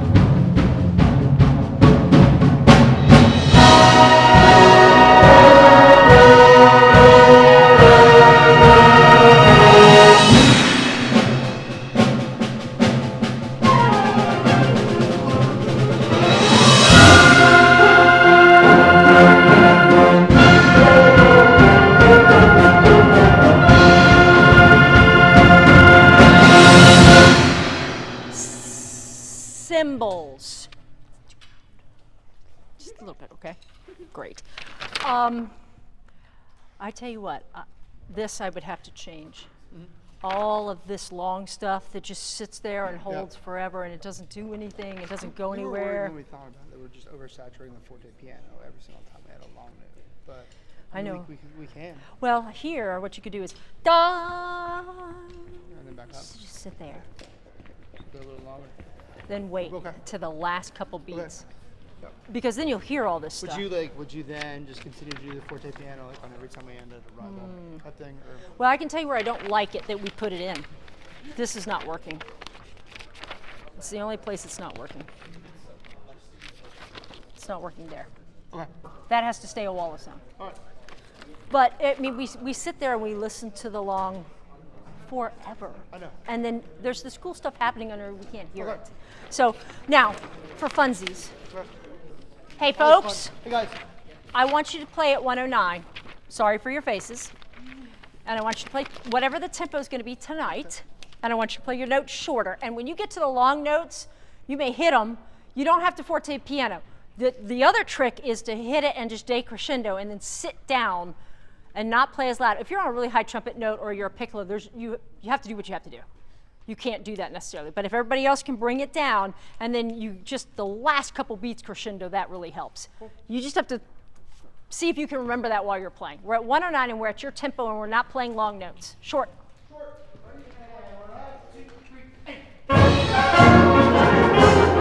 Is that the tempo you're doing tonight? Bum, bum, bum, bum, bum, Tonight? bum. Yep. So what's the tempo at the beginning?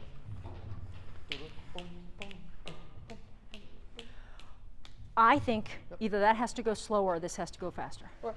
In other words, it has to be a separation. Yep. So you could make the first one funk, do da da do da da do ba da do ga ga do, and then when you get to this, 2, ready, go,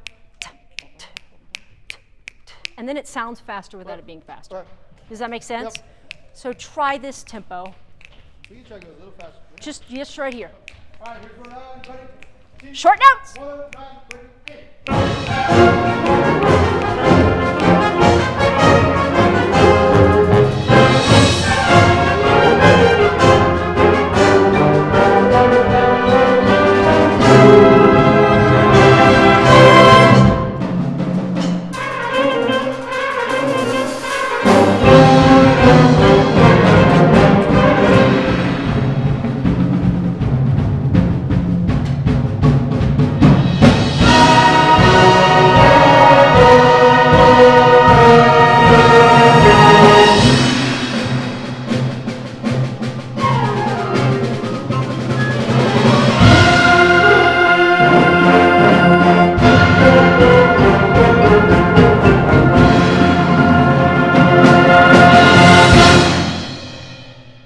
Cool. You had this little digga-digga-da, digga-digga-da, digga-digga. Where is that? Yeah, that's very cute. Drum set, will you listen to this for a second? Could I hear wind players that have 16th notes at 120? Drum set, just listen to this, okay? Here we go. Ready? 1, 2, 1, 2, ready, go. So trumpets, all wind players that have 16th notes at 120. We're doing this so the drum set can hear the colors changing. 1, 2, 120, wind players, go.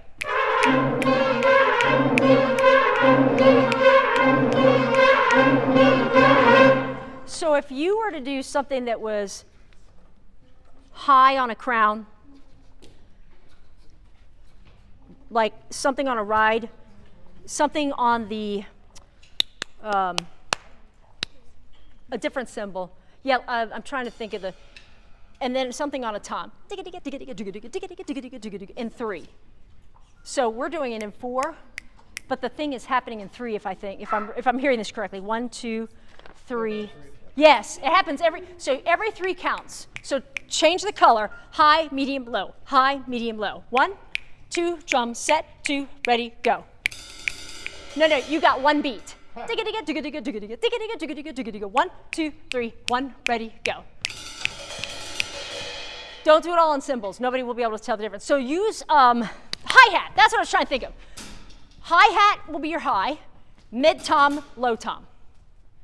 16th notes. So 16th notes. Digga, digga, digga, digga, digga, digga, digga, digga, digga, digga, digga, digga. 1, 2, 3, 1, ready, go. But you got the idea? Mess with that. Guys, play at whatever that number is. 120. 120. Yep. You ready? You're going to do this right now at 120. Okay, 120. Go ahead. And 1, 2, ready, and.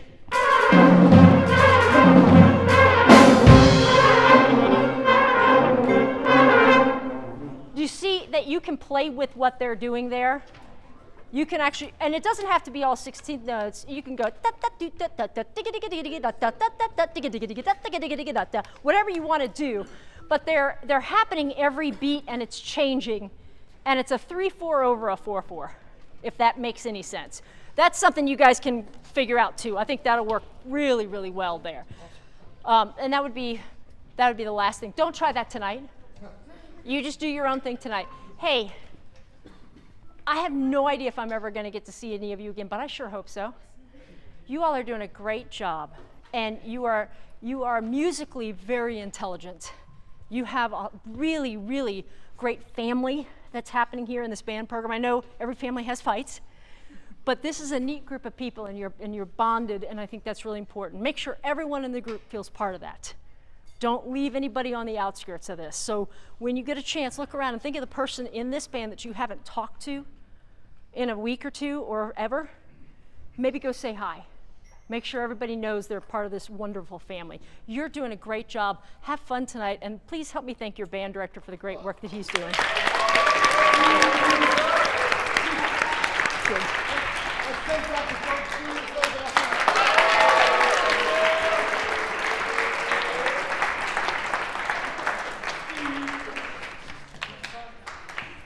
Get this thing off of me.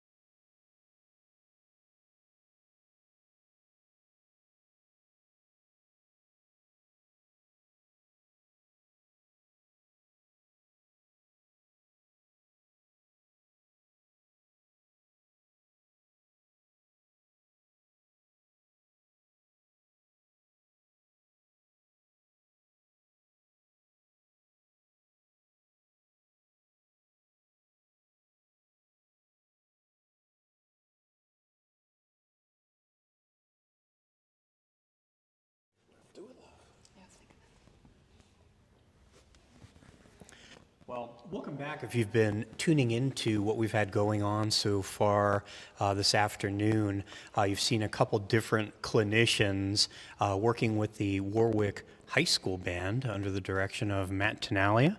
Some great stuff those kids have been taken away. And you'll be able to get a snapshot of what we have been able to do with the other two ensembles who are with us today. Fleetwood High School under the direction of Elizabeth Mahovsky, and Ephrata High School under the direction of Steve Goss. We'll welcome them.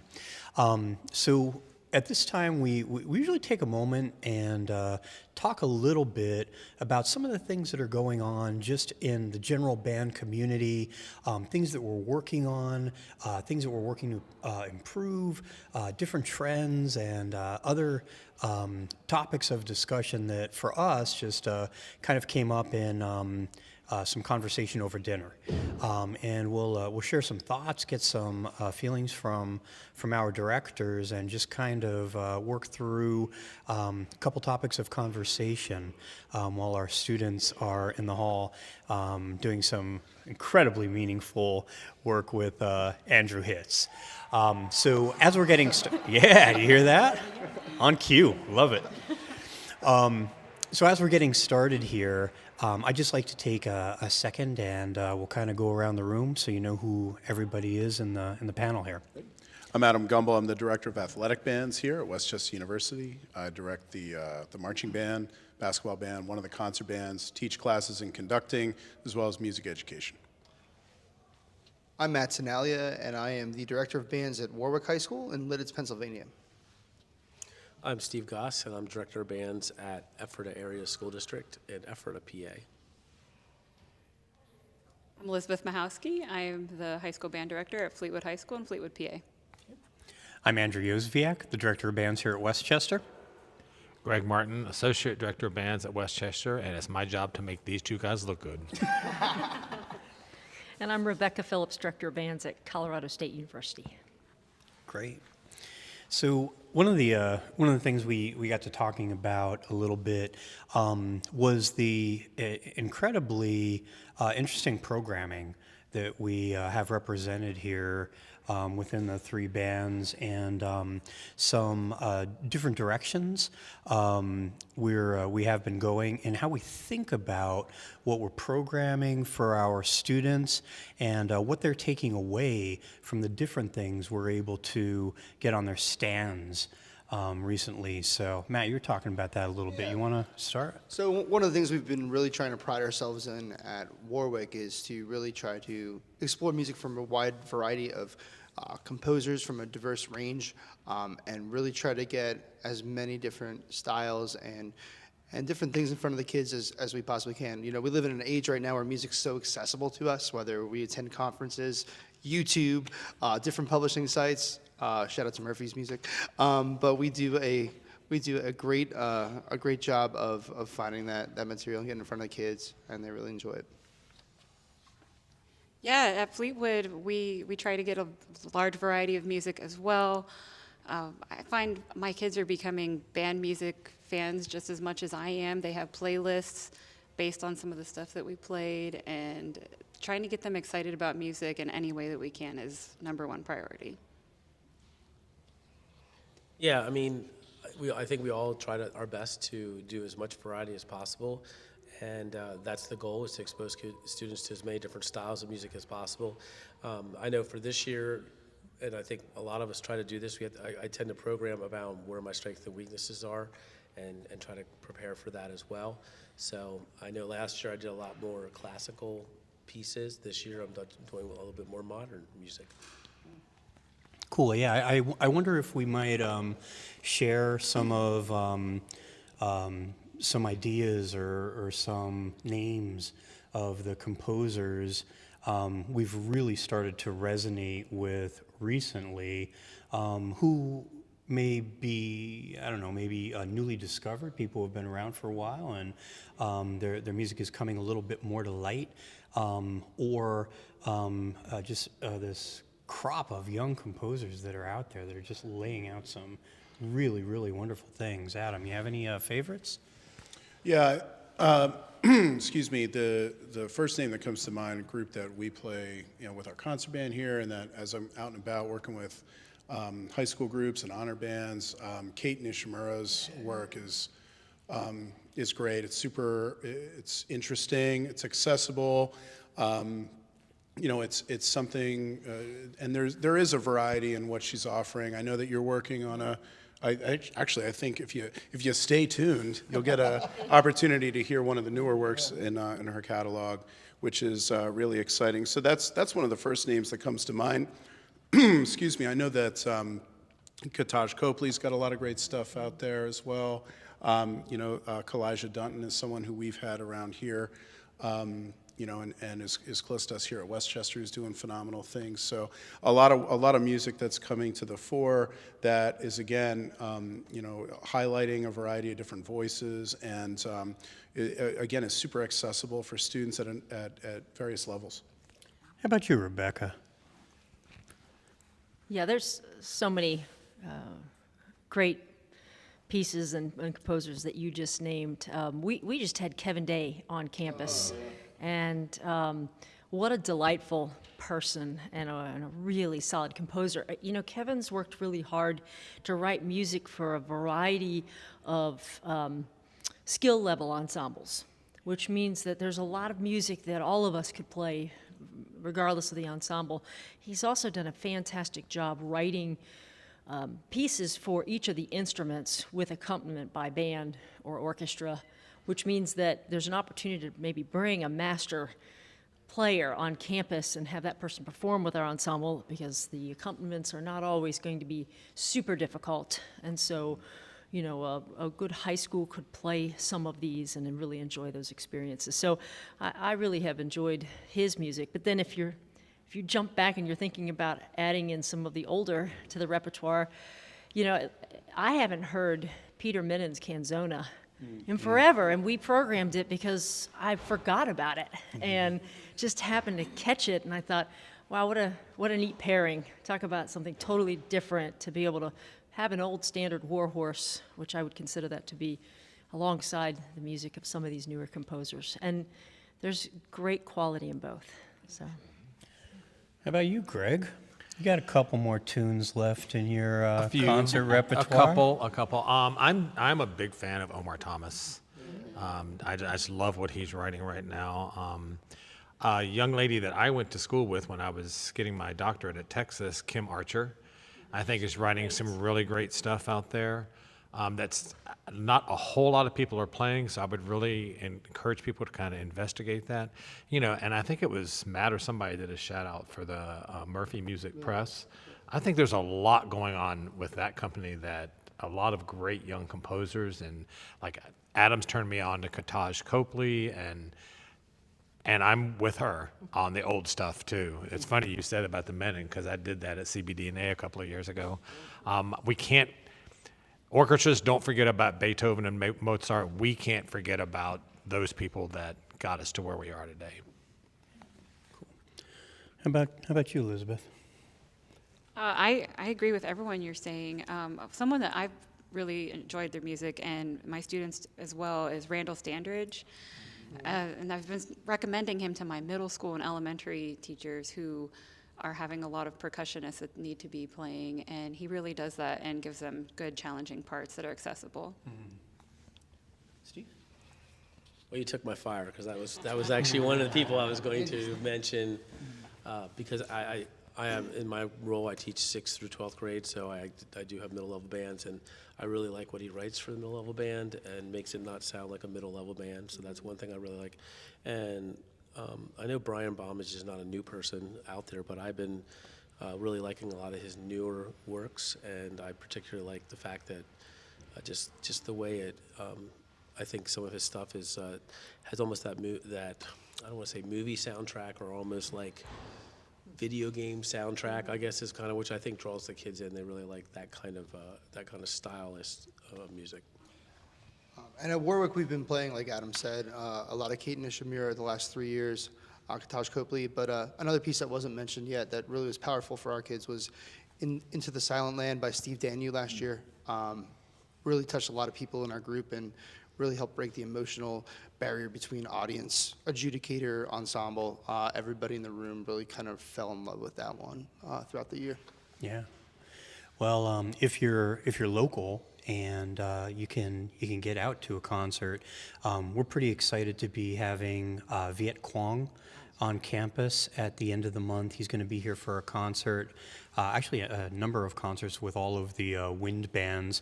The first on Thursday, February 22nd, our chamber wind group and our concert band, and then a concert on Sunday, February 25th, with our wind symphony and wind ensemble. And Viet's music has, although he's really been present, probably going back 12, 15 years now. It's really kind of become so much more aware, or fallen into our awareness a little bit more prominently recently, and just always so impressed with the colors and what he could do with acoustic instruments that creates these new sounds. For a lot of composers, just finding new sounds is part of their craft and what they try to do, and he's just so successful with it. The other person who's writing a lot now that I've become a very, very big, I fangirl all over her on a very regular basis, is Carol Brinton Chambers. I think her music is just completely outstanding, and like we've said about a number of composers, she writes so well for so many different levels that there's probably something for everyone in her writing. So look, having talked about all these great and successful composers who we admire, what is it about the music of these people that draws us in, right? There's something that's going on. We had a couple people talk about, there's great percussion writing, so I can very, very intentionally involve those students. But what else is it that draws us to some of these people? I think for me, especially with Nishamira's music, it's a lot about a journey. We did Chasing Sunlight. We're doing Origin, and it sounds like the piece is always really traveling. And the harmonic language in it is unique. Different instruments get featured. The timbres are way cool. It's a lot of fun to put together, and I think the kids really enjoy that aspect of it. I know my students really enjoy being able to connect to a piece and seeing what the picture is and being able to understand what the composer's intention is. And they like to play. They like to have parts that are interesting and exciting to them. So if they can have both of those things, that piece is going to be a winner.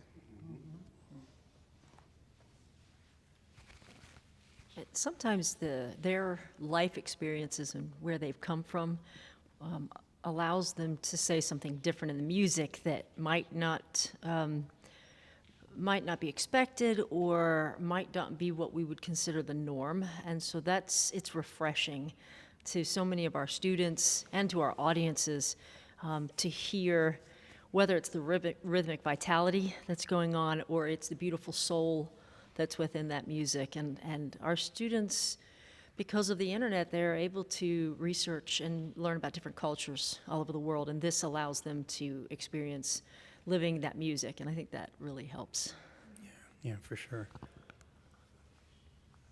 For me personally, it's the exploration sonically that's starting to take place. And like you were talking about the different combinations of things, and doing Viet Quang's Sound and Smoke, that whole first movement is all about how to make sure the timbres just blend one right into the next. And it's combined in such a way that, I'm sitting there watching my kids playing it. You can see the light bulbs going off in their heads, and just having those opportunities while at the same time enjoying the Peter Menons and the Persichettis and all those people, This concert we have coming up, I'm doing Clifton Williams' Symphonic Dances number 4 and 5, and just having the old versus the new, it's giving our kids that experience of the different types of compositional techniques and things that have been going on for the last 70 years in the band world. Cool. Good.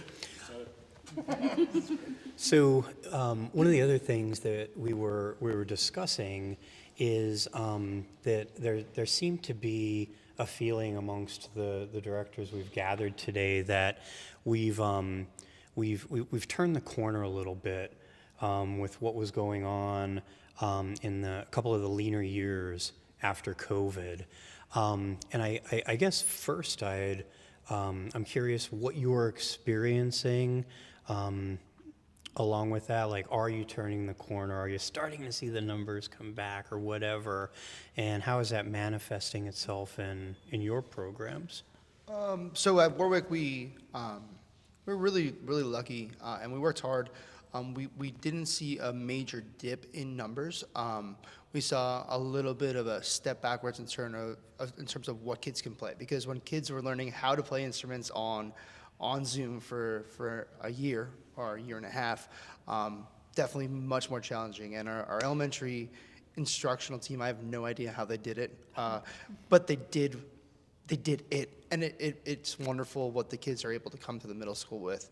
I'm able to meet the kids in 7th grade. I have a 7th through 12th grade position, and I'm able to kind of meet the kids where they are in 7th grade and really try to cram them up and get them ready for the high school setting. Probably taking a step back in terms of literature, playing ability in that middle school level, just a little bit over the next year and a half, but I'm fully confident that the kids will kind of get that stuff as we go, get those techniques in their fingers. Yeah, we had a little bit different experience. We lost a lot of students in the elementary level during the pandemic, and so my numbers are really low this year and next year as well.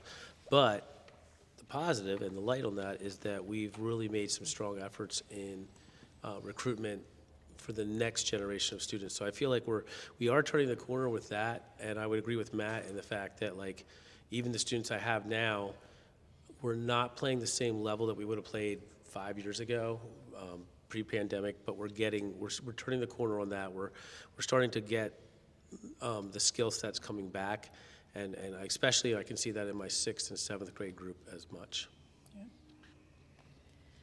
Yeah, I agree. Recruitment has been so important. I feel like I'm constantly recruiting. I'm looking for new ways to get kids involved who maybe took a year off from band. And now my current senior class, they were freshmen that year that we had the weird half days and, you know, all that wild stuff. And now we're on the other side, and my students coming up, they're starting to they never knew that at the high school, and they are remembering what was normal before they even got there, and they're bringing people that wanted to do band in the past, but maybe were scared to. They're getting them excited to be a part of it as well. So you mentioned that there are different things that you're doing, and you've had to challenge yourselves to come up with different ways to keep kids involved, get kids involved. You know, what are some of the things you're doing, you know, in your own programs to generate interest in your programs? For me, I think it's remembering where we all came from in terms of 2020 and truly meeting the kids where they are. If they come into rehearsal and they're not having fun, they're not going to do band anymore. So I think that finding that fine line of having a great time with the kids, but still expecting the high expectations is super key, and it's a very fine line that we you know, step on every day. Some days, if I'm a little bit tougher, I know the next day to give them a little bit more of a pat on the back. But trying to instill, I don't want to say it's all fun, but making sure the kids enjoy where they're at is huge. And then having them invite friends and bring friends along and meeting those kids where they are. And it will really help bolster some programs. Yeah, I have had a success with getting kids involved in this course that we started. It's essentially a practice course, and like you said, meeting them where they're at. I can help out students who practice all the time and want to try to make it to states. I can help out students who want to learn how to read music for the first time. So I found that that's helped grow our numbers, helped encourage kids. If they're feeling success, then I feel that that's going to help them want to be a part of it. Yeah, I mean, I think one of the challenges, like Matt said, is like that line of pushing the envelope forward, but at the same time not pushing so hard that we lose them. I definitely feel that that's one of the biggest challenges we have to deal with now in terms of how do we keep kids going. The other thing I've had, and you've all mentioned it, but like I think that's worked is other kids inviting other kids. So I've had students that maybe stopped their instrument in 7th or 8th grade during, or 6th grade, during that time, and now are coming back because their friends are talking about band and they want to get involved. The other thing that's really helped, I noticed the last couple years is, and we got back into doing this and we had not done this for a while, is making sure that we do school-wide assemblies, performances. So particularly in the middle level, 6, 7, and 8, 5, 6, 7, and 8, we've really made it intentional to make sure we do around holidays, we allow the kids to perform for their student body. And we've actually had kids come out of the woodwork because of that. Yeah, that's awesome. Our university friends, you're on the road a lot, seeing a lot of programs. What are some of the things you may have noticed, that have attributed to some rebound in our programs? Well, I mean, it's such a huge shock to the system, that entire situation, and really required folks to rethink everything that they were doing and the way that they were doing it, and changing the how and not the what. To quote Bob Morrison, all those cool things were going on, and like what I see is a lot of things that were experimental during those times make their way into regular practice, becoming part of the new normal. So, Elizabeth, you were talking about the use of Google Classroom and, being able to connect in ways that you probably weren't planning to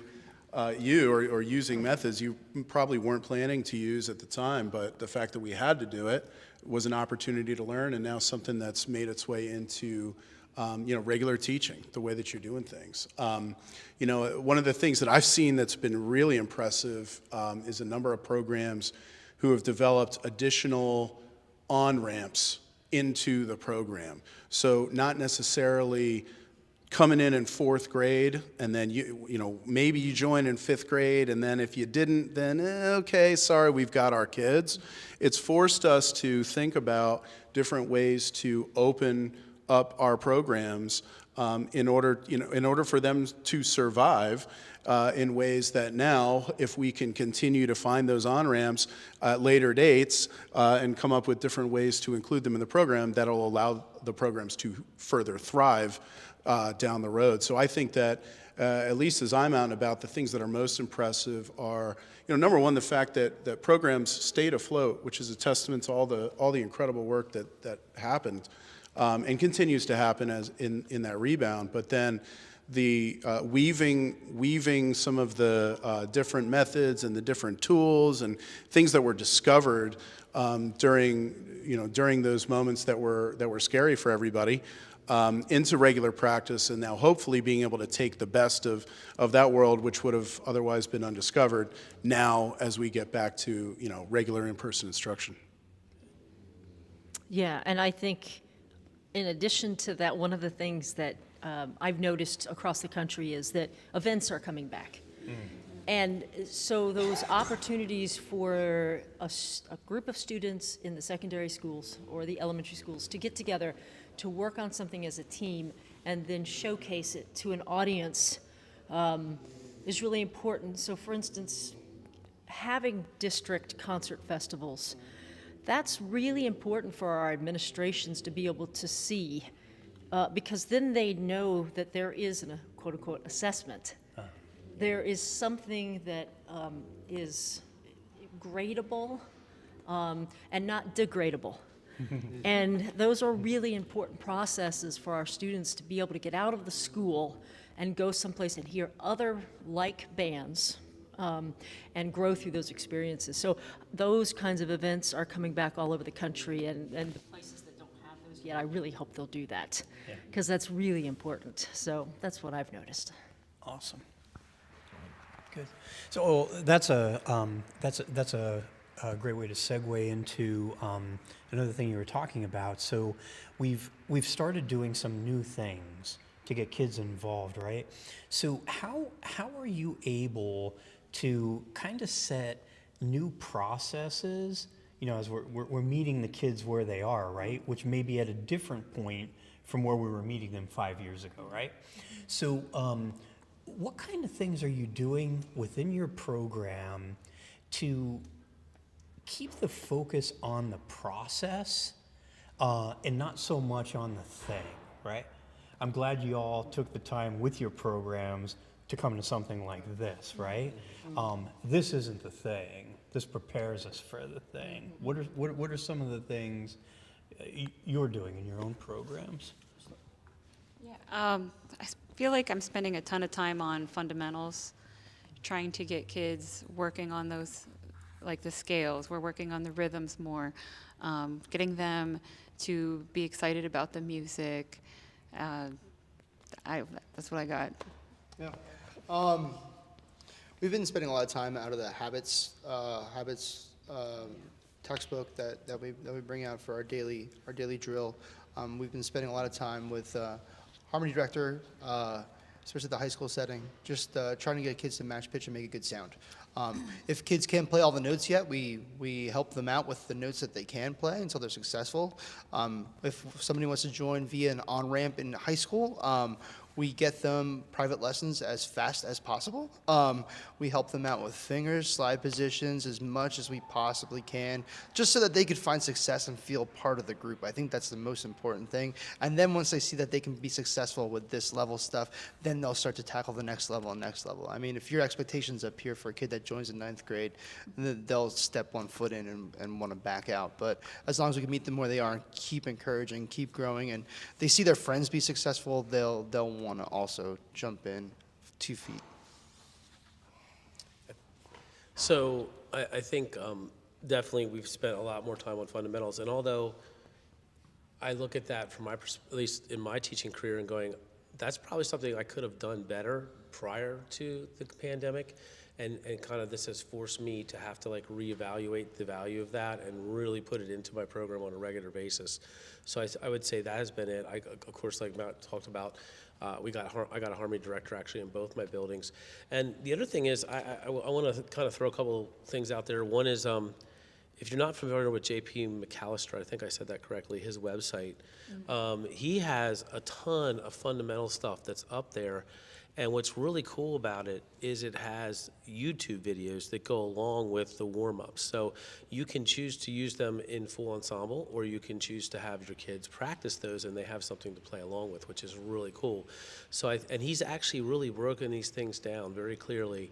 So it's a really great resource. So I've used that as one of my resources. I've obviously used his Standridge stuff as well, because he gives out a lot of free stuff that's on there, and he has some things like that. So those have been some really good tools to help get kids playing at a higher level at a faster rate, I guess is what I'm trying to say. Cool. So as we're trying to figure out where those kids are in our programs as they're coming out of that, numbers are coming back, we're developing ways to get the bands to sound the way we want them to sound. How is building a culture? Like maybe it's not even the musical things, but what are the things that you're doing to not just get them in the band room, but keep them in the band room, keep them interested in what we're selling? What are those things? Anybody else? No? All right. Yeah, you go. Well, I would say, we were talking about this before, I feel one of the biggest challenges, and other people can jump in, and is it's not as big of a challenge to develop that culture in high school, partially because you see the kids a lot more often. So that I know really has worked well, and yeah, I have kids that come down to the band room at lunch and whatever on the one day of the week that I'm actually there the whole day, but that's another whole story. But I think the bigger challenge has been how do we develop culture with the younger grade levels? And those are some areas that I feel like we're still trying to feel out how to create that environment. One of the things that we have done is, and I started this a while ago, is that we definitely make sure our spring concerts are a 7 through 12 concert so that kids can, at the younger grade, can see the upper grades. And we do the same thing with our 4, 5, 6. We combine those as well to help them to kind of see that. So that's one of the areas we try to like at least get that culture happening. Right. But some of the other cultures is just really hard to build when you don't see them as often. Yep. So we do something similar at Warwick. We try to increase visibility as much as possible to our younger grades. We have a summer music camp ran by our elementary instrumental staff, and it's fantastic. High school kids go down and work for the entire week with them. At the middle school level, which I teach, I get down to elementary band rehearsals right before the concert and get to listen, conduct a song, and get them so excited. And then our elementary instructors automatically enroll them in middle school band. So I get to see them right away, day one. We have middle school band buddies where my high school kids will come down after school on a Thursday for some rehearsals, and they connect right away with those kids. And then we also have a big middle school band night at a marching band in the fall, and we don't overlook that at all. Like that is a layup. If you want kids in your program, like that kid needs to have an instrument. There needs to be a welcome committee. We have a recruitment committee at Warwick too, where we have 4 or 5 kids that go above and they get a pulse of the room of who's going to come back, who's good, who's bad, and in terms of like their feelings towards band, not bad in terms of playing, but who's in good place, who's in bad place, and we work with those kids, and we work to always have multiple on-ramps for our students at all time. I feel that's one thing we do really well at Fleetwood is we have this culture of excellence in music, and it's not just band, it's the chorus, it's the orchestra. We work really well as a department. Of course, I do the things like you're saying. I have the middle schoolers come play at the football games. We go down and recruit students. We have some high schoolers doing music internships at the middle school, which I know has been really helpful. They see those high schoolers down there every day helping them out, and they think, wow, I could be that in a few years. And that's been so helpful. One thing that I'm excited about that we'll see where it goes, but we're starting this thing from all grades in the music department. We are having our younger students ask questions in a video format, and we're doing a dialogue between the older and younger students. So our elementary students have asked questions of the middle schoolers are answering it, middle schoolers are asking the high schoolers, and so on and so forth. Cool. And I think the kids are really excited about that. The questions the younger kids want answers to are fantastic, and I hope that we'll keep increasing this dialogue and momentum forward with it. It's really exciting to hear because I think where I always struggled and it was figuring out the big dolphin, little dolphin situation with the high school kids and then the middle school kids seemed like it was kind of a layup. But then like when do the middle school kids get to be the big dolphins and figuring out how to make that all work, I think was the biggest challenge. And if you can, everything you guys are saying, that's incredible advice. And I would just say, I would add to it, talking a lot about meeting them where they are as players. I think it's just really important that the band programs continue to meet them as who they are as people, because that's one of the best parts about any band is that it's welcoming, accepting. Kids don't feel like they need to fit in and change who they are to fit in. They can be who they are and belong. And as long as everybody in the program really, as long as there is 100% buy-in from all the big dolphins and little dolphins and dolphins in between, I think that it can be nothing but successful. And the trajectory of your programs is all clearly on the upswing. So it's really cool to hear all that. That said, I think we, as an organization, meaning music educators, have got to somehow convince our administrators that we need to see our kids every day. This business has gotten away from us of seeing them once, maybe twice a week. Yes. That is killing us. That is because music is something you have to experience on a daily basis. You can't just periodically experience it. I also want to say too, I think one of our biggest recruiters besides our students is our personalities. And if we are wet blankets, they're not going to want to be there. You don't have to be as overtop and sassy as I am, but you have to be a Pied Piper, or else they're not going to want to come back. What you got, Rebecca? Well, I'm loving hearing everybody talk about the things that you're doing that are going to be obviously successful. They have been, and this event is such a great opportunity to meet people from different parts of this state and this area, and I just really appreciate you hosting this. I think it's really awesome. We've already talked about how this is great and needed in more places, but I just thank you for all you're doing with your students, and I've met your students, and I can't wait to meet yours very soon, and I appreciate all the work that you all are doing, because you're creating lifelong lovers of music. And if we're not doing that, I'm not sure what we're doing, because that's all of us. For sure. And we've said this in the beginning of the event today, but this is one of our favorite weekends around here. We focus on performance on the end so much, like in terms of that's the measuring stick, where are you going, what's the end result going to be.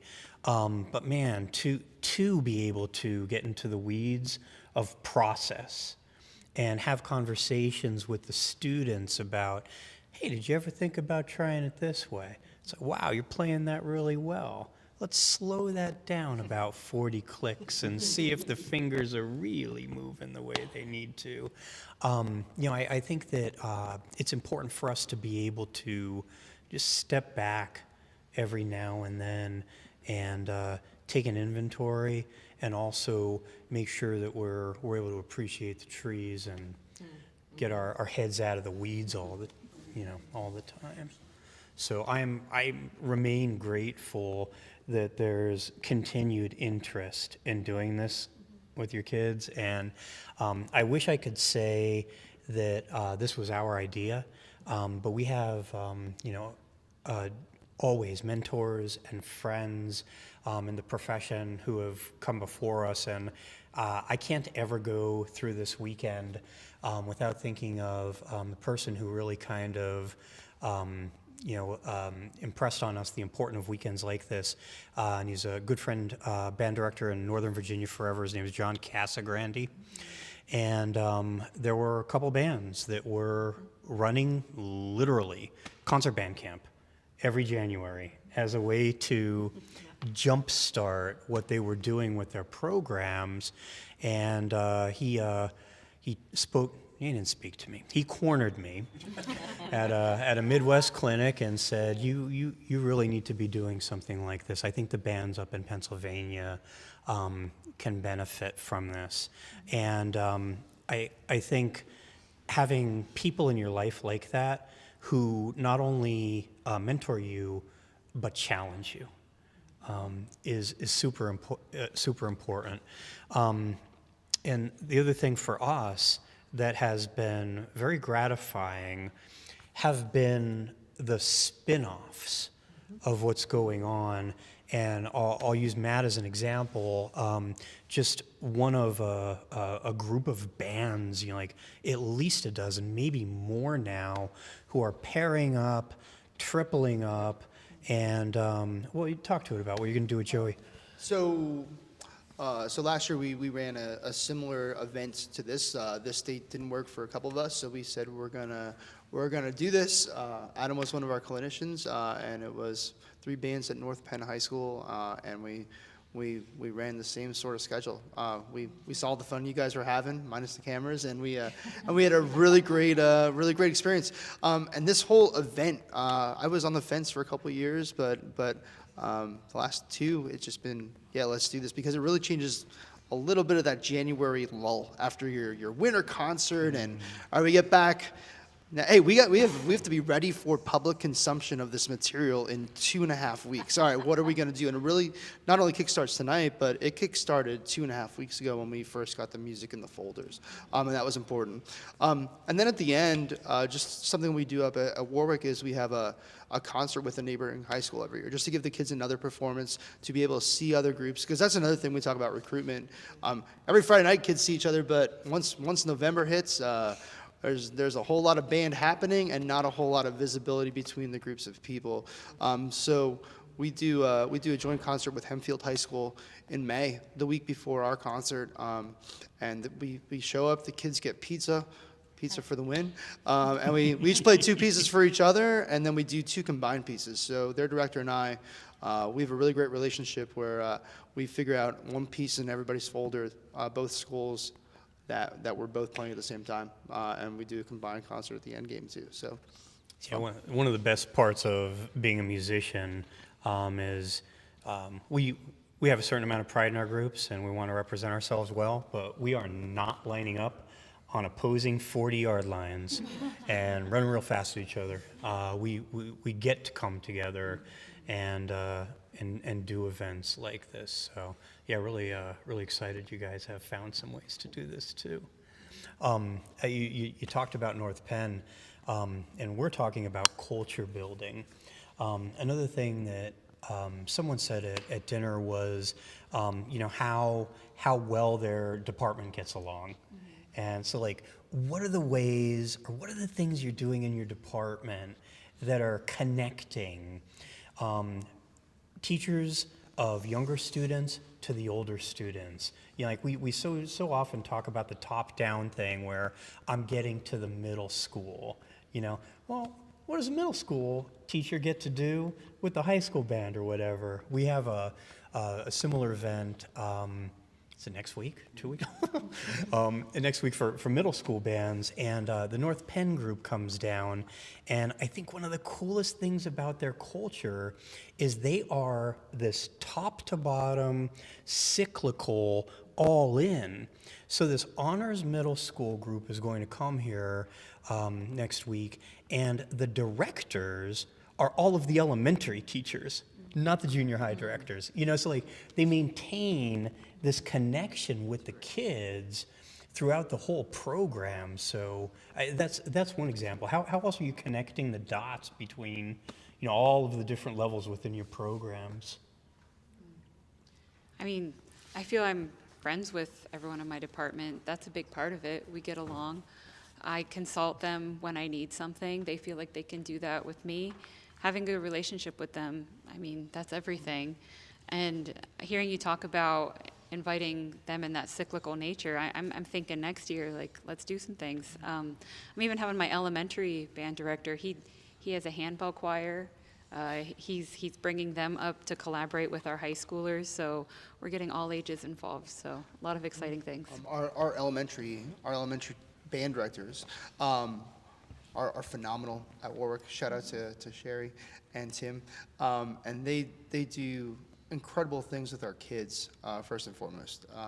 Sherry and I meet Sherry Klein and I meet at the end of every school year, and we go through where some of these kids are and what kind of level they might be playing at and what to expect, very detailed, so that I know on day one, we're having trouble getting up to above a C or a D, so we connect the dots there. And then this year, this is Sherry's last year of teaching elementary music, so she's going to come back and guest conduct on our spring concert with a lot of her kids that have been part of the program since they've been in 4th grade. So it'll be really special. Yeah, we get along as a department. I feel like my school's a really small school, so we're very spread thin, so we really don't get a lot of chance to interact throughout the school day. But we do try to make time, like when we can, to meet and discuss things. So yeah, we're working on that. I would say it's not where we need it to be yet, but the future's bright.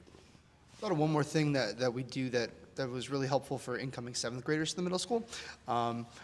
quite often Sherry Klein, our elementary band director, like I mentioned, will put a little stretch piece in that 6th grade band folder, and then the first piece they see in 7th grade is that piece again. That's super cool. So they are like ready to go. They have success from we did that a number of times, and they found instant gratification just jumping with the 8th grade kids.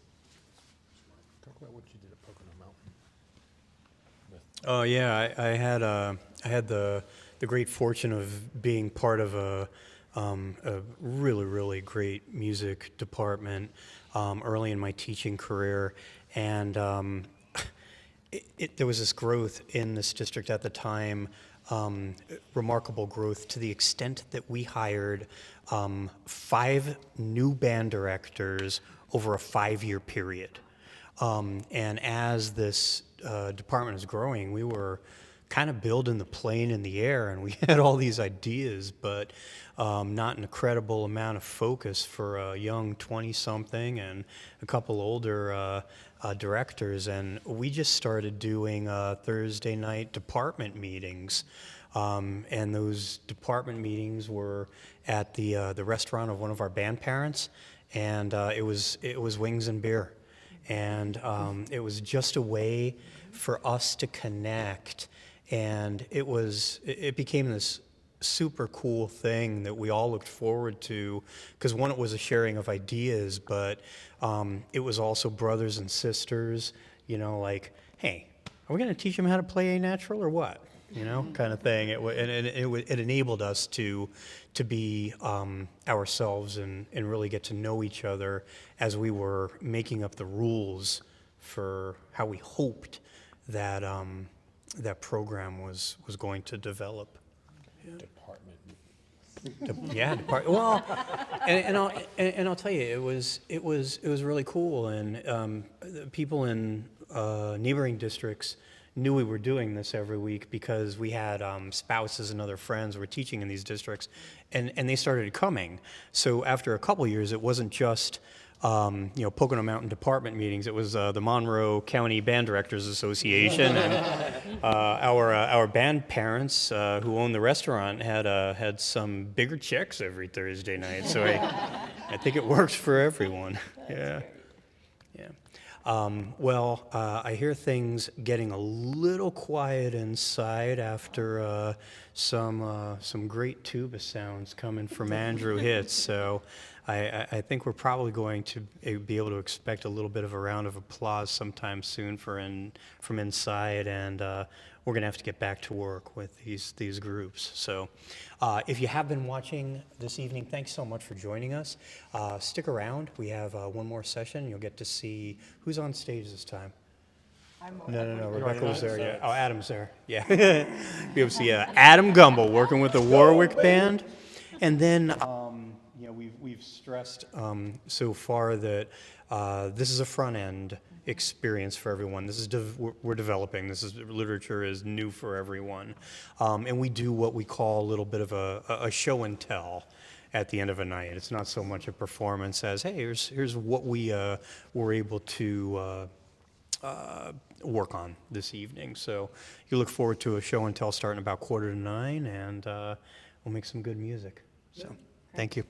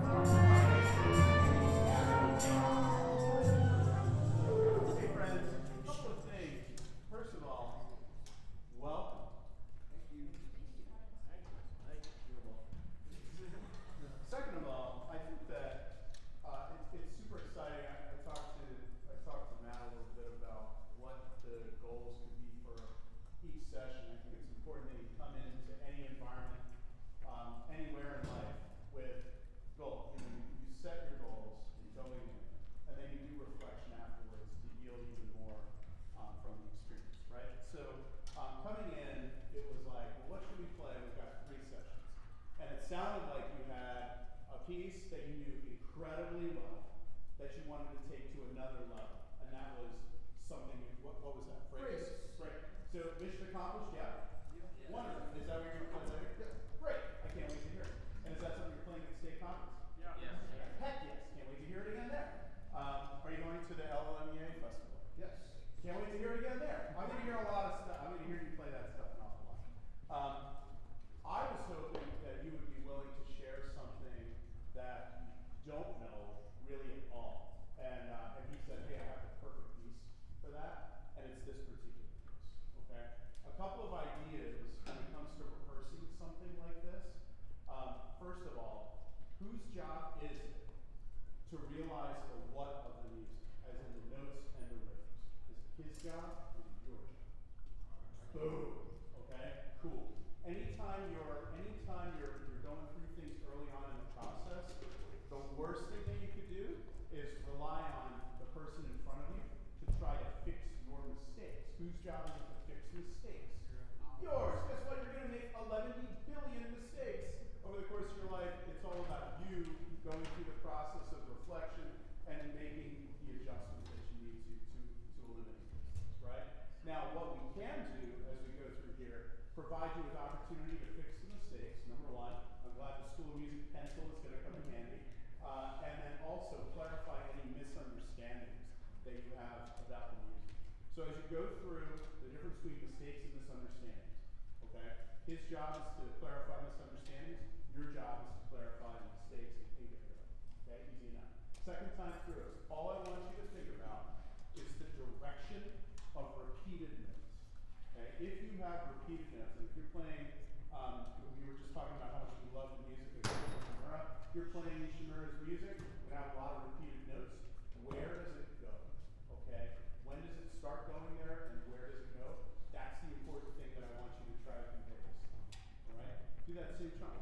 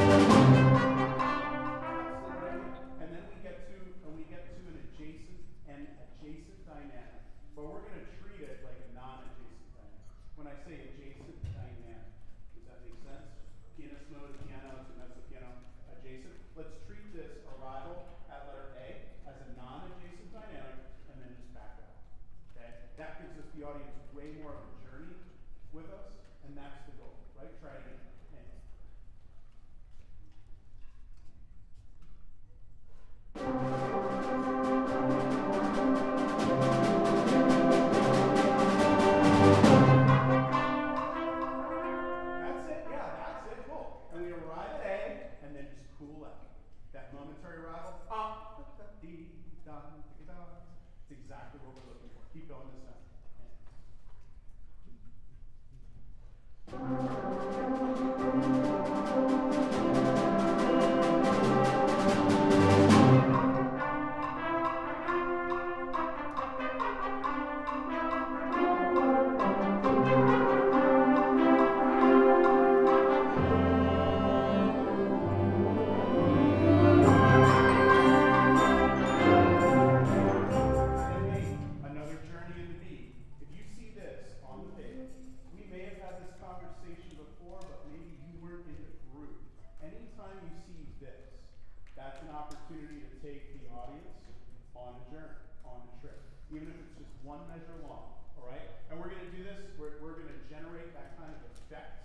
through as much contrast as we can generate.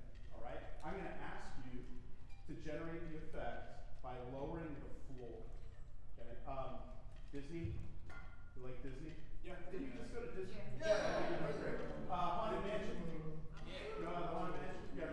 So like the first thing you do in the Haunted Mansion is you go into the room, and they call it the stretching room, and the whole effect is that the ceiling's going like this. Is the ceiling actually going like that? It is not. Spoiler alert. I'm sorry to ruin your childhood. The floor is going like this. That gives us the illusion that the ceiling's even higher. So all I'm going to ask you to do every time you see this in this piece is swallow one dynamic and then spit it out on the other side. Okay? Start 2B4B. Make it 4 before B. 4 before B. And you should hear the same dynamic for 3 bars. Then you get to the beginning of the crescendo. You swallow a dynamic and spit it out on the other side. Here we go. 4 before B. And.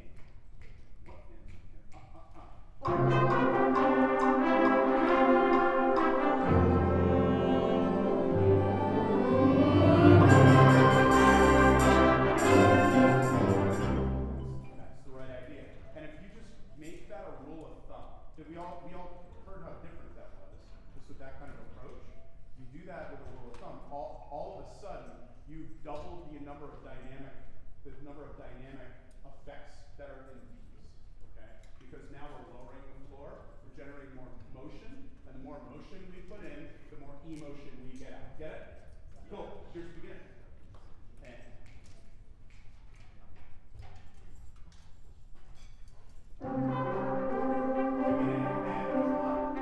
And there's one. I get it. It's a long day. Right. I got you. Here we go again. And here's the top.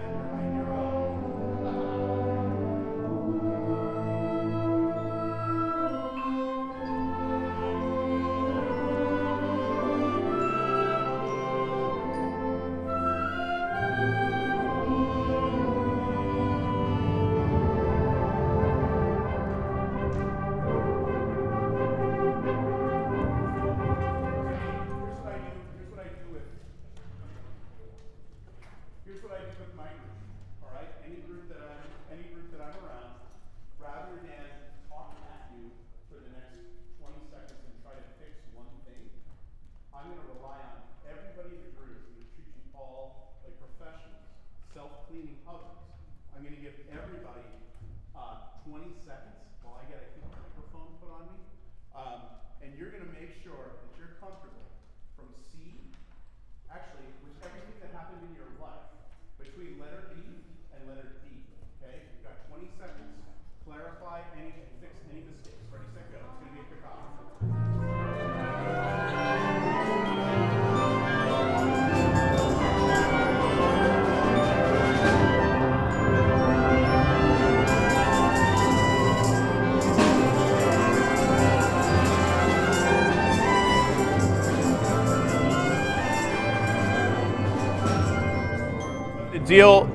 The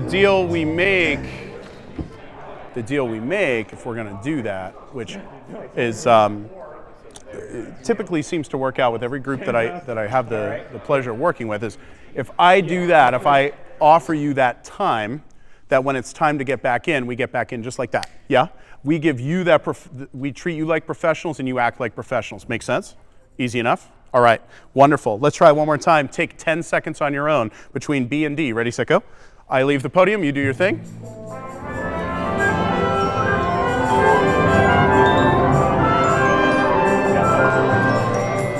That's great, and that's perfect. All right, we just saved time, believe it or not. We're starting at C. Here's C. Dude, you stop. No, we all blame Greg Martin. We all blame Greg Martin.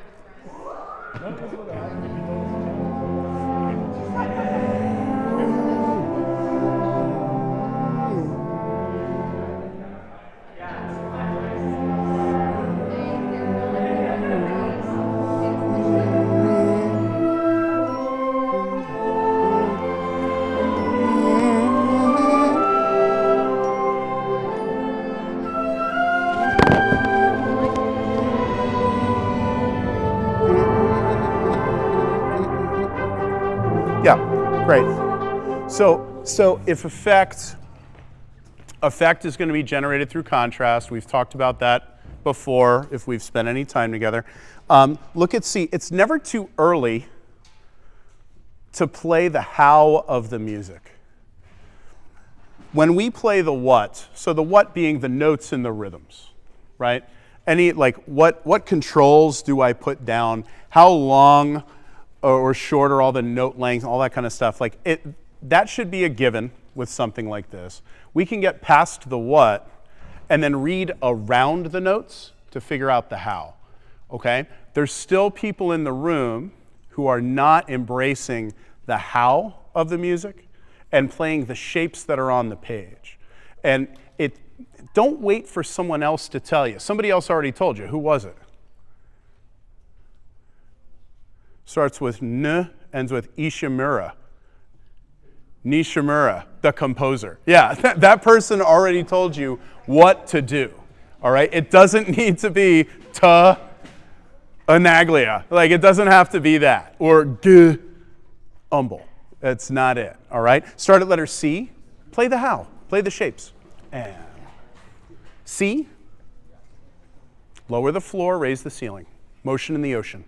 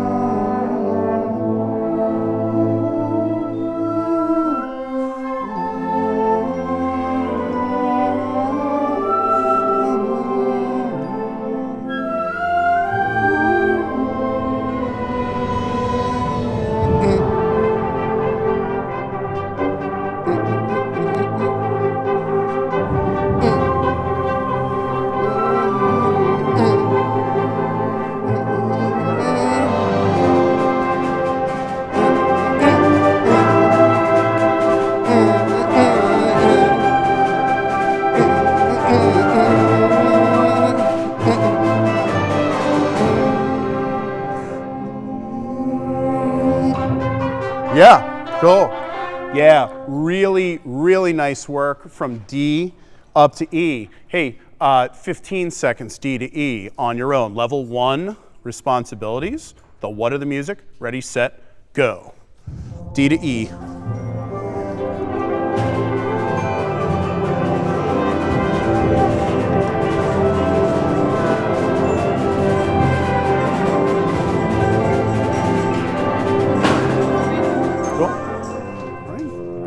And now, if everybody did what they were supposed to do, if everybody embraced their responsibility, we just fixed how many people are in the band? Like 60, 80, 70, 78, 70 something, right? We just fixed a whole lot of mistakes, right? Without taking the time to try to fix individuals. You fixed yourself. That's the goal. Here's letter C, or letter D, let's call it. Here's D, and get to the how faster. Get to the how this time. And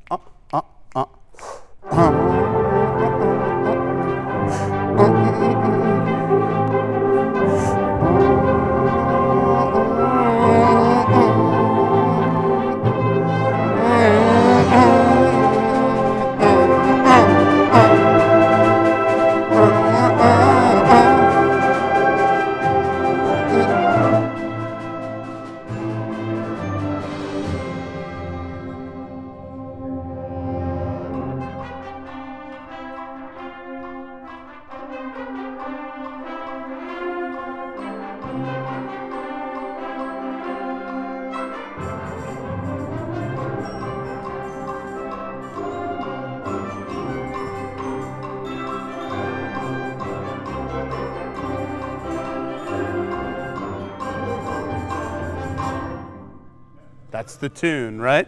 Hey, you know what's coming. 30 seconds on your own. E to the end. Ready, set, go. 30 seconds.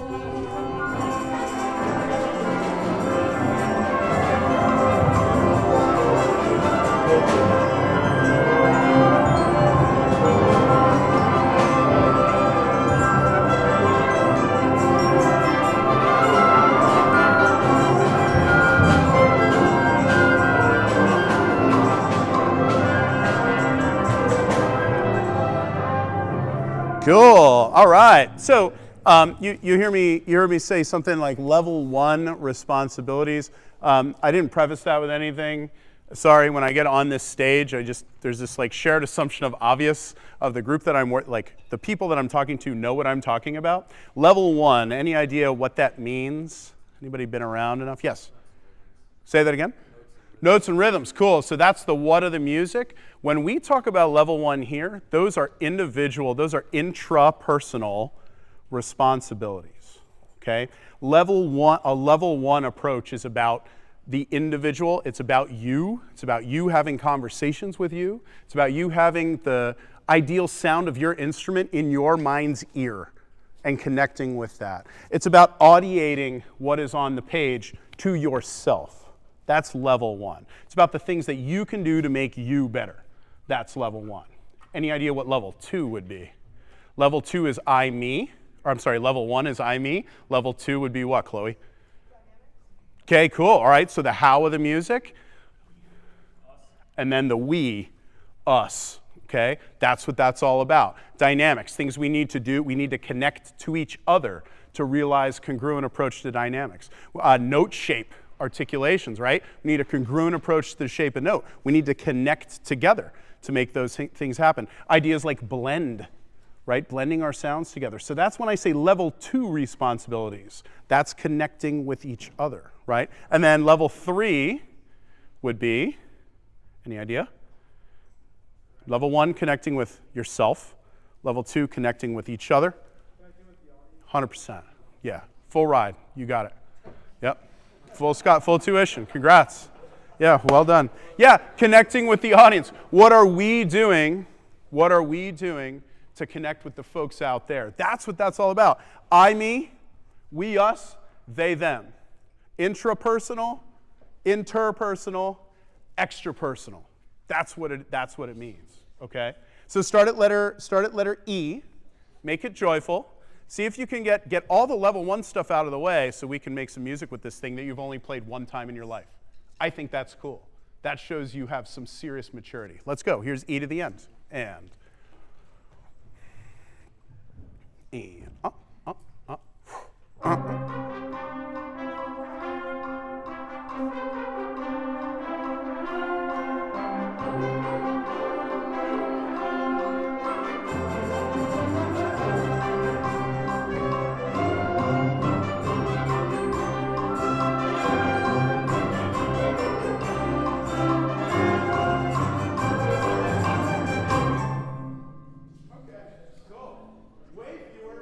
Fewer mistakes.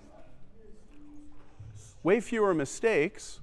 Any mistake is going to be a level 1 thing. And if you make a mistake, does that mean you're a sick, evil human being? No. Yes. No. Does that mean you're a sick, evil human being? No. If you make a mistake, that means you're a human being. Right? We make 11 billion of them a day. Okay? So you make a mistake. Whose job is it to fix it? Don't be one of those people who's waiting for somebody else to fix you. Fix yourself. You can do it. We believe in you. Okay? Let's look at these last 3 bars. Actually, make it the last 4 bars, please. Last 4 bars. Actually, that's dumb too. Go back to E. You can do it. Here's E. Just make it happen. You can do it. E. E. And here we go. E for everyone. And 1 and 2 and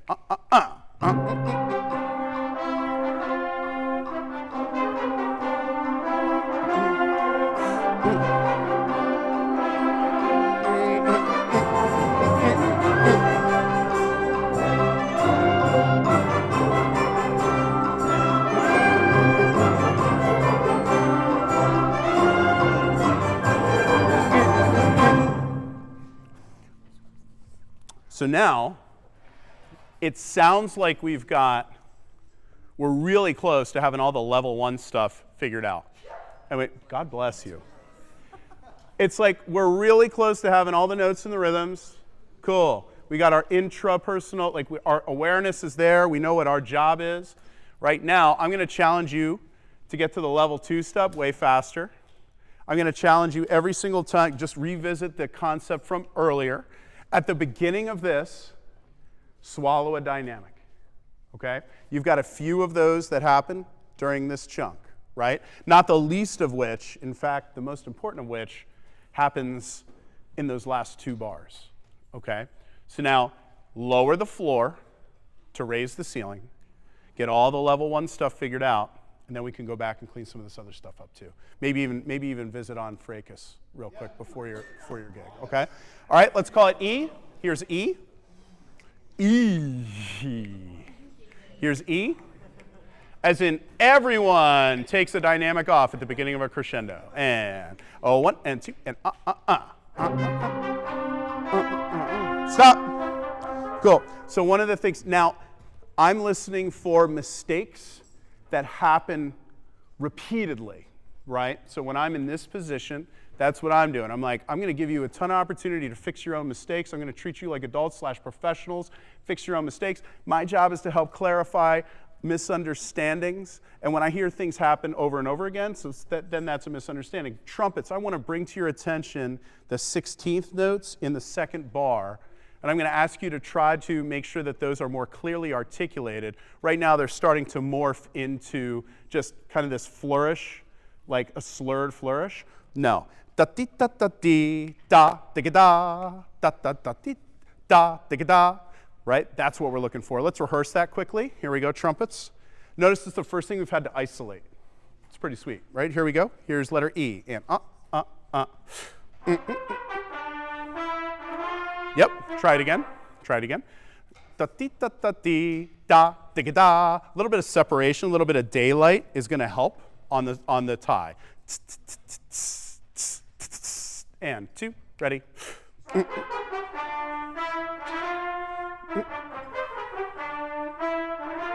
Yep, cool. You're going to continue to work on clarifying those 2 16th notes, right? And making sure that those are articulated accurately. Nicely done. Here's E to the N. Everybody's in? Is this going to be a mind full rep or a mind less rep? Okay, all right, cool. Yeah. And then what does that mean? You ever done mindless reps?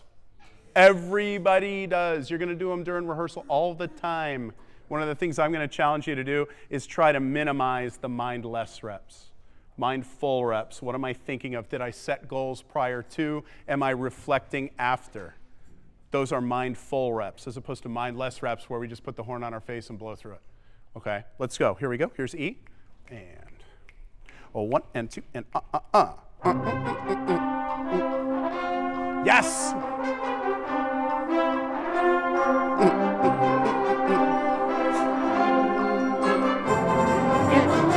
Yes! Good!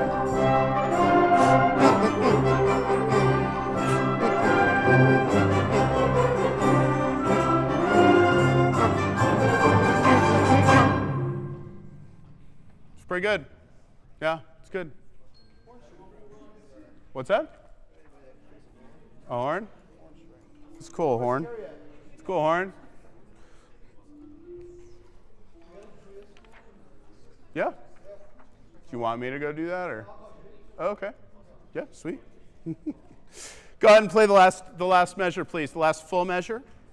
Right? 1, 2, 1, 2, 1, 2, 3, 1. Here we go. Last full measure plus the last note. And 1 and 2 and That was a mindless rep. Right? Yeah. Cool. Did I help you be mindful? No. I said, do this, and you went, and then you did it. That's what happened, right? If I give you just a couple of seconds, chances are it'll be more mindful, right? Focus on the how, not just the what. We've got the what. Focus on the how. And here we go, last full measure plus one note. like, what's the journey we take the audience on here? Let me hear it. And, oh, 1 and 2 and That's the right idea. Start, lower the floor. Lower the floor. Here we go again. And I understand that that's challenging for some. I get it. And, oh, 1 and 2 and That's the right idea. Make it the last 4 bars, please. Last 4. So start 2 measures before where we just started. Here we go. And be mindful. Last 4. And 1 and 2 and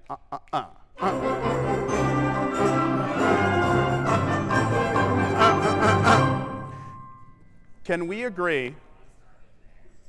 Let's agree that the crescendo is going to start in the 7/8 bar, not prior to the 7/8 bar. Okay? Let's agree that that's going to happen. Go ahead and mark that in. Mr. T is going to agree on that as well. I agree. Thank you. That will generate just that little bit of extra.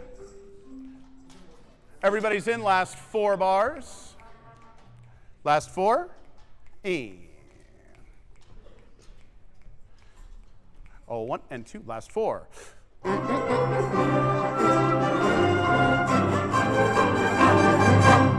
Yep, and everybody crescendos in that penultimate measure. Fancy way of saying last, right? Let's all go back, please, to D. Everybody's in at D. We'll go D to the end. All the level 1s are in. All the level 2 realizations are in. See how we can make this sound, 15 minutes worth of work, 20 minutes worth of work. Second time you ever read it. See what kind of music we can make. Here we go. Here's D. And.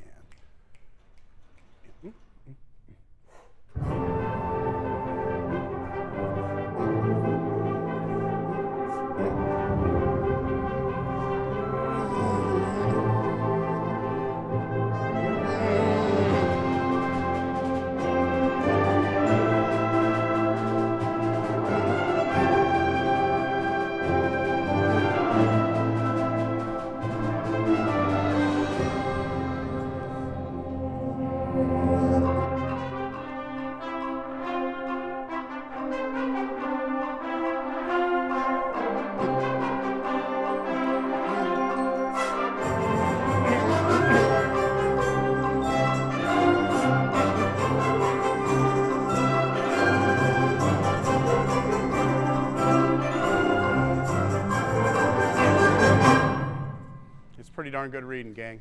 Good for you. Nicely done. Mr. T, you want to look at fracas here and prep for your John? Let's do it. Oh, I'm going to go out and hang with Andrew for a minute.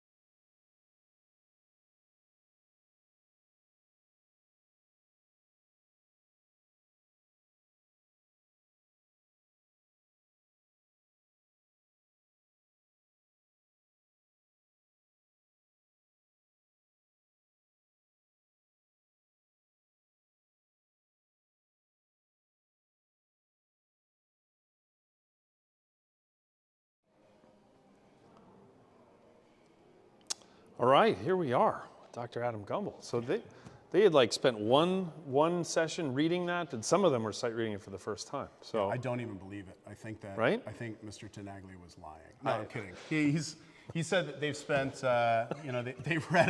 they read it once last week, and then that's great. He was asking as he was coming in, what would give them the greatest value yield from the entire experience, and kind of landed on, hey man, spend some time on something that you feel like they already, that's essentially fully cooked and get a different perspective, which I believe is what he did with Dr. Phillips. And then something that's been in the oven for a little while, which I think he did with Dr. Martin. I was like, yeah, man, I'll hang out with you guys and we'll read some stuff and it'll be fun. So great. just for a little bit of a different approach, yeah. I really liked when you said, is this going to be a mindful rep or a mindless rep? That's, I've never heard it put exactly that way. It's like, I like how usually things aren't that binary, but that's, I like making that binary. That's great. I'm a simple man that requires simple ideas. I was really impressed. I was not expecting like a line to come out of you that I'm actually going to use moving forward. No, I mean it's great. It really is. I mean, how many mindless reps have we done in our lives as performers?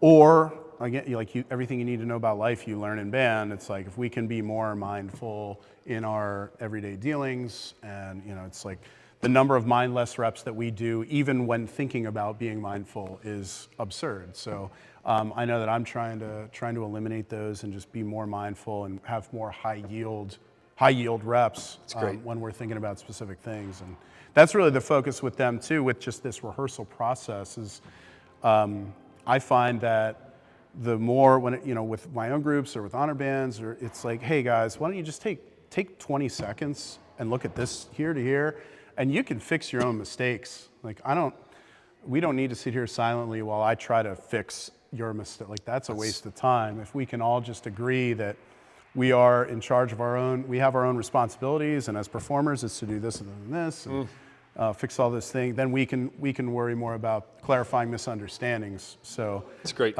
Yeah, it works really well, and they took to it really well. This is reminding me, and then we'll let you get back in there, of Dr. Rebecca Phillips.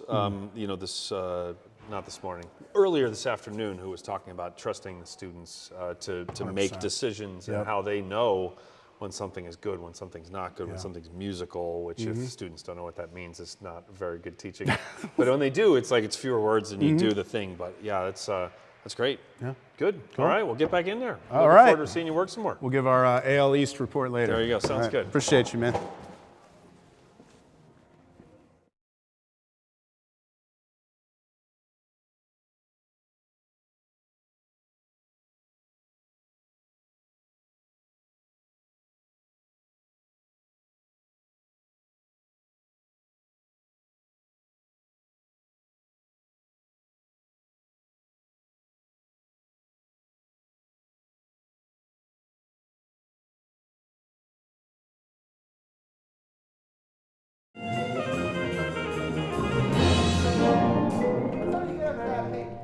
That high D, it seems like we're either running out of air, we're just not blowing through the 16.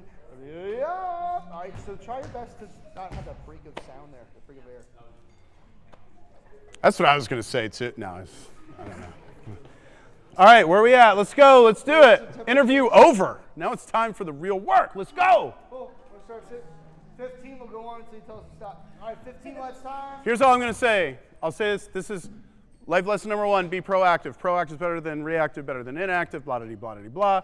Whatever, I don't know this at all. I haven't heard you play it other than when I just walked in the door. My challenge to you is going to be, can you make this more effective?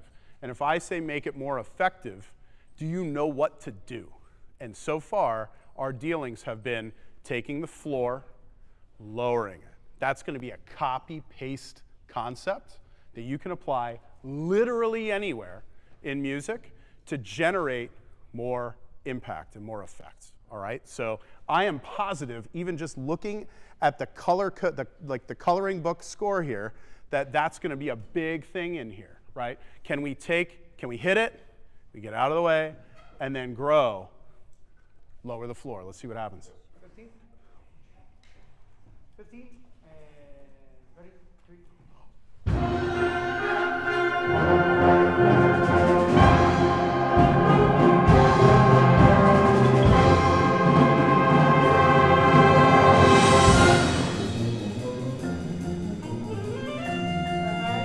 Yeah, but that was lame. Sorry. No, it was just, look, sorry. It was just lame. Yeah. Sorry. I'm not, can we be honest? Do you want me to make you feel good or do you want me to be honest? Cool. It was lame.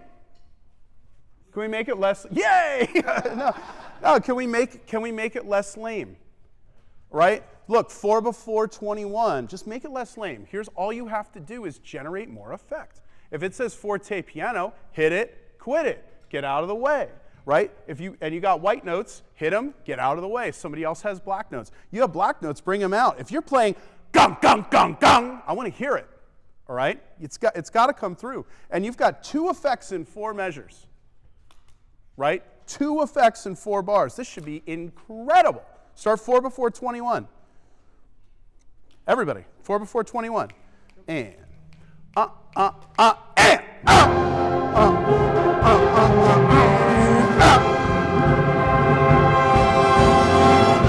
yeah, it was less lame on the downbeat. Good for us. And then immediately following that, are you going to play 2 before 21? I see forte, mezzo, piano marked. Is that a change that everybody should have? Great. Good. So I should hear 4 before 21. I should hear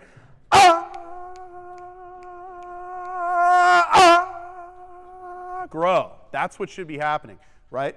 And we're adding an accent. That seems like it should be in everybody's part 2 before 21. It's in some and not others. Let's make sure it's in everybody's part 2 before 21. All right? Yeah, write it in. Write it in. Write it in. That delamifies it. That delamifies it. Put some sass. Put some sauce on it. Here we go. 4 before 21. Sauce it up. 4 before. Come on now. And 1, 2, 4 before. 2 and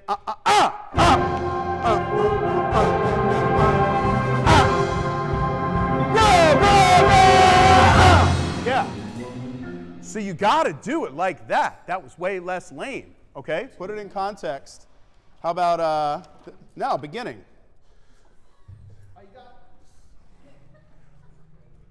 That was cool.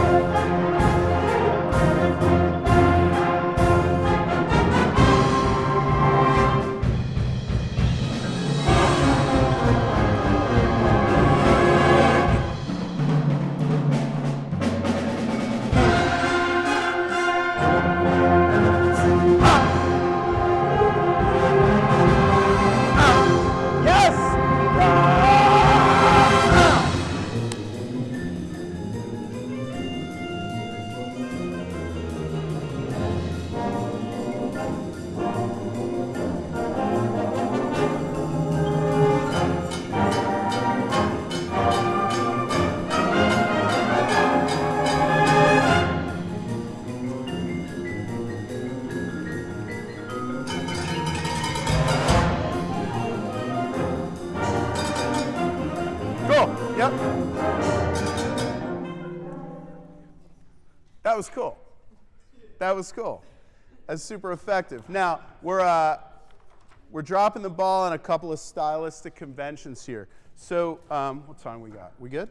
Yeah, we good. So, look, if you, the composers aren't going to write in literally every dynamic. There's this performance practice. Like, they're counting on you to do some things, all right? So they can save ink. And, you know, you need to be musical with everything you're being asked to do. So if you're playing something like, what can we do with that to make it feel like there's some forward momentum? Yeah, you know the answer. I don't even need to give it to you, right? Go ahead and play it at 25. Just background folks at 25. Well, I mean, that's basically everybody, right? Here's 25, and everybody's in. Here we go. And 25. Delamify it. Make it more, literally what I would say to my group is, hey, let's just make this more effective. And they go like, okay, I get it. And we just do this stuff. Here we go. Here's 25. And, 1 and 2, and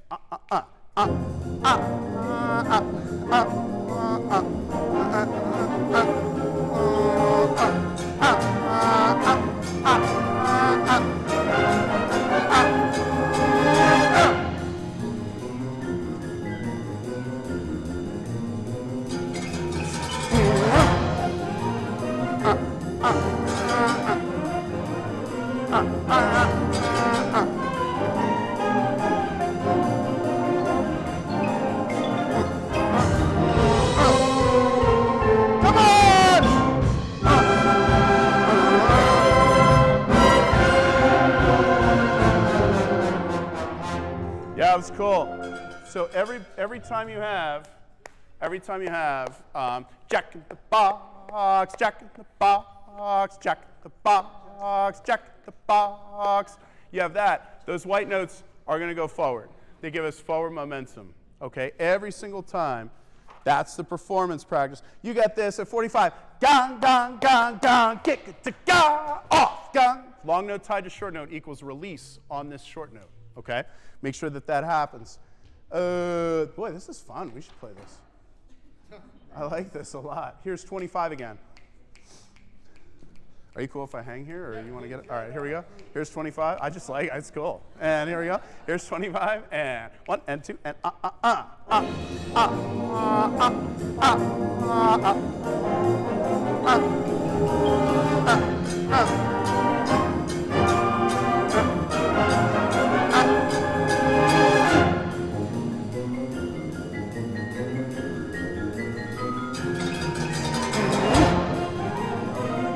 More.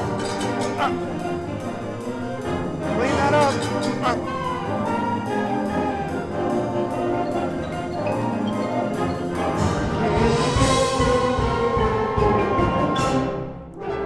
Cool.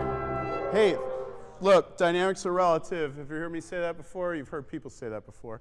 Dynamics are relative. Life is all about contrast, understanding your role, context. Understanding your role in whatever context you are existing in. That's like really important for you to understand and for all of us to get, right? So dynamics that are written on the page, most of us think that the dynamic that's written on the page tells us how loud to play, when in fact, the dynamic that's written on the page is actually telling us how loud we need to be heard by the folks out there who we're trying to connect with, okay? All of that to say, that's the long way of saying, at 37, there are a lot of things going on. It's really important, woodwinds, that you add a couple of pluses to your dynamic. I see the word playful, which is super cool. I like that. But you can be playful and still be heard at a higher level. So put 2 pluses next to your dynamic at 37. Ready, set, go. What that does is reminds you that there's a thick texture behind you, and that you need to, in order for you to be heard mezzo forte, you need to add a little bit more oomph behind things. Likewise, if you are playing the stuff behind the woodwinds at 37, it's helpful for you to put a minus in your part. If you're not the woodwinds, that tells you, oh yeah, I'm not the most important thing in the world. That's a hard thing to say to ourselves in the mirror sometimes. I am not the most important thing in the universe. In this moment, 37, put a minus in your part, and this whole thing will clean itself right up. Or we will clean this whole thing right up. Right? Here's 33, and more vibes to 34. Boy, this thing's fun. Here we go, 33, and 1, 2, and 33, and 2, and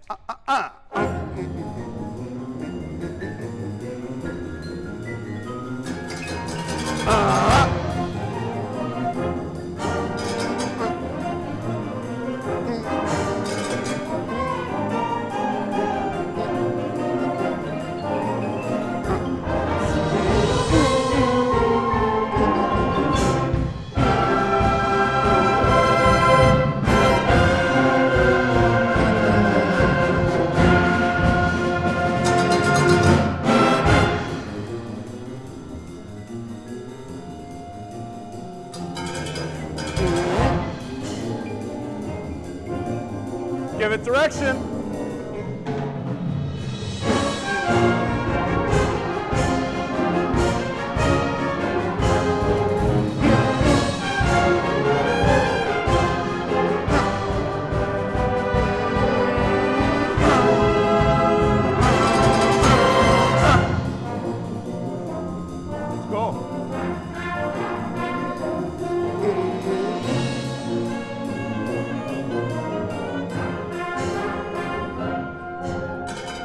So look, big takeaway here I think would benefit you as a copy-paste concept just in rehearsal in general and as you're discovering new things about new music.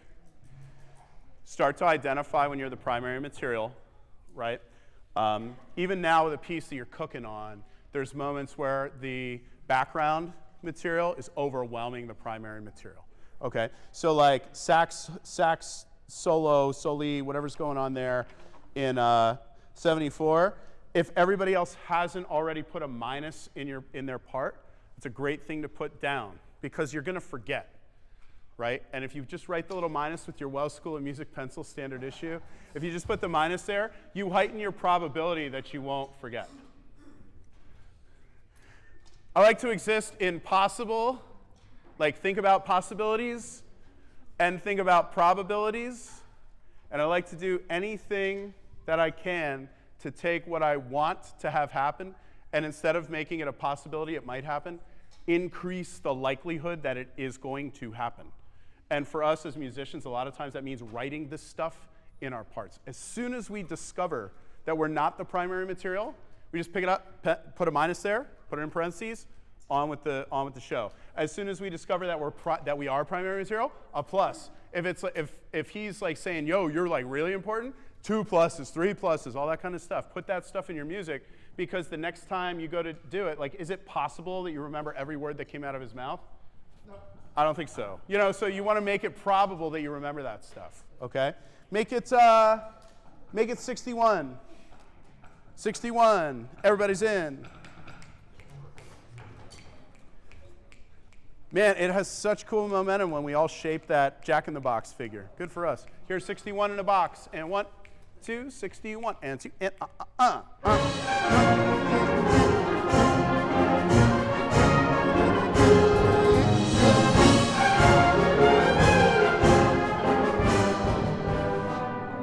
Yeah, we lose that opportunity. We have an opportunity in the 4th bar to do something cool. 4th bar is 61. There's a really cool opportunity there we're not taking advantage of. Do it again, 61. Life is about taking advantage of opportunities, preparing yourself to take advantage of opportunities. Take advantage of this one. Here we go, 61. Life lesson number 9. And 1, 2, 61, and 2, and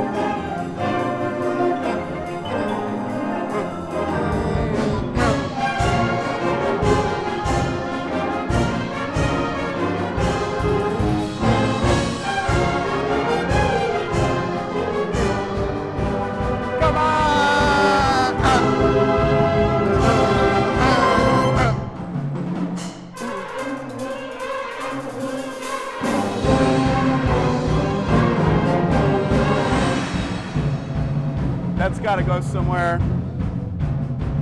2 and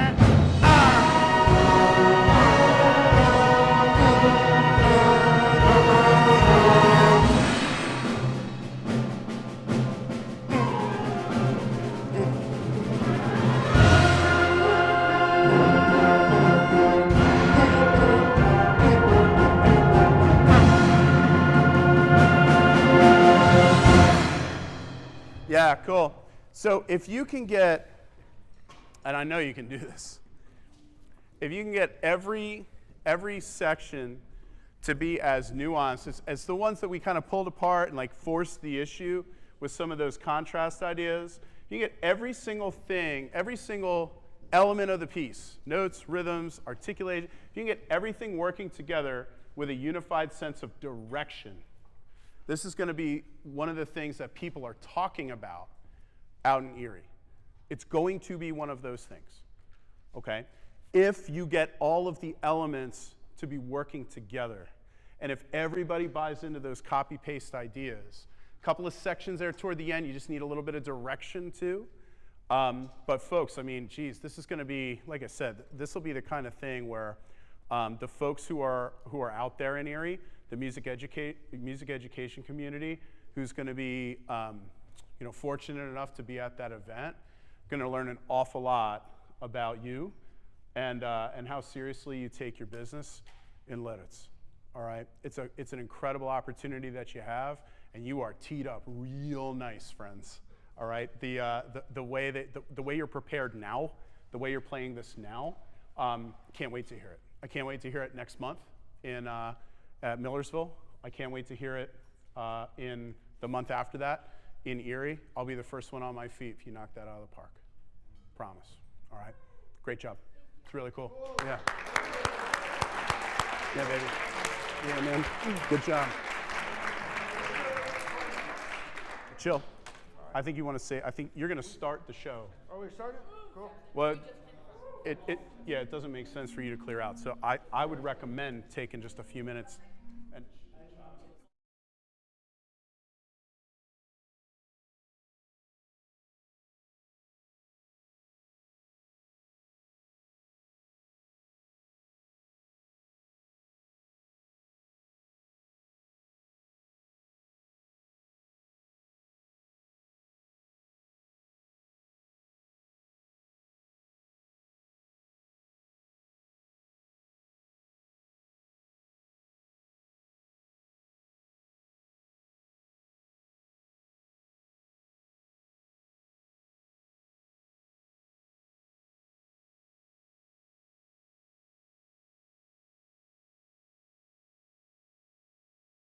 sells more than sheet music. We now carry marching band and color guard equipment from the brands you know and trust.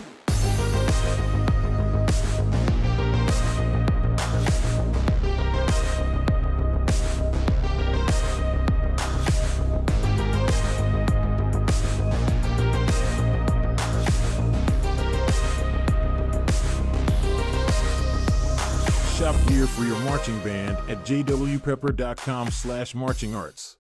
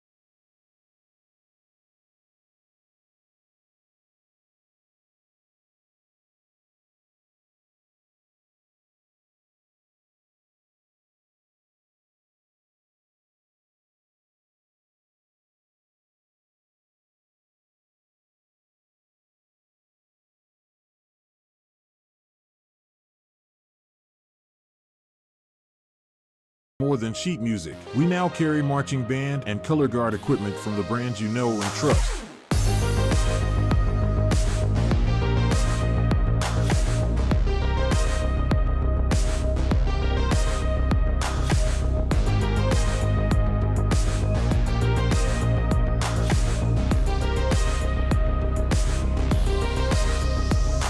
Shop gear for your marching band at jwpepper.com/marchingarts.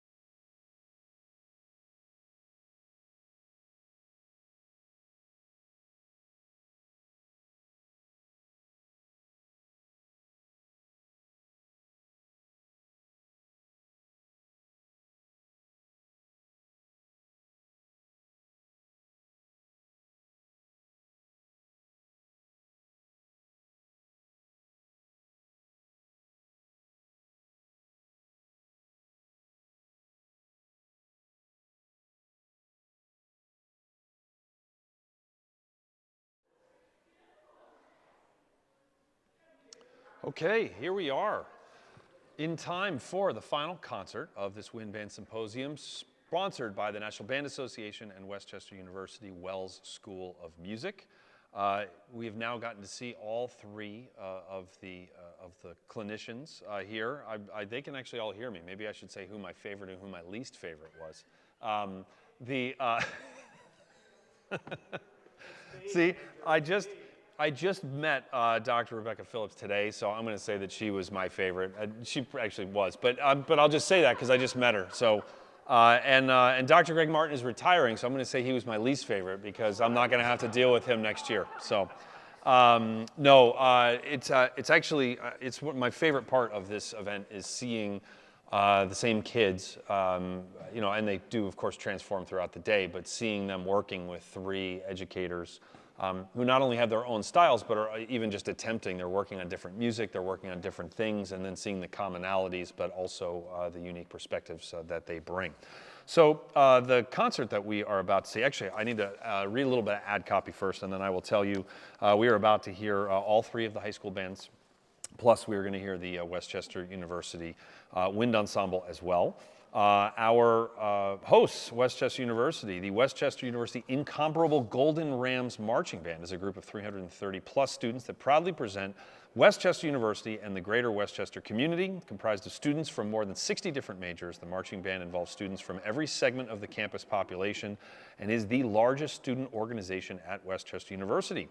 You can contact Director of Athletic Bands and one of today's clinicians, Adam Gumbel, at DWCUPA. Why did I say D? WCUPA.edu. You can also just Google Adam Gumbel, Westchester University, and his information will pop up, and you can learn how to join this outstanding organization. Also wanted to thank J.W. Pepper, who is helping to provide, they're not helping, they are providing like the entire stream. Founded in 1876, J.W. Pepper is the best online store for sheet music with over 1 million titles in stock. We offer sheet music for directors and performers alike, as well as music equipment, accessories, and software to support your musical journey. ePrint, our digital sheet music, offers printable sheet music that's accessible without an internet connection through the free ePrint Go app. Plus, we offer downloadable MP3s, a resource musicians love. Listen to the music and see the score before you buy and shop with confidence thanks to the Pepper Guarantee, satisfaction guaranteed or your money refunded. And I also wanted to thank the National Band Association who spearheads this. The National Band Association provides support to our nation's bands through access to mentors and mentor programs, support of new music created specifically for bands of all levels and experience through our composition contests, support of young conductors and young composers interested in wind bands through our mentor projects, support of bands and band music of all types and levels through our concert band symposiums like this one that you have that you are watching now. If you missed any of this, this will all be available on the Westchester University Band's YouTube channel that you are watching this stream on right now. But this will all be there moving forward. You can watch last year, so you can see the various clinicians, both this year and last year. It's a really great resource for music educators and students alike. And also, sorry, I meant to mention that any students listening or watching this should take advantage of the $5 student membership rate for the National Band Association to enjoy the benefits of this outstanding organization. All right, so the beautiful thing about this event is that it features bands that in general are just starting out on their work on the music that you are about to hear. And so a lot of it comes in quite raw. The musicians are of course not raw, but in terms of like the pieces haven't coalesced. If you're not a musician, then not only do you have to learn your part, but then you know what great conductors do is that they synthesize it into into something. We are first going to hear from Warwick High School under the direction of Matt Tenaglia, and they are going to do Fracas by Randall Stanbridge. I actually sat in with them because they had a couple of tuba players missing for one of those segments, and it was a lot of fun. After that, we are going to hear, let's see here. Next is Fleetwood High School under the direction of Elizabeth Mahovsky, and we are going to hear a portion of Robert W. Smith's Inchon, which Robert very sadly passed away not very long ago, within the last year, which was just a huge tragedy for the band world. So it's going to be really special to hear that piece, because it's fantastic. He has left a large hole in the band and in the music education world. Yeah, very sad. But that piece is wonderful. And then we were going to hear Ephrata High School under the direction of Steve Goss, which Ephrata, I just said it wrong. I knew I was going to say it wrong. I looked at it and I said it wrong. They're doing Rapture by Brian Balmages, who is a fantastic composer. And then finally, this is funny. I asked everyone what they were going to play except for Westchester University, Andy Jozwiak, who I've been talking with all day long. I don't know what piece they're going to play, but I'm sure that it is going to be wonderful. Truly, as I mentioned earlier, I was actually a sabbatical fill-in for Dr. Jonathan Fowler here 2 falls ago, and this is a world-class school, and the wind ensemble is just incredible. So stay tuned for 3 high school bands and 1 college wind ensemble, and we will be back here in the morning. The stream will start up at, let's see here, it looks like 9 o'clock is when we will start to stream the welcome address, and then we have a couple of more bands tomorrow. Yeah, it's going to be great, and so thank you for joining us today, and we will see you tomorrow. Enjoy the concert.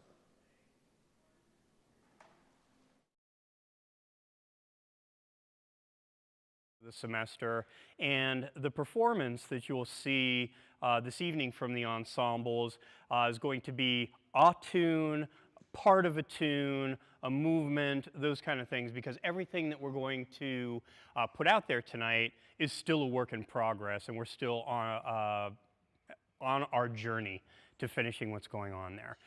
So the first band who will perform for you this evening is the Warwick High School Symphonic Band under the direction of Matthew Tenalia, and they will be performing Fracas by Randall Standridge.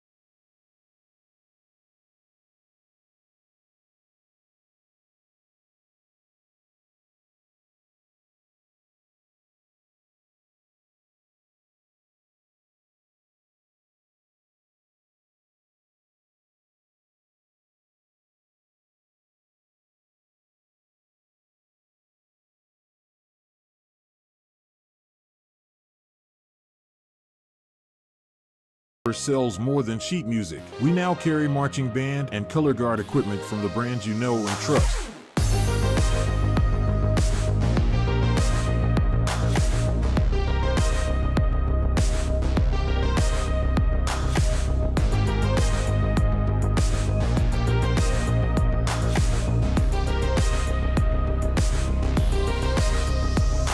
Shop gear for your marching band at jwpepper.com/marchingarts.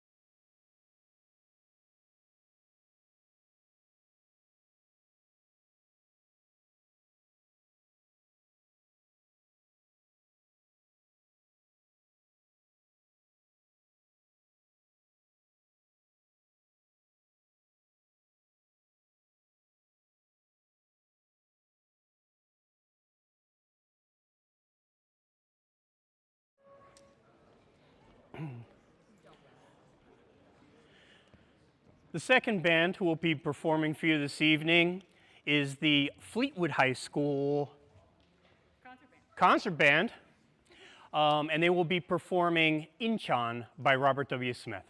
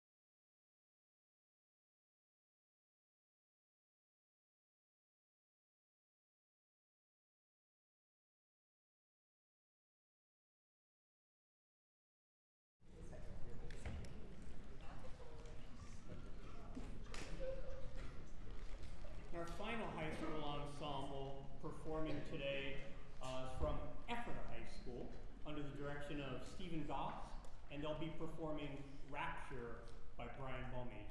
Please welcome them.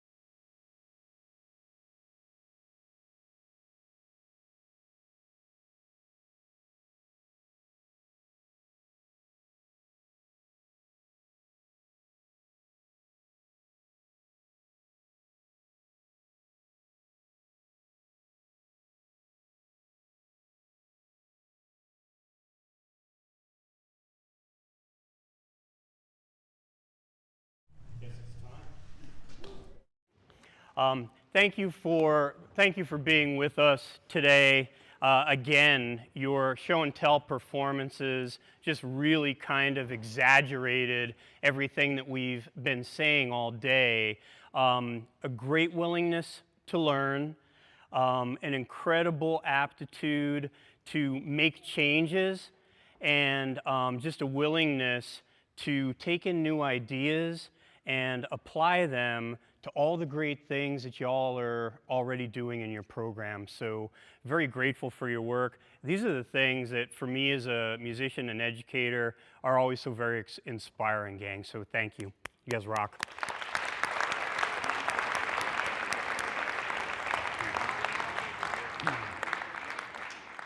Couple thank yous before we finish today. Give it up for Andrew Hitz.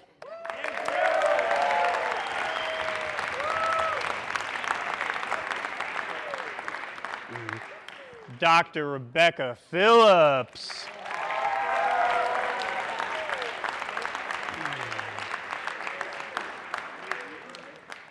M. Gregory Martin.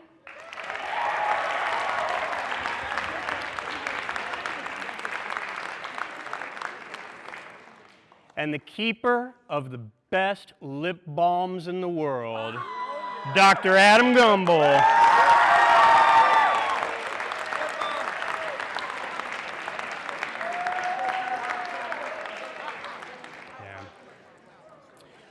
I'd also like to thank our friends at J.W. Pepper, specifically Rocco Richardson, who's the man behind the stream, who is, thank you, Rocco.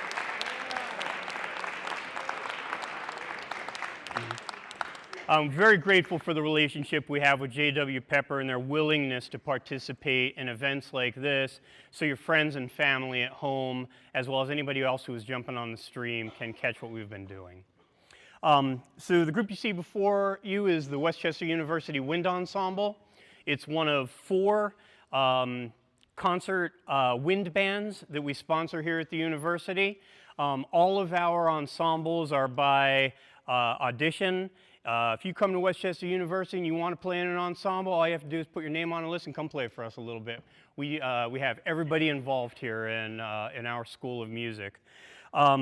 We too are just getting started on our preparation for this rehearsal cycle. We just started back to class last Monday. So we've got that much time in on these pieces. The first piece that we're going to perform for you is entitled Hunting Tower. It's by Odorino Respighi, and the piece is based on one of what he describes as one of his favorite places, an old castle in Scotland.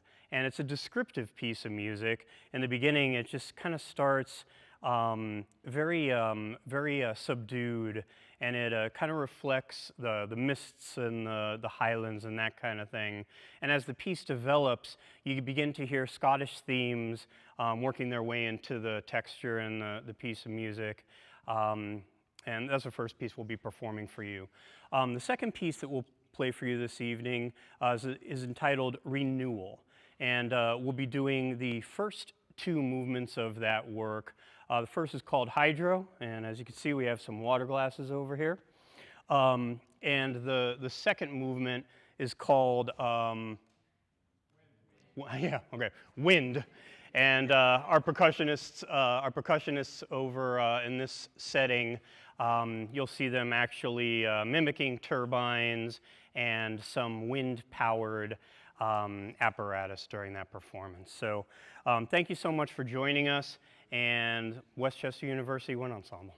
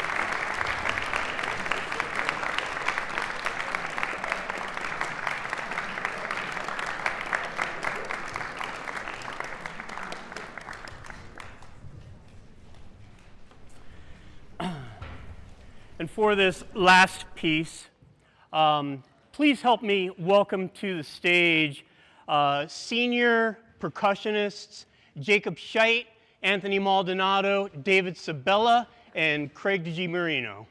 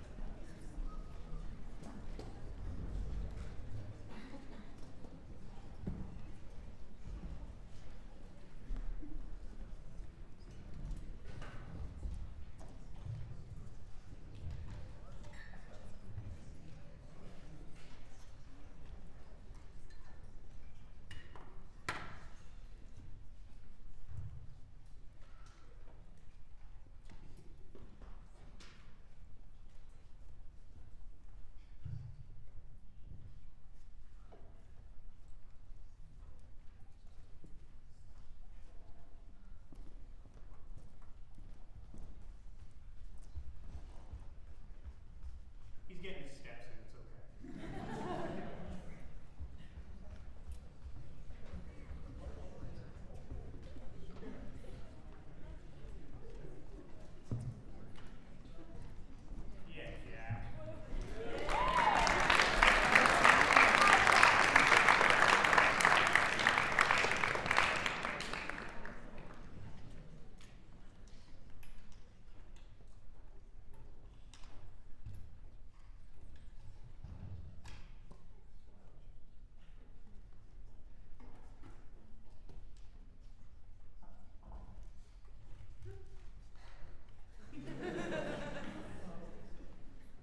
We have some water over here.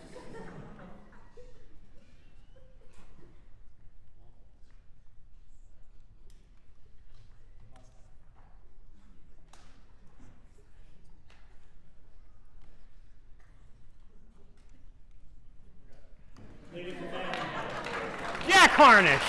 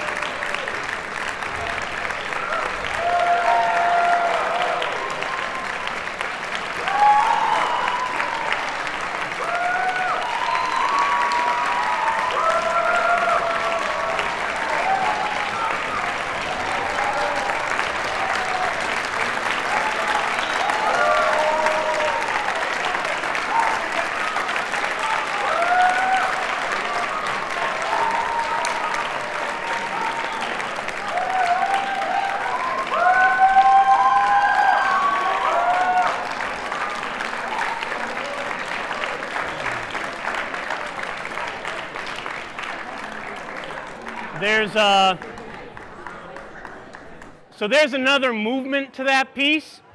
If you want to hear how it ends, join us on February 25th right here, and Viet Quang is going to be in the house that weekend as well, so please come back. Hey folks, enjoy the rest of your weekend. Thanks so much for joining us.